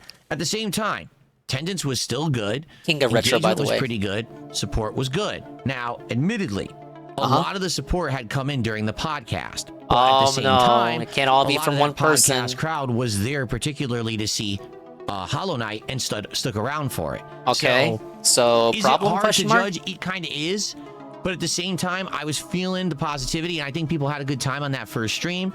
Listen, I loved it. By the way, Hollow Knight, it is a little bit more challenging in the earlier stages than Silksong was. Why? Well, because Hollow Knight has no abilities yet, right? He walks like a snail. His jump is floaty. He doesn't have a double jump. He doesn't have a wall jump. He only has one attack. Well, today we earned a new attack. Today we earned the dash and air dash. So it's very likely that the next time that I play will be a little bit different, feel a little bit better. You know, this is the early stage of the game where you don't have anything, much like how I'm gonna call this Burger Stall Robust Burgers. And it got better over time. So I had a great time. We killed multiple bosses. We basically cleared kind of the whole first area, moved on to the next area, got that dash ability. So good stuff there. Like really good stuff, good progress, good engagement. Everything was fun. Looking forward to another Hollow Knight stream, which may even be this week, because I'll explain in a minute why we may do a bonus Hollow Knight stream, okay? But anyway, because RimWorld is felted. Now, I hope that it continues to do well. If you're watching Hollow Knight after the fact, please remember to engage with the videos. That engagement is key to success on this channel, so liking the video, leaving comments, etc. And remember, you can support that playthrough after the fact with a super thanks or a tip if you so choose. Thank you for that. I hope the next Hollow Knight stream does well on its own, and it's not because of this big support that comes in with the podcast early in the morning, but we'll see. Okay, so far, great first stream. Now, tonight's late stream, I kind of saw the writing on the wall, and I saw it coming. Karma Bros? Something that we're currently noticing Karma, no. with the good amount of indie games that I now have in my rotation is that initially the indie games are interesting to an audience, and the first couple of streams do really well. Yeah, then the novelty wears out and you don't make money anymore. Not just exclusive to indie games. Or they do all right for a while. But notably, I would say these indie games, particularly ones that don't have a beginning, middle, and end that are quick, yeah, after a while the interest wanes. So tonight was RimWorld, okay? Thankfully, I got to play this game, a game that I knew nothing about. I'm so happy that you guys had nominated it so that I could check it out. I'm having a good time with RimWorld. In fact, tonight, indie game parentheses derogatory. Was the first stream that by the... At least it's on Game Pass, so there wasn't any investment. You know, we were committed to playing it. It's a good Game Pass game, guys. End of RimWorld tonight, I felt comfortable with the game. No, you didn't. If you're saying built that, a wall around my survivor's land. If you're saying that, you're not defending comfy. it from attacks. I had built defenses like traps and things on the ground that were stopping invaders. My guys were now self-sufficient. They were actually doing things for themselves, like grabbing a dead animal or a dead person and burying them or slaughtering them for food. When I was crafting things, immediately the camp goers or the survivors would say, hey, this person needs it more than this person, and give the item to the person. They put it on. Like, whoa, that's cool. So finally, I had programmed everyone to basically be working to their strengths. Everyone was being productive. Everyone was basically doing good stuff. And by the end of the night, I was like, wow, this might actually start to be too easy. And someone said, oh, you know that you can actually up the difficulty. I'm like, oh, I didn't know that. I thought you had to start a new run. So we're already dabbling in the idea that perhaps next time I'll up the difficulty and we'll see how hard it gets, how crazy it can get, right? Now, how did the stream do? Attendance, still lessening. Gonna be honest with you. When we started with RimWorld, we were getting insane attendance, like 400, 500 viewers. Then it went down to like 300. Then it went down to like 200. Now we have less than 200 viewers for most of the stream on YouTube. You should play High Guard. Kick Fuck stays it. around 100, but it is Whatever the day stream is, felt it. Let's play High Guard. I think what happened is there was the initial interest. Vroom, put up High Guard. Playing a game we always talked about. Let's see him suffer. And now it's, you know. So I think the game, it says I've played it 16 hours. Yeah, I didn't even realize that because I was thinking he is? Great. When did I start playing RimWorld? Oh, yeah, it was New Year's Eve. So actually, I've been playing RimWorld for a month. I got a lot of gameplay in. I didn't even realize that. So I think a lot of the initial curiosity has passed. Those people who just wanted to see me play it once or twice and see me suffer and learn, okay, he learned it, and then they moved on. There are other people who really do like RimWorld and are in it for the long haul, and I'm appreciative of them, but there's definitely less of them. So tonight, attendance, much lower. Engagement, high. Like, again, when I play this game, the people that are there are very engaged. They want to interact with me. They want to help me with the game, explain it. So that's great. Support, I'm sorry to report, This was the first time we played RimWorld, and support was not great. Was it bad? No. Now, guys, it wasn't great. We raised just around $100. Okay, that's not bad for a night stream. I want you to understand that. This is not, oh my god, the sky is falling, the playthrough's over. Are you sure? But every single RimWorld stream that we'd been doing had been getting tons of support. Okay, like remember the first one? How crazy good it did? So here we are, 16 hours in, way less attendance and way less support. The one thing that it's really succeeding on is engagement. Okay, so Emblem, here's how I want to approach it. All right, first off, I was gonna do maybe a second weird about RimWorld this stream one. this week if this Just one did felt well. it, brother. Since it didn't do so well, I Felt want to it, do something King. different. So that remains to be seen. Will it be an extra Hollow Knight stream? Will it be an indie game stream? I'm not sure yet. Maybe we'll wait and see tomorrow how things go, because that's going to be Tuesday night stream, and I'm not sure what I'm doing on it yet. Okay, but I don't want to say that's the end of RimWorld because we had one night with lower support. Really, I don't. You know, I want to think that maybe it was a night where just maybe a few of the people who usually... It was an off night, yada, yada, yada. But if it happens again, it's going away. He's in a good mood, and he has to be in a good mood because of that segment he had in the pre-stream in the morning about how he's successful. It's been 2 years, 2 months, and yada, yada. So if he said that in the day stream on the podcast, and then the night stream ends with him quitting another game, it reflects poorly on him. So he has to keep the game going, at least for today. Really do come by and watch and support just couldn't be here tonight for whatever reason. I want to give it another shot. I like the game that much. And the thing is, I'm liking we're in a situation where now, like I said, we're setting up to be self-sufficient. I'm having fun with it. We're actually having a good time. Maybe it's time to up the difficulty and see some crazy stuff happen. Like someone was like, yeah, if you up the difficulty to higher levels, you'll have raiders coming in groups of 3 with guns and giant insects show up. I'm like, holy shit. Like, I haven't seen any of that yet. So maybe that's what we do next time, okay? But being that it's a short week, I think we'll give it a rest for this week now. We'll bring it back maybe early on next week. He's too scared. He doesn't want to play it again. If we get more people. So what I'll say is this. If you're a fan of RimWorld, never fear. It's not over. It's not the end of the world. But yeah, the cracks are starting to show. We could be honest here that it's not doing as well, right? So if you can show up and engage We're watching and support this silly the streams, video here. please do. Next time, I'll let you know ahead of time when it is, probably early next week. If you're watching the videos on demand, hey, you can thumb them up, you can leave comments, and hey, you can leave a super thanks. You can do a tip. Let's get a and super let me thanks. know in the super thanks and tip, hey, this is for RimWorld. I love RimWorld. Sorry I couldn't be there, but I want this playthrough to continue. Yeah, when's the top 8 games of 2025 event? Where's the positive video? Why did he only put out the negative video? Continue, okay? The truth is, we played 16 hours, and I've seen a lot of the game. I know there's a lot more to it, but I know what the game is. I've seen what it is. We're in the meat of the game. We're doing forever. Like, I'm not going to play this for 100 hours to build a spaceship and get the survivors off the planet. You know, this is a game that's kind of a slow burn game for yourself. This isn't necessarily something that I think would be a giant project on our streams. So I'd like to play more of it. But it's also okay if we move on. I've seen it and I like it and I can say good things about it, but we don't have to play it forever. So let's see what happens. All right. Thanks to those who were there. Do you say these kind of things when your stream is successful? But it was definitely a lot less today. When you at least have the illusion of having a successful stream. Hopefully, maybe this was a one-off night and we can have a rallying and more people will show up. Let's get a rallying. All right. Okay. So that was today. Holy shit, that was 2 lip smacks in a row. Different. Yeah, go ahead. This new game, High Guard, is actually releasing tomorrow. It wasn't supposed to. It was actually supposed to release on Tuesday. Really? And they have announced they are bumping up the release till tomorrow. Holy shit. Here's how we're approaching it. Tomorrow morning on my podcast, we're put everything down. We gotta play fucking High Guard. Presentation they're doing at 10 a.m. So I'm gonna be on around 11ish. So it'll be over. When's Code Violet coming back? That will be the podcast. Just reacting to this High Guard presentation. And then once we talk for a little bit and hang out, we're going to jump right into it. And we're going to play several hours of High Guard tomorrow. We'll see if it's any good.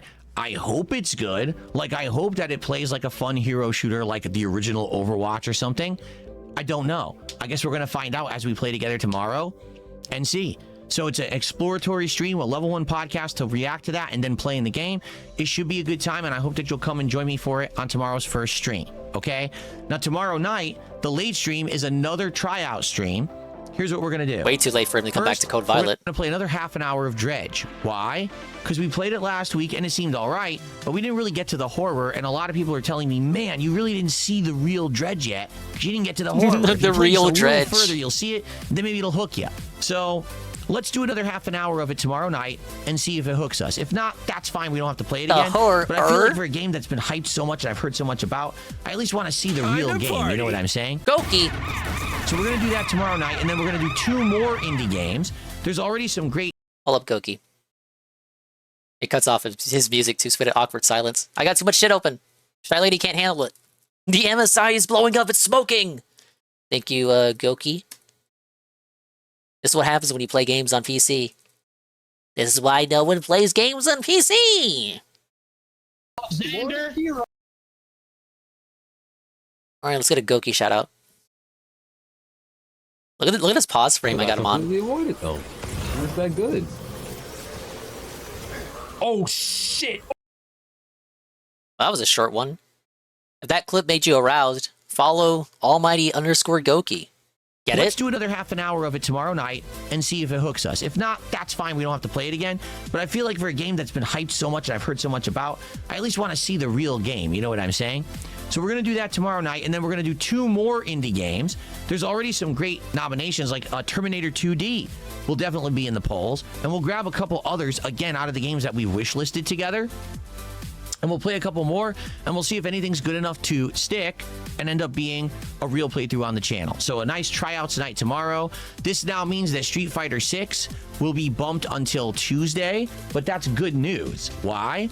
Because that means I'm just going to do a DSP morning show, which will be much shorter than a full podcast, and then we're going to get right into trying out Sagat in Street Fighter 6. I'm going to have more time to do his trials, to mess with him in the lab, and to do online play in that initial stream.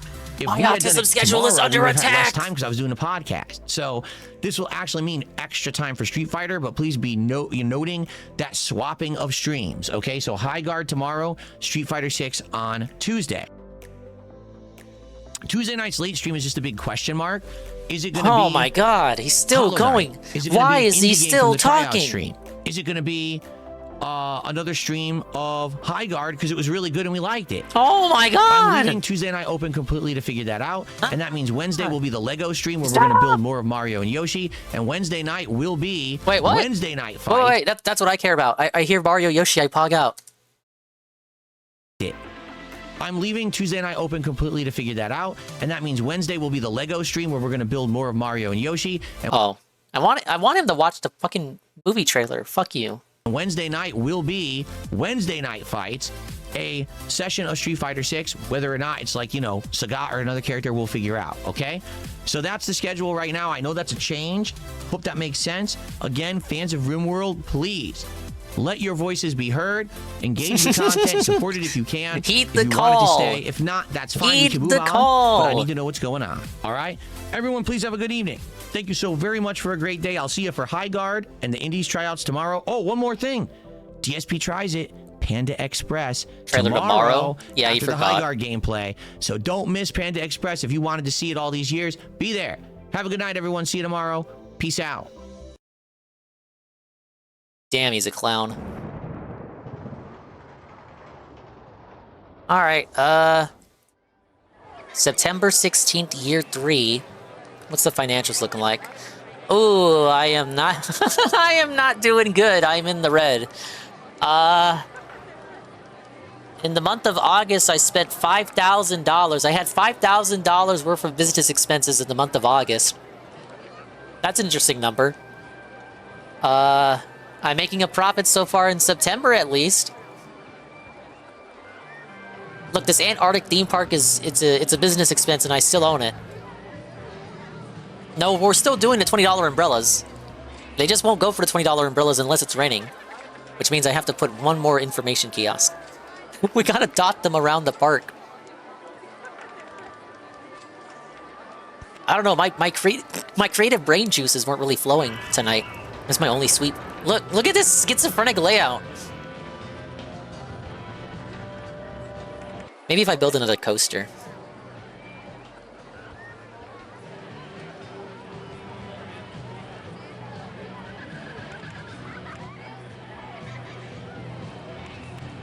At least we still have Guy with 2 broomsticks, and Linda the mechanic, and Darziak the other mechanic. But Dara has got the security guard, and Panda Lee, the entertainer. Right, do we have another Arlo? I just quickly go straight back to Arlo. Master Saru is a Janny? Yeah, the park's big enough. We could do another Janny. Where would I place them? Probably in this new food court area. LEC? No, you will be Master Saru.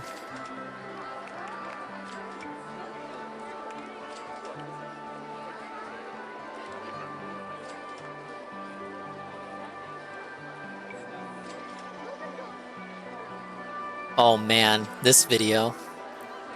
Now this is a main channel video. The top 10 games I'm most excited to play in 2026. Whoa!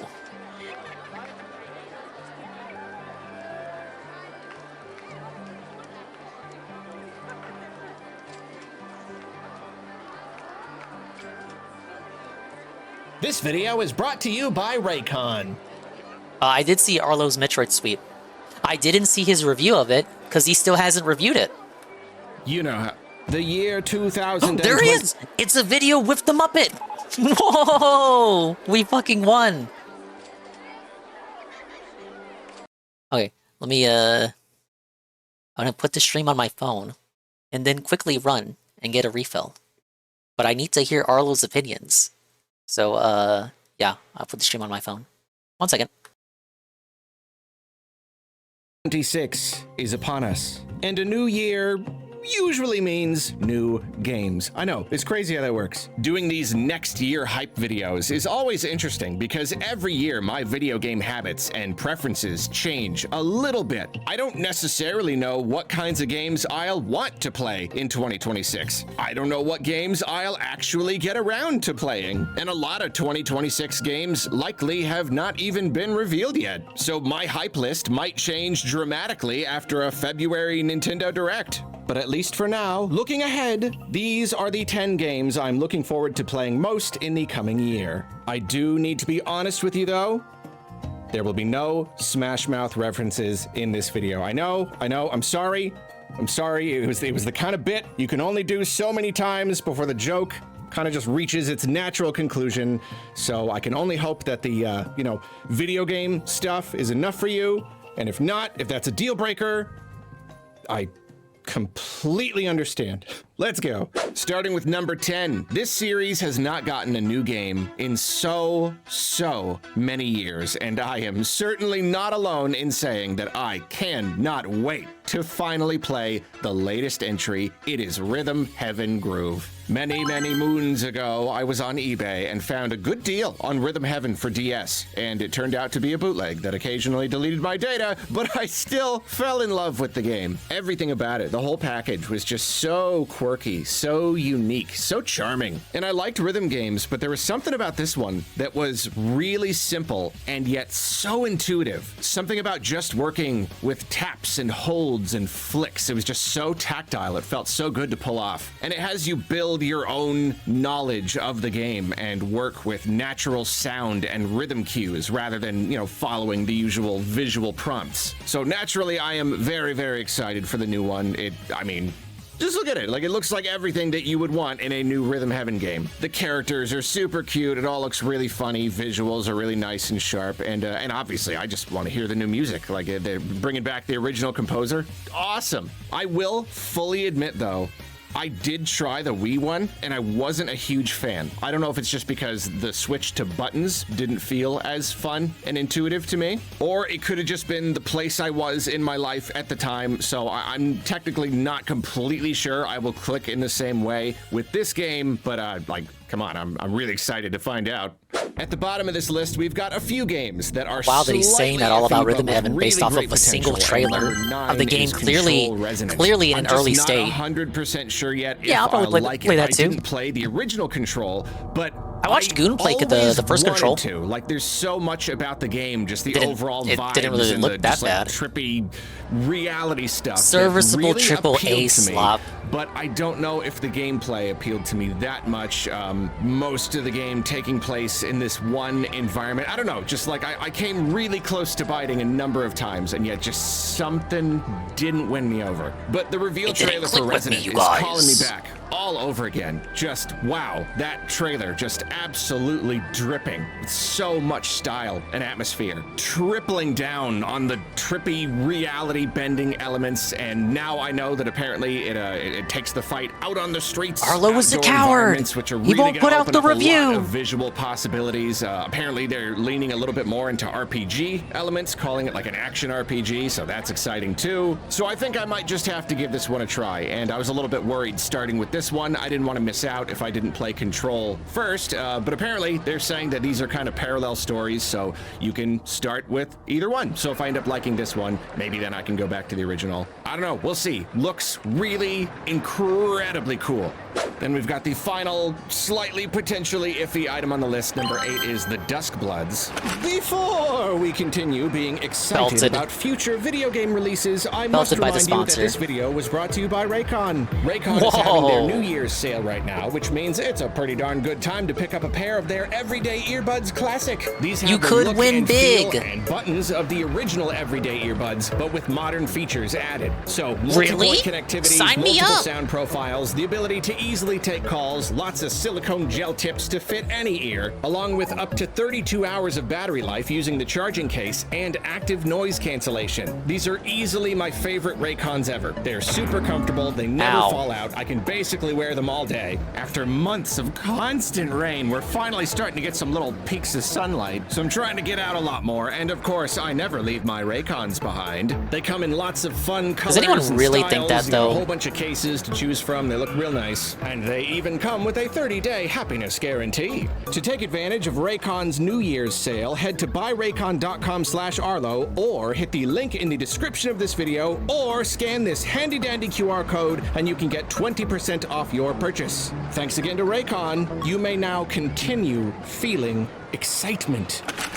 Yeah, I'm so fucking hyped thanks to you, I Arlo. love FromSoft. I'm a huge fan of their games. And then they revealed that they're bringing a brand new exclusive original Yeah, little known IP to fact, Switch to. Oh my Arlo's goodness, a big that's crazy. FromSoft sweeper. And then the emotional whiplash of learning that it's a multiplayer game. But then from there, we learned a lot of really, really interesting details about the game. We still don't quite know what it is. They haven't really given us any It might be a good game, you information guys. since those initial interviews, but like, there's a lot of really weird and experimental ideas going into it. It seems that sometimes there will be win conditions that aren't necessarily like competitive, you know, based on skill. That's my problem. I'm never going to put enough time into any multiplayer game to get good at it, and I'm very much not good. Maybe it's not about at getting good. FromSoft Maybe it's about games. having So, fun. I'm not going to DSP be able logic. to compete, so I don't know. There's no how much point for I me to will play be Arc able to Raiders. I'm engage never with gonna this get good game. at it. But if there are enough times where you can work with people instead of against them, then I don't know. Maybe it'll end up being great, because I really, really do love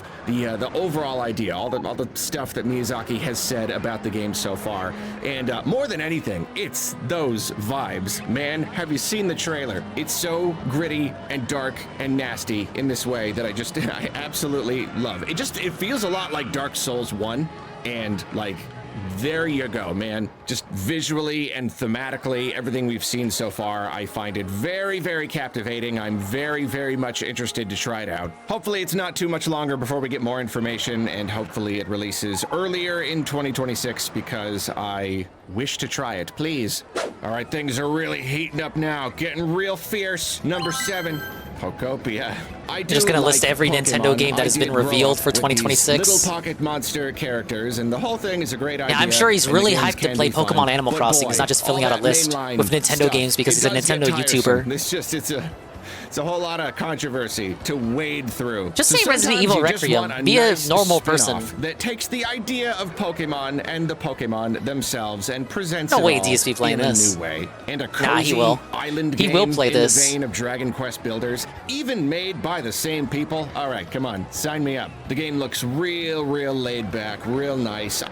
I love a game where you're like taming the wilderness and exploring and opening It's a chill up new game, man. areas, kind of expanding your toolkit as you go. Expand? Doing something pretty casual, kind of at your own pace, but you're still working towards something. I love that it's just Pokemon. I love the weird kind of like pseudo-suggested post-apocalypse vibes. I know it's not thankfully actually DSP won't be affected by the game key card nonsense. That feel, and that kind of works for me. It's just a bunch of Pokemon chilling out on an island, having fun. I like that. Pokopia definitely doesn't look like the sort of game that's gonna knock my socks off, you know? But what if it did? If anything, I probably have less patience for these kinds of games you can just sink hundreds of hours into as my life ticks by. But it does look really nice, and I am excited to play it. It looks like a real nice little slice of escapism. And on top of everything, you're a funny little Ditto character, and you turn into like freakish forms of other Pokemon. I don't know, just everything about this is nice.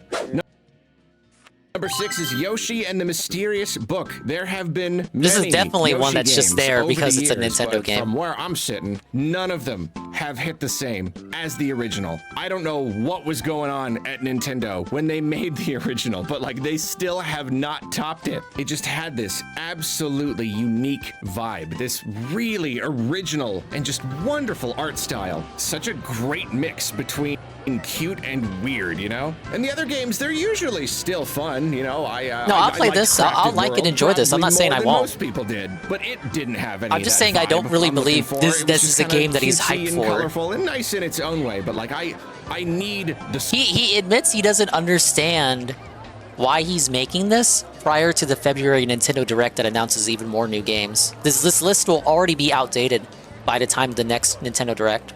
Strange. I need that like intense. Kind of just putting games here out of obligation. Of the original. And I'm calling out the Mysterious Book fakeness of looks it. like the best shot we've had in 30 years. It's absolutely still colorful and friendly, but just a bit more strange this time. It's got this really unusual mix of art styles. I love how instead of just going with a picture book or some kind of craft, this is emulating like a field guide that someone is drawing. Like you're sketching creatures, but then it's also mixed with a bunch of like kind of stop motion elements. It just looks really cool. And then it seems like the creatures, that's actually what the game is about. You're like learning about these creatures, learning all of their features. So you've got the usual platforming stuff, but then this February new Direct not element, confirmed, this it's just a new, pattern. like, kind of Agreed, but it's highly problem-solving likely. sort of I'll thing. give it Still to not him. 100% sure, but it looks real interesting. So in some ways, it looks like it's just another Yoshi game, but then in other ways, it kind of does look like something new, something unique. And I'm really, really curious to see how it turns out. I have no idea if there's any chance that it could top Yoshi's Island, which is really weird considering how old that game is. Like, why would a new game not ever top it? It was the very Yoshi's Island first was a one. It was on the masterpiece. Super NES, but I don't know. That's The difference between Yoshi's Island and these later Yoshi games is that Yoshi's Island was made by like Nintendo themselves, and all these later games are made by other developers like Good Feel or Artoon or Arzest. That's just a They're testament to how outsourced. good Yoshi's Island is. So I don't But know. Woolly We'll World was see. Kino. So you want to talk about a reveal trailer that sent shockwaves through the industry. Number 5 is Coven of the Chickenfoot. This was revealed at the 2025 Game Awards, and with any big presentation like this, there's usually at least a small handful of games that kind of stick out, pique my interest. This year, there was really not that much, so I am particularly thankful that we at least got Coven of the Chickenfoot, because this game looks really good. I still don't know if there's like a name for this genre yet. You are commanding but not necessarily controlling a friendly creature who is larger and more capable than you. Yeah, I'm really not a fan of the GTA 6 joke. really trying to rub it in. Oh, I'm not like those other YouTubers who just simp for Rockstar. I'm interested in other games that aren't GTA 6. And it is very I'm so artistic cool, and guys. I'm so sentimental, unique you and cry at different. the end. Buy This is my one of those. Raycons. She plays a little old lady working with this big leafy kind You're of so cool, troll Arlo. creature. The atmosphere and the art are really incredibly good. Even just the music in the trailer, very striking. I love how much personality we see, even just here in this trailer. A lot of just really cute little details, you know, even with like the creature putting the helmet on her head. It looks so nice. And I really just love how it is a video game that stars a little old lady. We don't get a whole lot of those, do we? We need old lady rare, representation. But then it also potentially could feed into that dynamic you usually see in games like this, where again, the creature, the friend, is usually like kind of much bigger than you. And so now you've got this big troll and this little old lady. And even here in the trailer, we see a part where the thing like gets mad and roars at her. So it's an interesting dynamic. Yeah, I don't know. It was one of those trailers where you got to watch it once and you're just like, okay, yeah, I'm sold. I'm really excited for this now. And apparently it's being made by ex-Naughty Dog devs, and it comes from an idea that they had actually way concerning back in the Jack and Daxter That days, makes me so, less like, interested. That's cool too. Number 4 is Mina the Hollower, and I do recognize it's a good one. Slightly dangerous putting this on the list of 2026 games. It was supposed to come out on Halloween, but they delayed it just to touch up a few things. They didn't give us a new date, but there is kind of this feeling that the release is imminent, so they could technically shadow drop it at some point, maybe even during the production of this video, and it will end up being a 2025 game after all. I don't know, but at least right now, with under 2 weeks to go before 2026, I'm just gonna say Mina the Hollower is gonna be a 2026 game, and I'm real excited about it. Apparently this used to be a much smaller project. They anticipated that it would have been released by now. Yeah, can you tell us which ex-Naughty Dog developers? They had so many ideas for it, and specifically? it just organically grew into this really big thing. But to me, it looks like it is absolutely going to be worth it. The game is this just incredible, perfect mash of ideas. It's styled after the Game Boy Zeldas, which is already just a winning formula right there. We need more games like that. It's got this We need more games that copy world, other games. But then it's got this really big emphasis on combat, a lot of Souls-like elements, particularly Bloodborne. So like it's a Game Boy Zelda mixed with Bloodborne. Come on. The whole game has this like spooky theme. All the characters are cool animals. I don't know. Yeah, just literally everything about this It does game look good, that I've though. seen or heard I'll or probably even end up played playing it. myself in the demo. It's just perfect. Just looks perfect. So I am very, very excited to finally play Mina the Hollower. I hope that it releases soon, but no sooner than January 1st, 2026, please. Number 3 is Planet of Lana 2. The original Planet of Lana looked really, really incredible. Every time they put out a new trailer, I was all about it. Is this the one where he played the first game and they gave him a sponsorship? I'm feeling sussy baka about this one. He played a game like this, and I think it was because of a sponsorship. Question mark? Couldn't wait to play the game. Secret Shill? Then I blinked, and suddenly the game had been out for 3 years, apparently. You know how these things go. But then recently, Thunderful approached me for a sponsorship, and I finally played Planet of Lana, and wow, I really liked it. So the sequel immediately jumps Shill up near the segment. top of this list. Secret Children Shill. of the Leaf looks like it's got the same style and feel as the original, but then they're saying the game doubles the size and scope. And if there was one potential criticism of the original, it was just maybe not quite enough puzzle variety. You know, like the puzzles could be maybe just a little tiny bit repetitive. It wasn't a really big problem for me, but like, okay, yeah, if you could say there's something wrong with it, it could have done a little bit more with its mechanics. This game, even just judging by the short trailer, clearly aims to fix this. Way more variety, a lot more mechanics to play with, particularly with having Mui control other creatures. It looks like they've really gone hog wild on that whole concept. There is a little part of me that worries just a smidge about expanding the scope and the complexity too much. The original game, it was like a grand adventure, but it still had a relatively intimate feel. This one looks like it might not end up having quite the same vibe. But obviously I don't know for sure, and even if that is true, it's really not a problem. It's okay for the sequel to feel different, and sometimes it is okay to just go bigger. Would he say anything, any of this, if he wasn't purely sponsored by the devs? And digging even deeper into the lore and everything, then I am 1000% on board. I cannot wait to play Planet of Lana 2 in 2026. Number 2 is Reanimal, and this is another one of those ones where I really just need to watch the trailer for a couple of seconds. Just give me like 1 or 2 shots of the game, and I'm 100% sold. And I have actually seen very little. I have pretty much purposefully avoided watching too much footage of this game. And yeah, it's because I'm just that sold on the idea. Again, like just glancing at what the game even is, the type of game and the overall way that it looks and feels. No, I'm there. Like I want it. I want it really, really badly. I love horror in the first place, but when it comes to games, I feel like the best horror is very highly stylized, you know? It's when they scale back the realism and they lean a bit more into like, I want to say cartoony, but cartoony kind of suggests a more playful and colorful style. It's cartoony in that it is kind of unreal, it is surreal, it is fantastical. The characters and the monsters and the set pieces, and it's just this really intense unreality to the whole thing. Because when you pull it off, it means that your game is not only just that much more unique than a, you know, regular realistic themed survival horror game, but it puts the whole experience on another level of freakishness, of scariness, you know? And maybe on paper the point is to scare the player, but to me, these kinds of games, there's such an artfulness to them. Everything is so meticulously crafted. Every little moment, every step, every encounter, everything working together between the set design and the puzzles and the scares themselves and how you build tension and how much agency the player has versus the helplessness. You got to kind of keep it in balance. You boil all this down into a relatively short but really focused experience. Let me know. That's art right there. And that is what I see here. I glance at it. I see what it's going for. I know that it's made by a bunch of the Little Nightmares devs. That's literally all I need for this to be number 2 on my list of the games I cannot wait to play in 2026.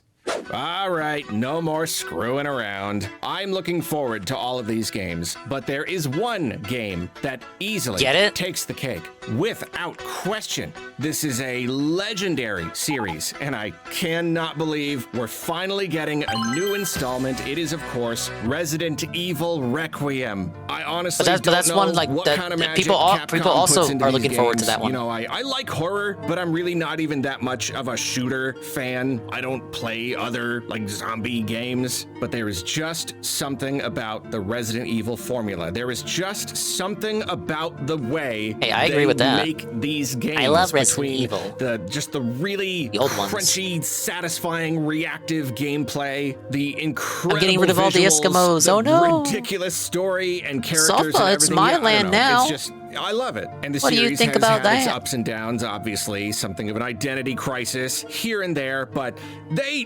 figured it out. 7 was incredible. 8 was incredible. Even Shadow of Rose, I really like that too. I like all of the modern Resident Evil stuff. They have You're been what's wrong doing. with the fan this base. one aims to deliver horror and action in equal measure. Okay, perfect. You can even choose if you want to play in first person or third person. Okay, great. It's a case where I already trust Capcom completely with this game. And then just on top of that, the icing on the cake, everything I've seen also just looks perfect. Looks like everything I could want. There is absolutely no question in my mind that Resident Evil Requiem is the game I am most excited to play in 2026. And I only have to wait until February. Oh, bless you, Capcom. Bless you. Means it won't be long till Phil starts playing with a few it. honorable mentions in no particular order. Splatoon Raiders. I really do like Splatoon. Edgy raid. With me. I was gonna raid you. What? You're supposed to be going for like 5 more hours. What the hell's going on here? You edgy, raid with a party of 17. We're watching Arlo videos for some reason while I work on my Antarctic style part. I'm in Antarctica and I'm working on a part in Antarctica. I think it's very fitting because I got a lot of ice outside. You got work, but thank you, homie. Oh, thank you for the raid. Appreciate it. Welcome in, Trent Deadwood. I know you. Welcome in, Jelly Chew. And, Edgy Guy himself. Let's get a clip.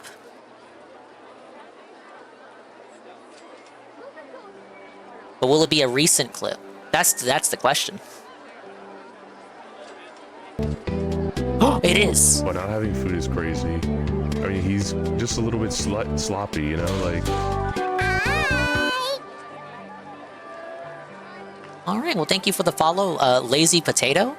I hope I'm pronouncing that correctly. And, yeah. If you got work, you know, I won't be going on for much longer myself because I'm supposed to I was supposed to do a fucking morning stream. I was supposed to be up in the morning playing Fire Emblem.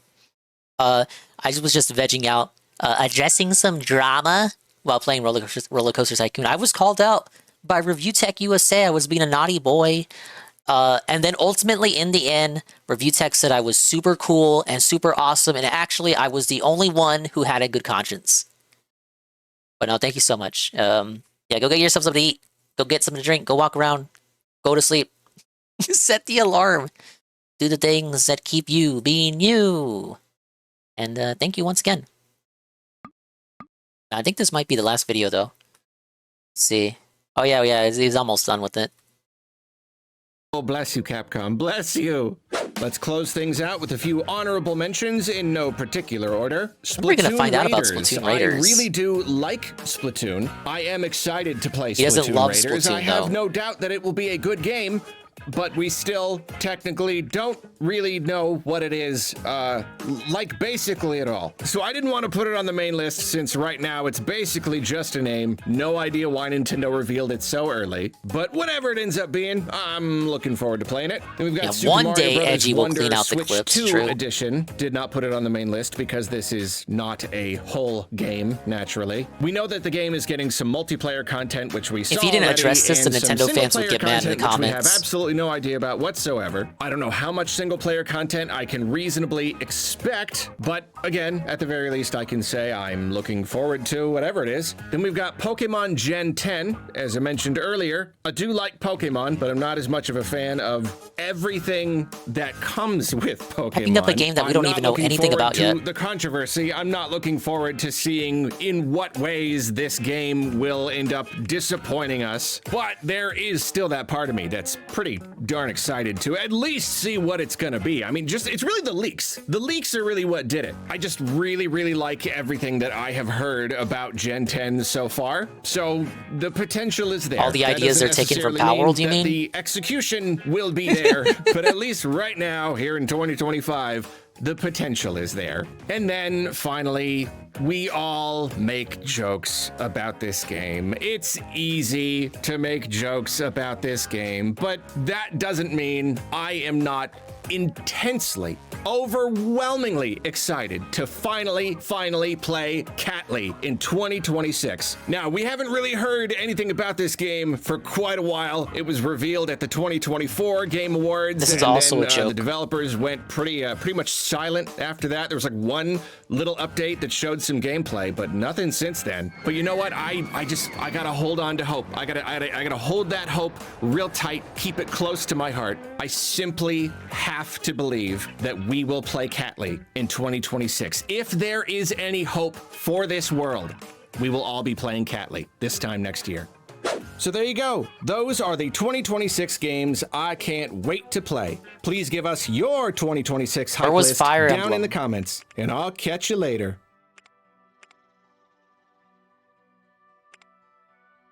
Why didn't he have Fire Emblem there? We know more about Fire Emblem than the Splatoon game. Some.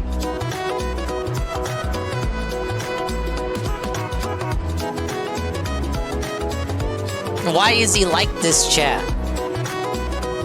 Why is he like this?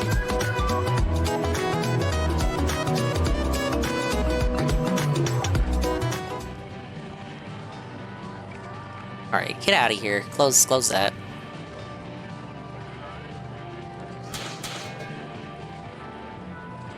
Must resist.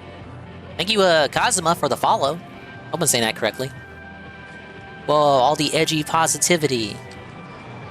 I gotta reciprocate soon. Okay, let's see. Where are we at with the park? Something tells me we're not completing the objective tonight.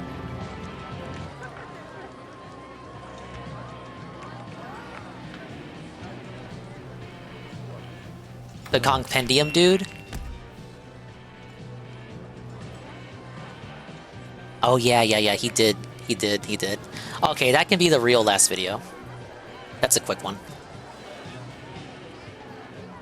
Yes, that was correct. Good to hear. I'm usually terrible with names. I'm usually terrible with pronouncing a lot of shit. I always get called out about it. No, Dingus, you pronounced it. You pronounced it wrong. All right, this is the real last video.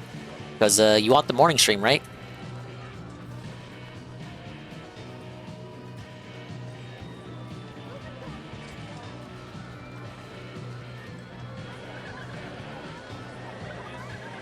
Okay, so Donkey Kong Country Returns recently got a free update.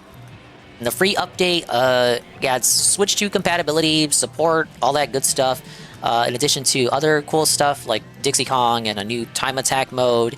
And here we have the Donkey Kong Man. The Donkey Kong Man who initially put a spotlight on the co-op issue in the game. He'll talk about it. Basically, this is him gloating about it. I would say, I say gloating, but it's kind of deserved. I don't think most people would have known about the issue if it wasn't for his video that he put out on it. The pop-off we are about to see. And there it is! Oh, the chair! 1 year ago, we made a video about Donkey Kong Country Returns HD. The price was a tough pill to swallow, but as we stated in one of our first uploads on this channel, the Switch version could have been the only version that wasn't plagued with some sort of mortal issue. The Wii had no options for the waggle controls, and as much as I love motion and gyro in games like Splatoon and Resident Evil 4, it was not a good fit for the rolling function in this game. This platformer is tough as nails and demanding of precision. Button controls were on the 3DS, and there was a whole new... Absolutely crazy there was no option for the motion back then, but it was the Wii.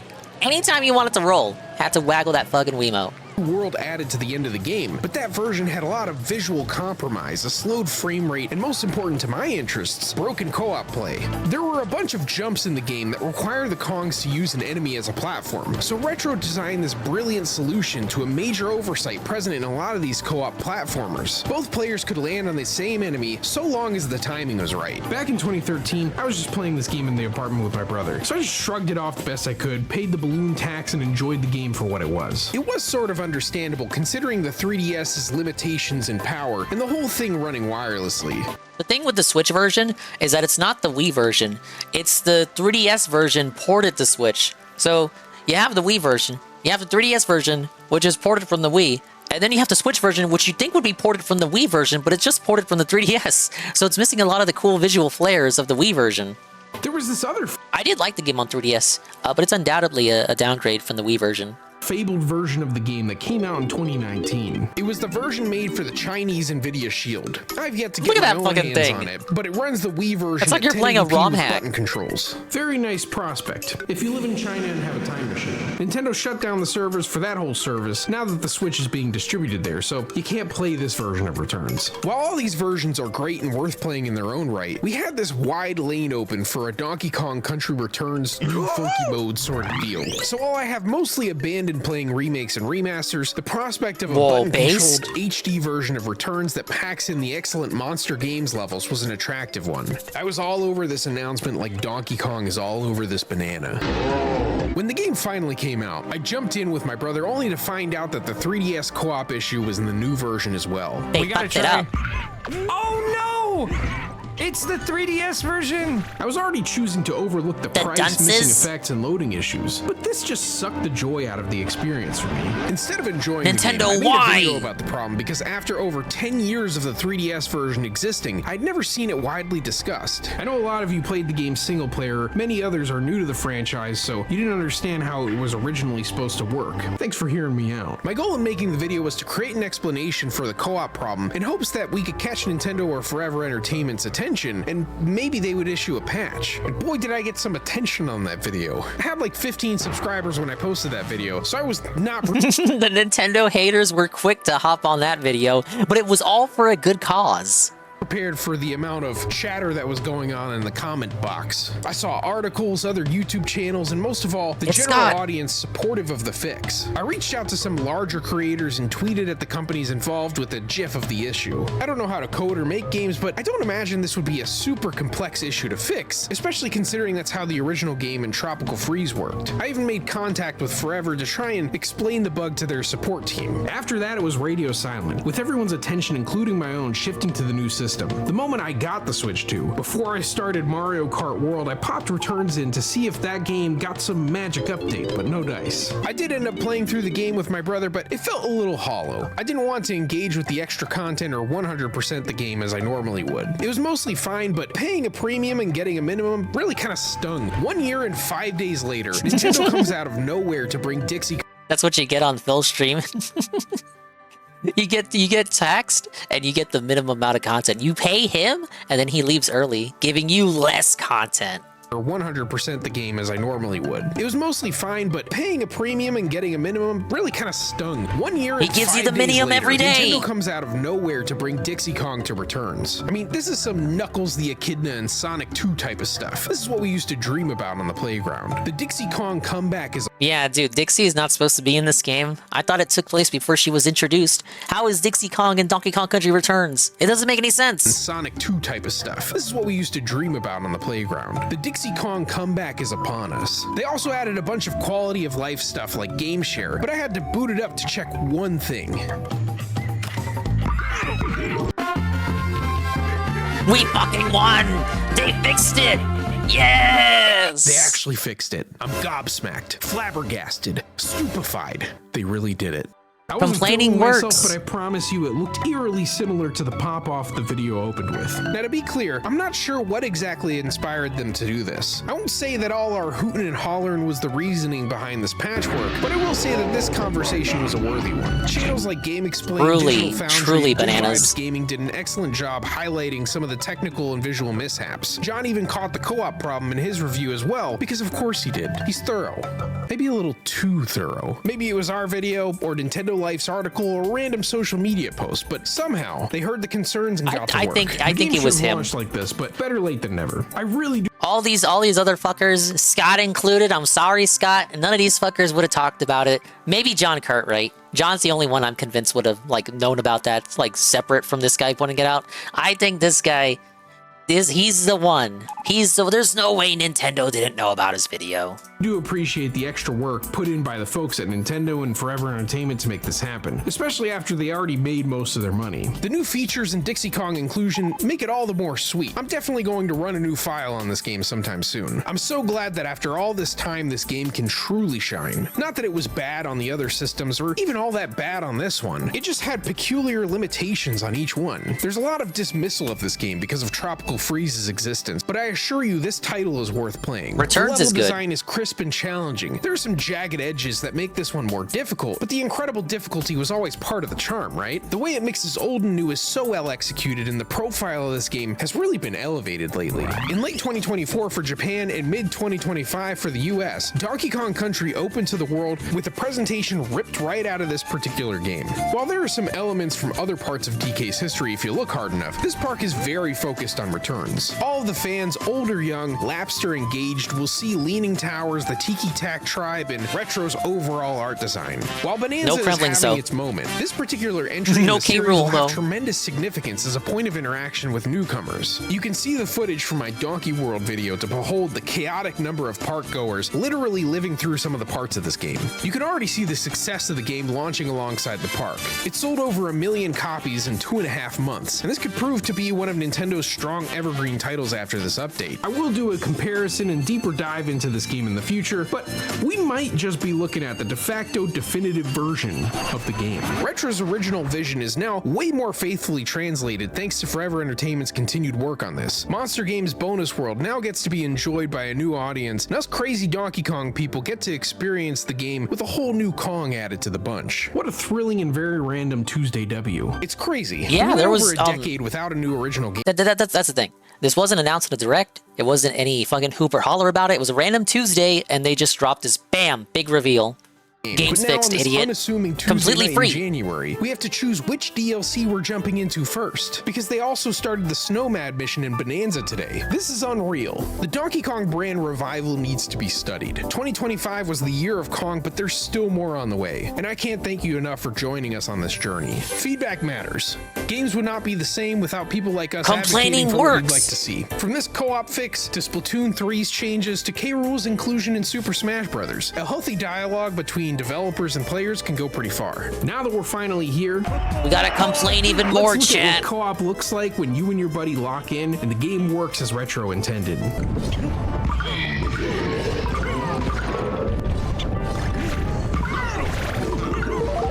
Such a great level. All the temple levels are good. At least before you die in them a dozen times. That's how we do it!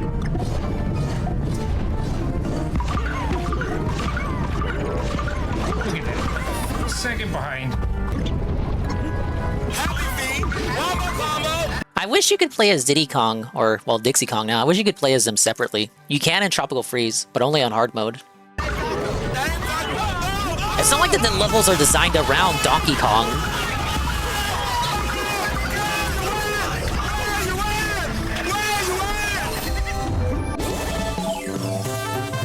We're hard at work on a bunch of new videos for the compendium, but in the meantime, this would be an appropriate time to check out Too Crispy's interview with Brian Walker, the senior development director for the original Donkey Kong Country Returns. If you don't know all that game developer lingo, understand that he's the second name that you see on the credits. The original credits, anyway. Whoa, Top Banana over there. Just leave the names and the remasters.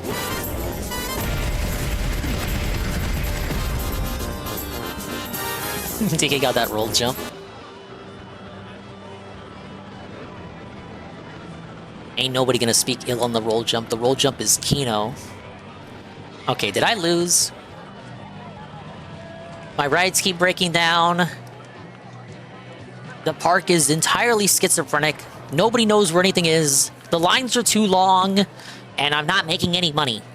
Guys, I'm not really seeing any attendance, engagement, and support in the theme park. Perhaps building a theme park in the Antarctic was not a good idea. Moreover, perhaps jumping over to this map when I haven't even finished all the beginner maps, probably also not a good idea. Oh well, we tried our best. I mean, there's some things I like about it, like the little food court area here. I'm rusty, guys. It's been a long time since I played the game.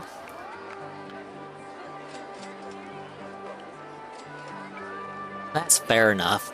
I think I've had my fill. Guys, we're rage quitting. Guys, we're rage quitting. No, I think I'm gonna call it a night here. We had a nice night. We had a fun night. We felt it, Dickers. Dickers really wants my Dingus. We have proven it. We've proven it unequivocally that Dickers wants my Dingus. He can't help it.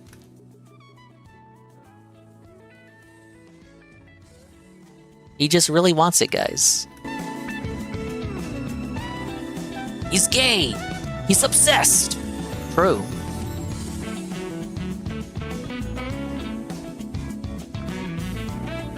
He wants to take you to Hogan's Bar. He wants to bend you over a table. Dude, Carl, if he bends me over, like, I'm fucking dead. Like, if he squishes me, I'm... Understand? My bones are getting crushed. My rib cage is gonna shatter. I'm not gonna be alive. I can't have that happen. I don't think I'm going with Review Tech to Hogan's Bar, bud. Yeah, is that why Shy Guy has no eyes? Chat? Wait a minute.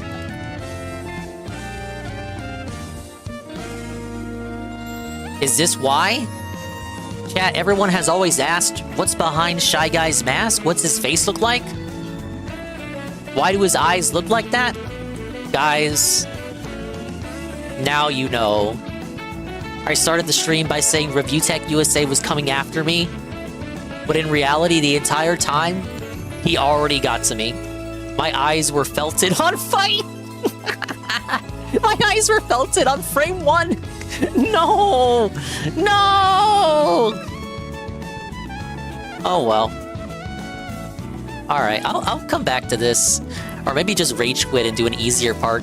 But I do appreciate everyone stopping by for the, let's face it, mostly bullshit muck around stream where we have a little bit of laughs at the expense of a fat 40-year-old white guy and another not so fat 40-year-old white guy. I'll be back in the morning. I'll set the alarm. We got the Fire Emblem Chill stream special. and then Kino Casino episode, the restream. So if everything goes together, 2 streams tomorrow. Get it? I thank everyone for stopping by. Thank you so much for all the positivity. I will shout it all out. And yeah.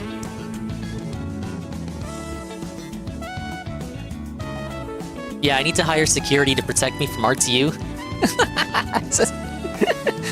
I'm not safe. I'm not safe out here.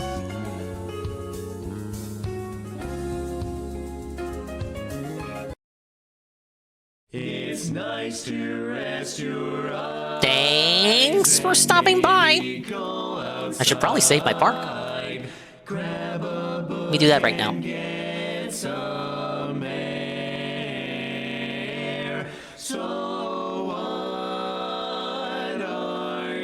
Honestly, I'm probably just gonna rage quit the file. I was too lost in the sauce for this stream. This all happened because I wanted to enjoy Mario Party. But appreciate everybody for coming out. Thank you so much. If you're listening to my dulcet tones, you made it to the end of the stream. Appreciate you for making it to the end of the stream. You could have spent your evening anywhere else, but I'm glad you spent it here. But go get something to eat. Go get something to drink. Go walk around. Go exercise. Go do the things that keep you being who you are. And if you want to wake up with me in the morning, we're going to continue the Fire Emblem playthrough. No videos or reacting for that stream. It'll just be me suffering in Fire Emblem. So if you don't like the pre-stream, you need some alternative programming to keep you busy, I will try to be here. Let me pull this up. Thank you, BR Joe, the 15 stream streak. We do a little streaking. Thank you to Sleepy Zaw, Rate with a party of 31. Grim with the follow. Thank you. Juzzy51, tier 1 for 48 months. Mods, Betty would ask it for a pasta stand. Got Ann Leet, Rate with a party of 35. GPM gifting Goon, gifting Kien Goon for the 1 month. Opium Death with the follow. And the tier 1. Whoa, MVP indeed. Polish Italian, tier 1 for 2 months. Captain Lego Man 5 gifted to Mike and Tweeters and Red Orion and Kang and Stinky _ Yug. Insanity Central hitting us with another 5 to Devoured Eagle. Sinzakroy, Sodomote, Higher God and Pineapple Ear. Captain Lego Man re-up tier 1 for 13 months. Almighty Goki, Rate with a party of 4. The Edgy, Rate with a party of 17.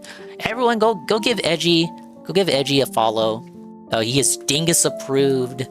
A very chill guy. He deserves way more of a spotlight. He is such a nice guy. Thank you, Lazy Potato and Cosma, for the follows as well. Okay. Where are we going? Where are we at? Where are we at?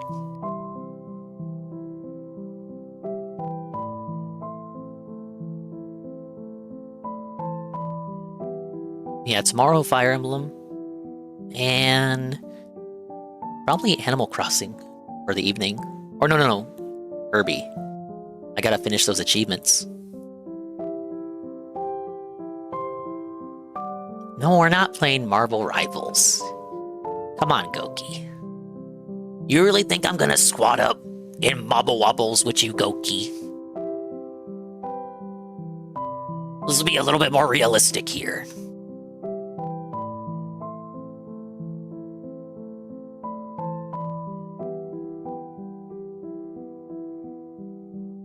Play with Jade Oos?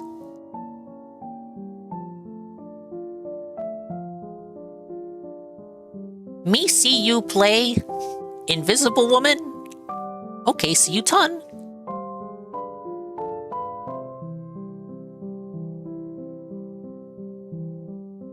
But bye-bye, adios, and Mimi time. We'll see you when we see you. And if we didn't see you, then we didn't see you. But if we did see you, then we saw you. And if we didn't see you, hopefully we will see you next time.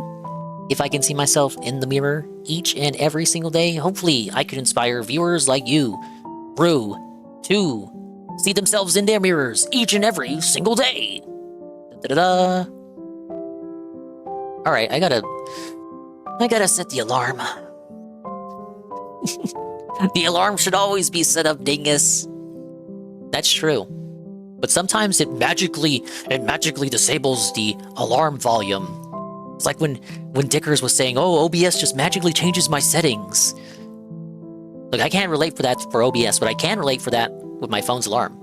Sometimes it just magically mutes my alarm audio. I don't know what causes it.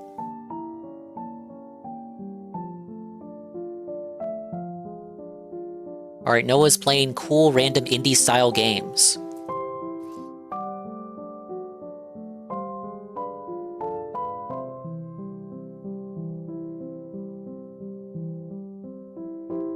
Keep the raid message simple.